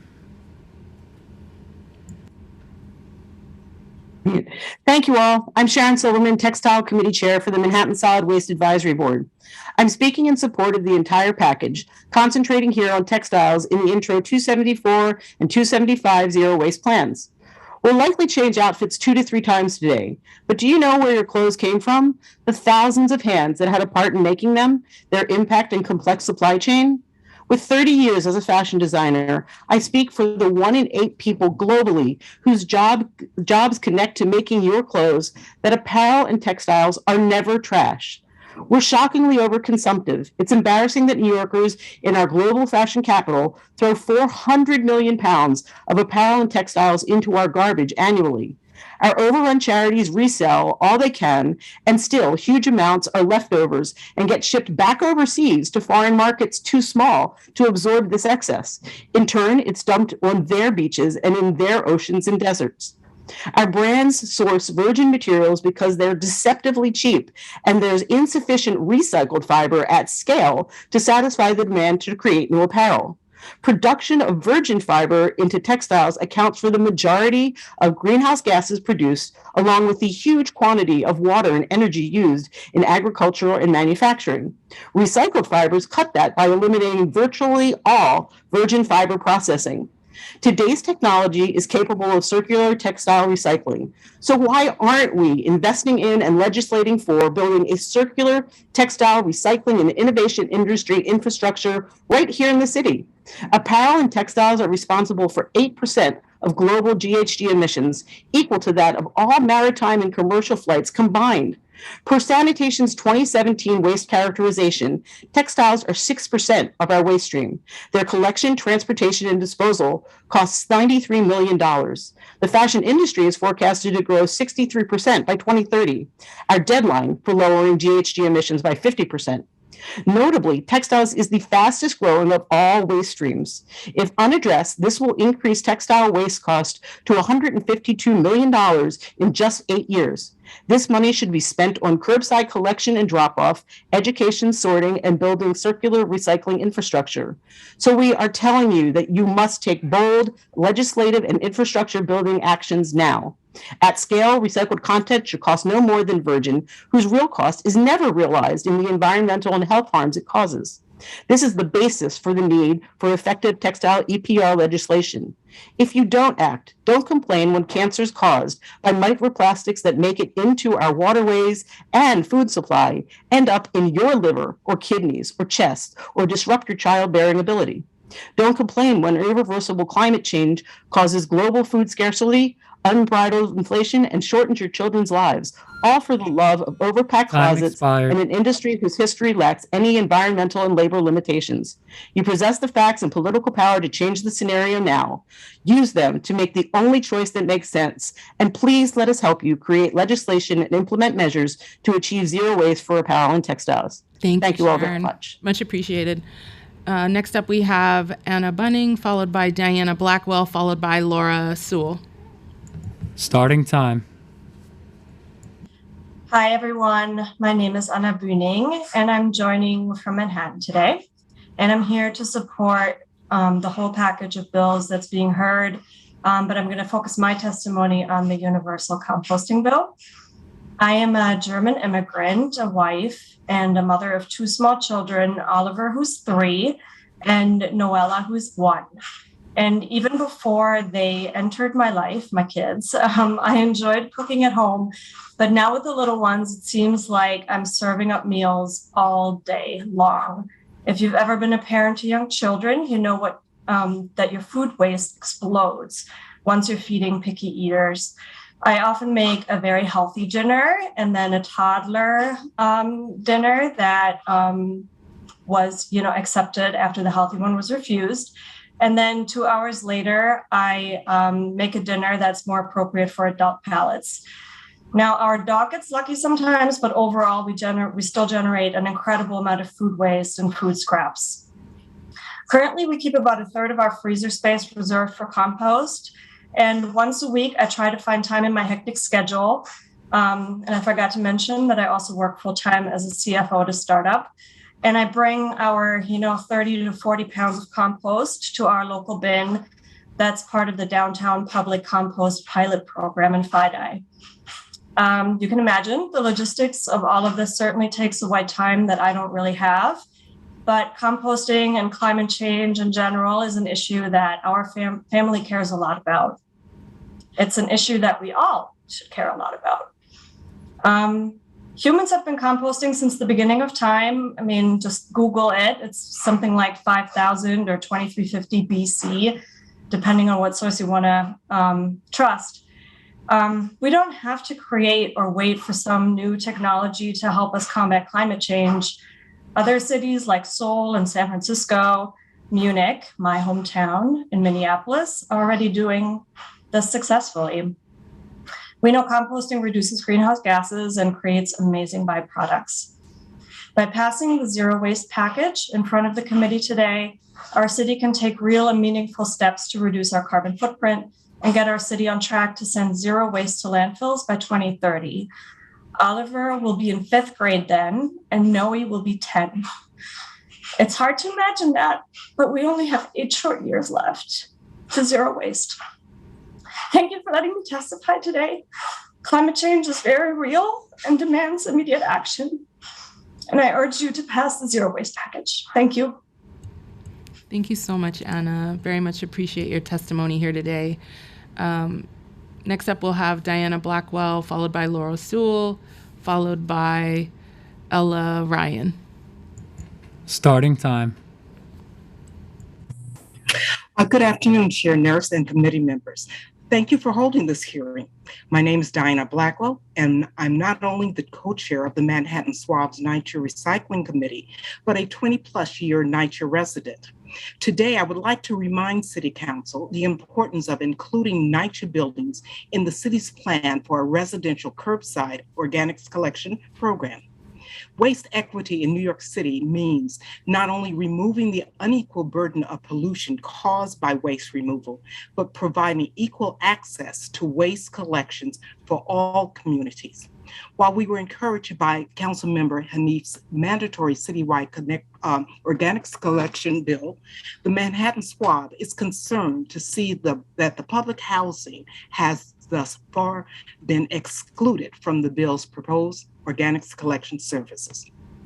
It is imperative that public housing and NYCHA apartments be included in any waste collection legislation from the beginning to ensure equitable access to waste services for residents and equitable development of city-backed sustainability programs.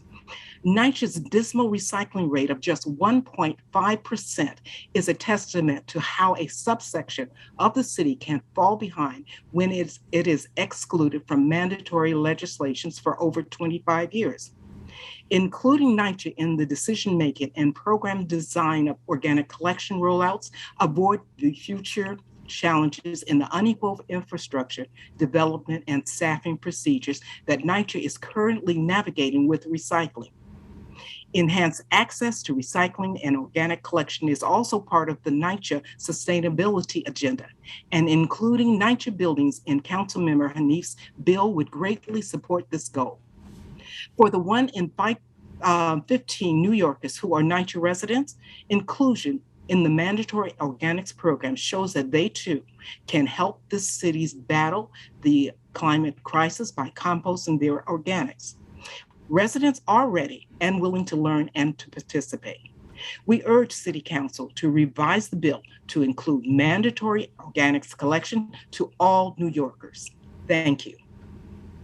Thank you so much. Next up, we have Laura Sewell, followed by Ella Ryan, followed by Mark Shiflett. Starting time.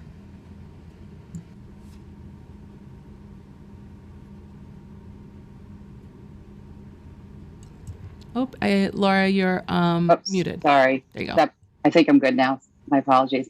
I'm Laura Sewell. I'm the director of the East Village Community Coalition and a community garden member. I want to thank the council members for their leadership today and the support that they've gotten from their colleagues. The East Village and the Lower East Side is well known for its activism and do-it-yourself spirit. I'd like to share our experience with the voluntary program. We helped to get the word out about the sign up, which many of our neighbors enthusiastically did. And we were so disappointed when Community Board 3 just could not get over the line.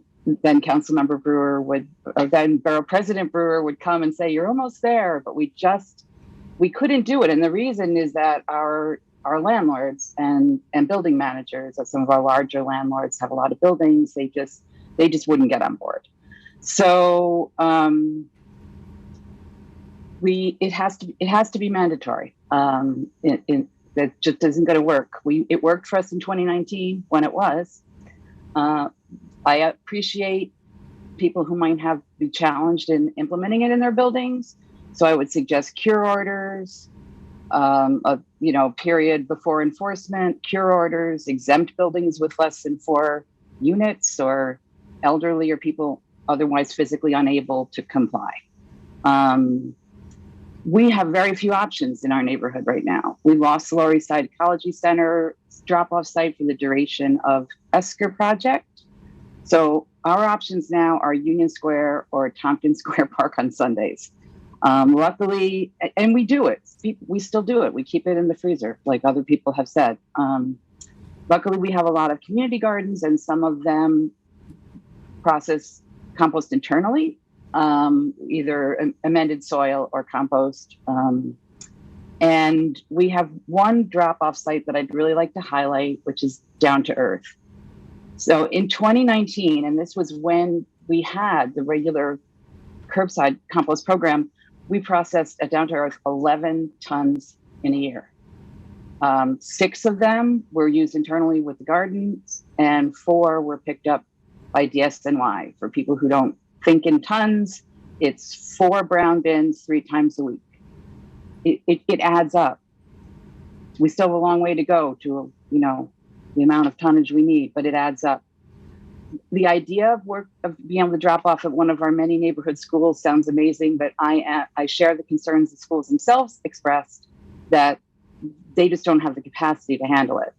Down to Earth was overwhelmed when the regular program stopped, and we had to cut back to only accepting, organic waste when garden members could be present. It's still going to have to be supervised. It has to be processed.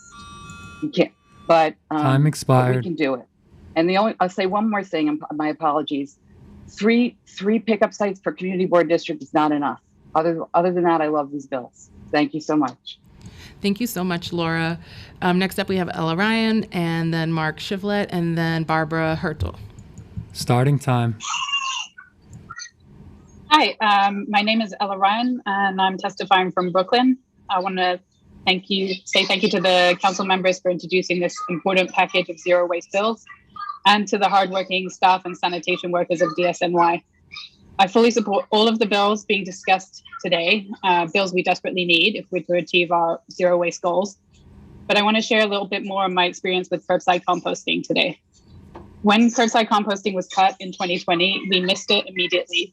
We were filling up trash bags 5 times more quickly than when it was available. Like Anna, I'm a mom of 2 kids. And every time I was scraping food my kids didn't finish into the trash or dropping in the millionth banana peel, I knew that it was going straight to landfill to release methane that would contribute to the climate crisis that threatens us all, but especially my kids, everybody's kids.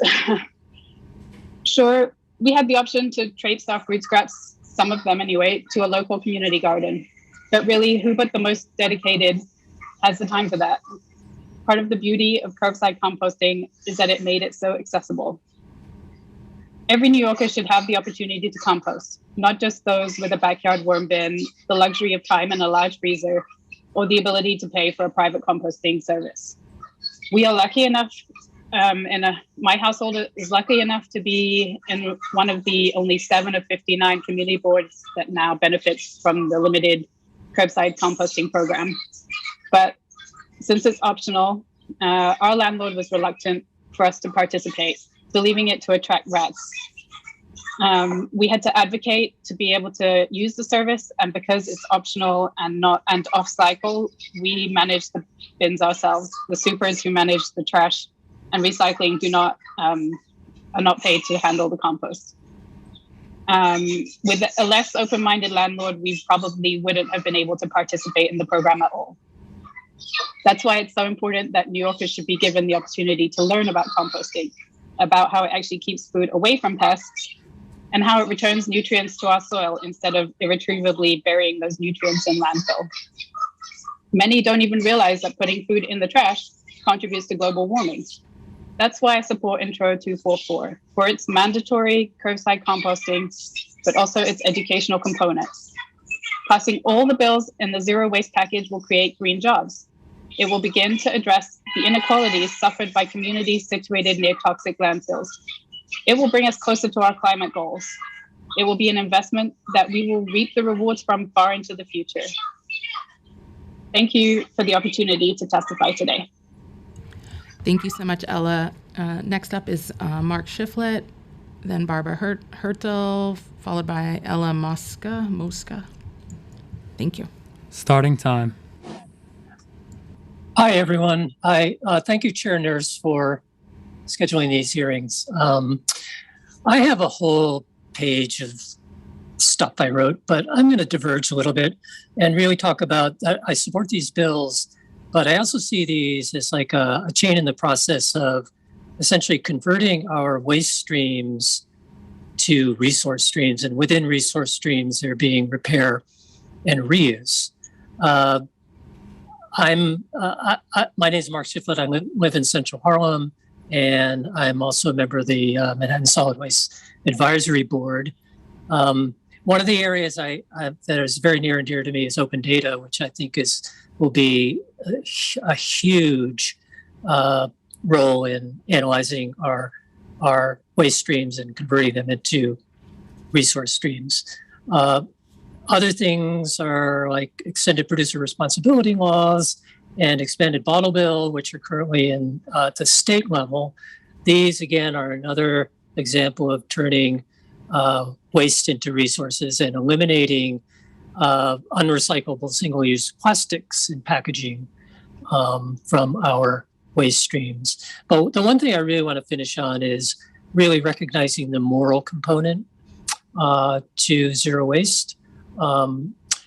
Each of us are essentially waste stewards, yet in our stewardship, we ship our disposable wealth, e.g. our toxic waste, to poor, underserved communities that are then left to contend with the environmental and health consequences associated with prolonged exposure to toxins. Newark's Iron Brown District is obviously one of such community, but there are others in New York and elsewhere around the United States.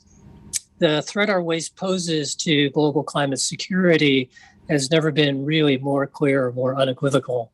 This makes me both angry and sad, but the question I have to our city leaders is, do you share the same outrage? Thank you for allowing me to speak before the community today, and have a nice afternoon. Thank you. Thank you. Next up, we're going to hear from Barbara, and then Ella Mosca, followed by Rhonda Kaiser, and then finally Anna Sachs. Starting time.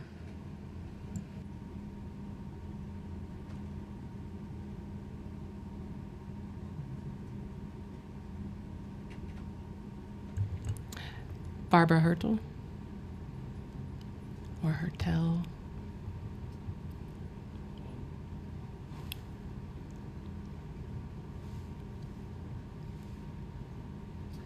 Maybe not. We can circle back. Okay. So we'll circle back to you, Barbara. Next up is Ella Mosca or Ella Mosca. Starting time. Hi, good afternoon. My name is Ella Mosca, and I'm a student in NYC, and I live in Lower Manhattan. I'm part of Triage, a youth-led climate justice organization based in New York City, and I'm urging you to pass the zero waste legislative package. Having gone to NYC public schools my whole life, I was taught a bit on how to recycle and dispose of my trash properly, but in my everyday life, the resources to do so were lacking. In my schools, there weren't even enough resources to get rid of trash properly, despite the fact that we were being taught about composting and recycling. I was told that composting is very important to reduce greenhouse gas emissions and that it would help reduce the methane in our atmosphere that is produced by food waste. And I wanted to help by composting because I care about our environment. But with only a couple of composting locations in Manhattan, it was not a possibility for me and my family. Universal residential composting will allow me and over 1 million students and families across the city to compost and also reduce the environmental impact that we have as a city. By making composting more accessible, more green jobs will be created as well. This council has a responsibility to address the environmental issues of our city and to help combat climate change. Action on the citywide level regarding zero waste is crucial in helping the climate crisis. As a student and a New Yorker, I can see how impactful these bills will be once passed. There's no better time to act than right now. Thank you.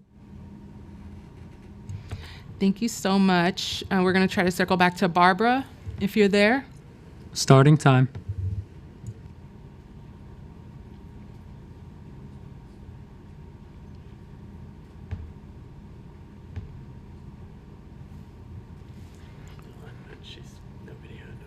Okay. Okay, so we're going to move on to Rhonda Kaiser. Starting time. Hi, thank you, Chair Nurse, and for the committee for this opportunity for all of us to speak. I'm Rhonda Kaiser. I'm Legislative Committee Chair of the Brooklyn Solid Waste Advisory Board. My comments today are my personal comments, and I'm testifying, of course, in support of this exciting legislative package. I'm incredibly proud also to call Shahana Hanif my councilwoman. Thank you, and to the whole committee for your intelligent and insightful comments and questions at the top of the hearing. I'm delighted to see what comes from this talented group of legislators. As an executive board member of Sure We Can, New York City's only nonprofit bottle and can redemption center, I'm proud to support the important work that our community of canners do every day, cleaning our streets at no expense to the city and diverting around 500 tons of waste in an inclusive and low barrier method of resource diversion. The bottle bill model shows its effectiveness through the 70% diversion rate of bottles and cans versus the less than 15% diversion rates of other single-use containers. This diversion rate, again, is achieved at no cost to the city.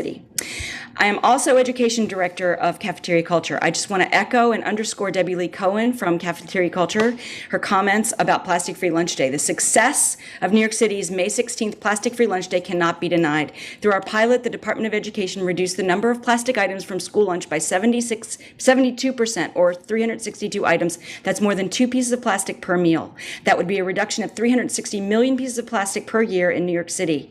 We teach our students that good data drives policy, and boy, did they collect good data. Our students and the decision makers that they talked with learned through leading this pilot that eliminating plastic is totally possible.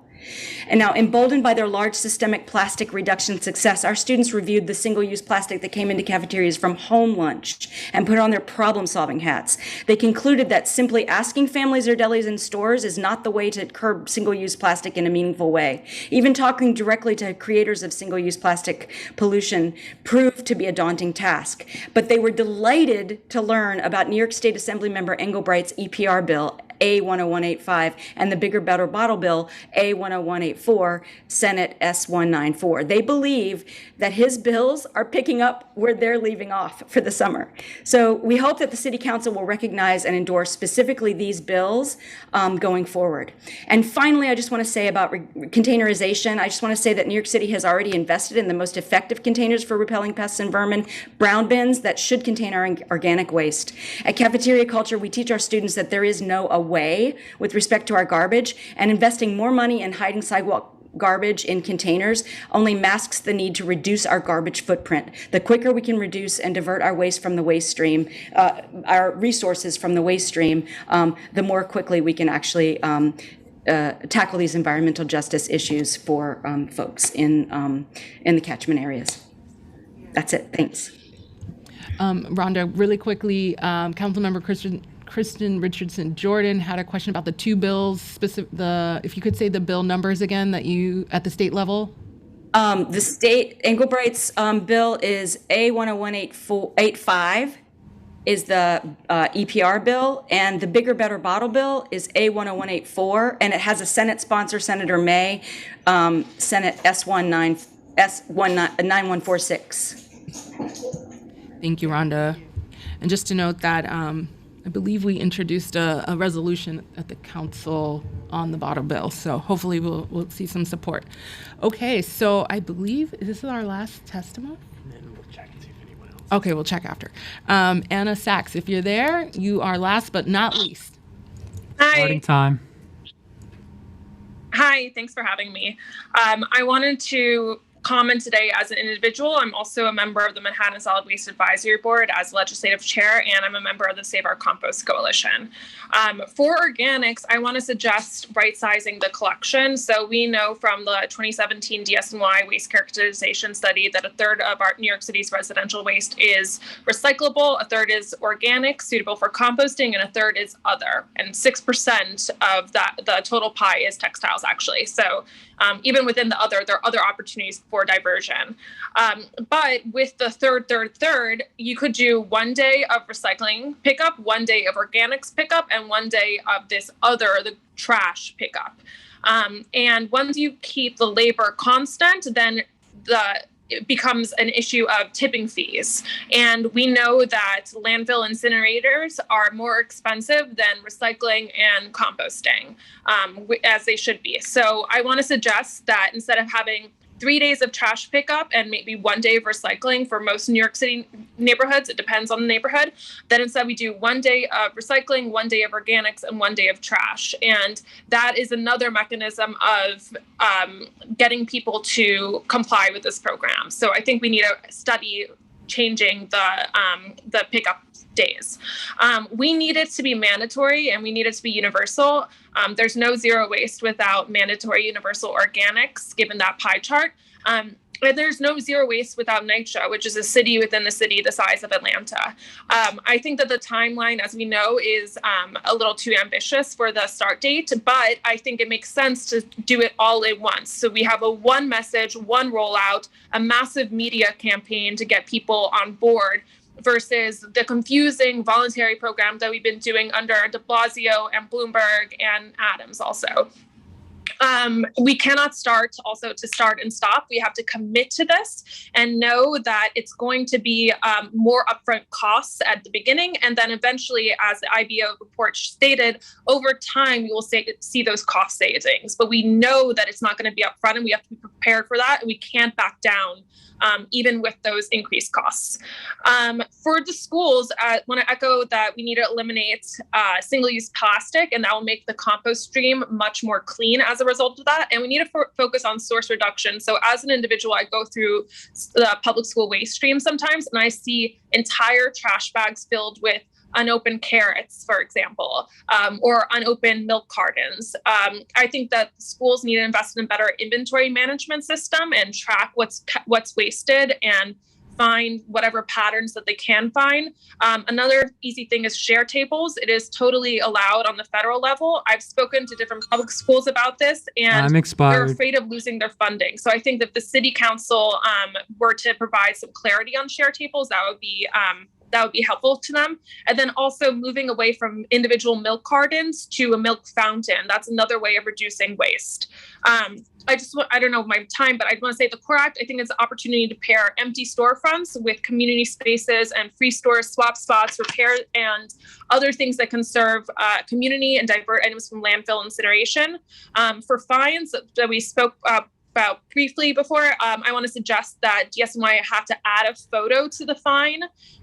That's something that my family has received where it becomes a he said, she said thing, where because there is no photo evidence provided for whatever the DSNY fine is. Zero waste must include incinerators. It cannot just be landfills.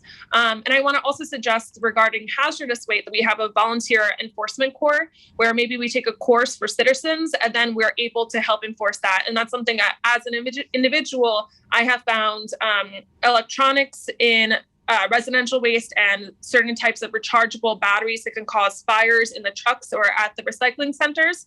And it's kind of an awkward situation where I then try to give it back to the building where it came from. And I wish that I could have some authority on behalf of the city, and then I could also issue a warning on behalf of the city. And then paired with that, we do need increased drop-off opportunities for these hazardous items. Thank you. Thank you so much, Anna. It looks like we didn't have anyone else. We went through the whole thing. Thank you, everyone who hung around and testified. We really appreciate it.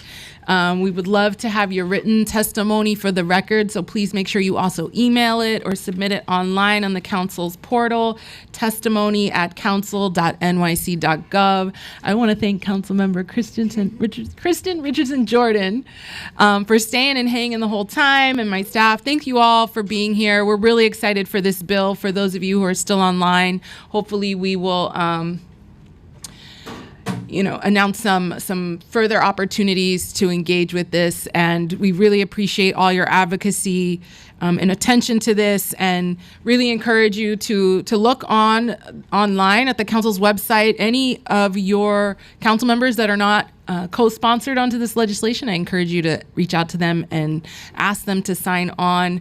And we look forward to working with the Speaker's office to try to move this forward. So thank you all for being here. And this concludes our Committee on Sanitation and Solid Waste Management.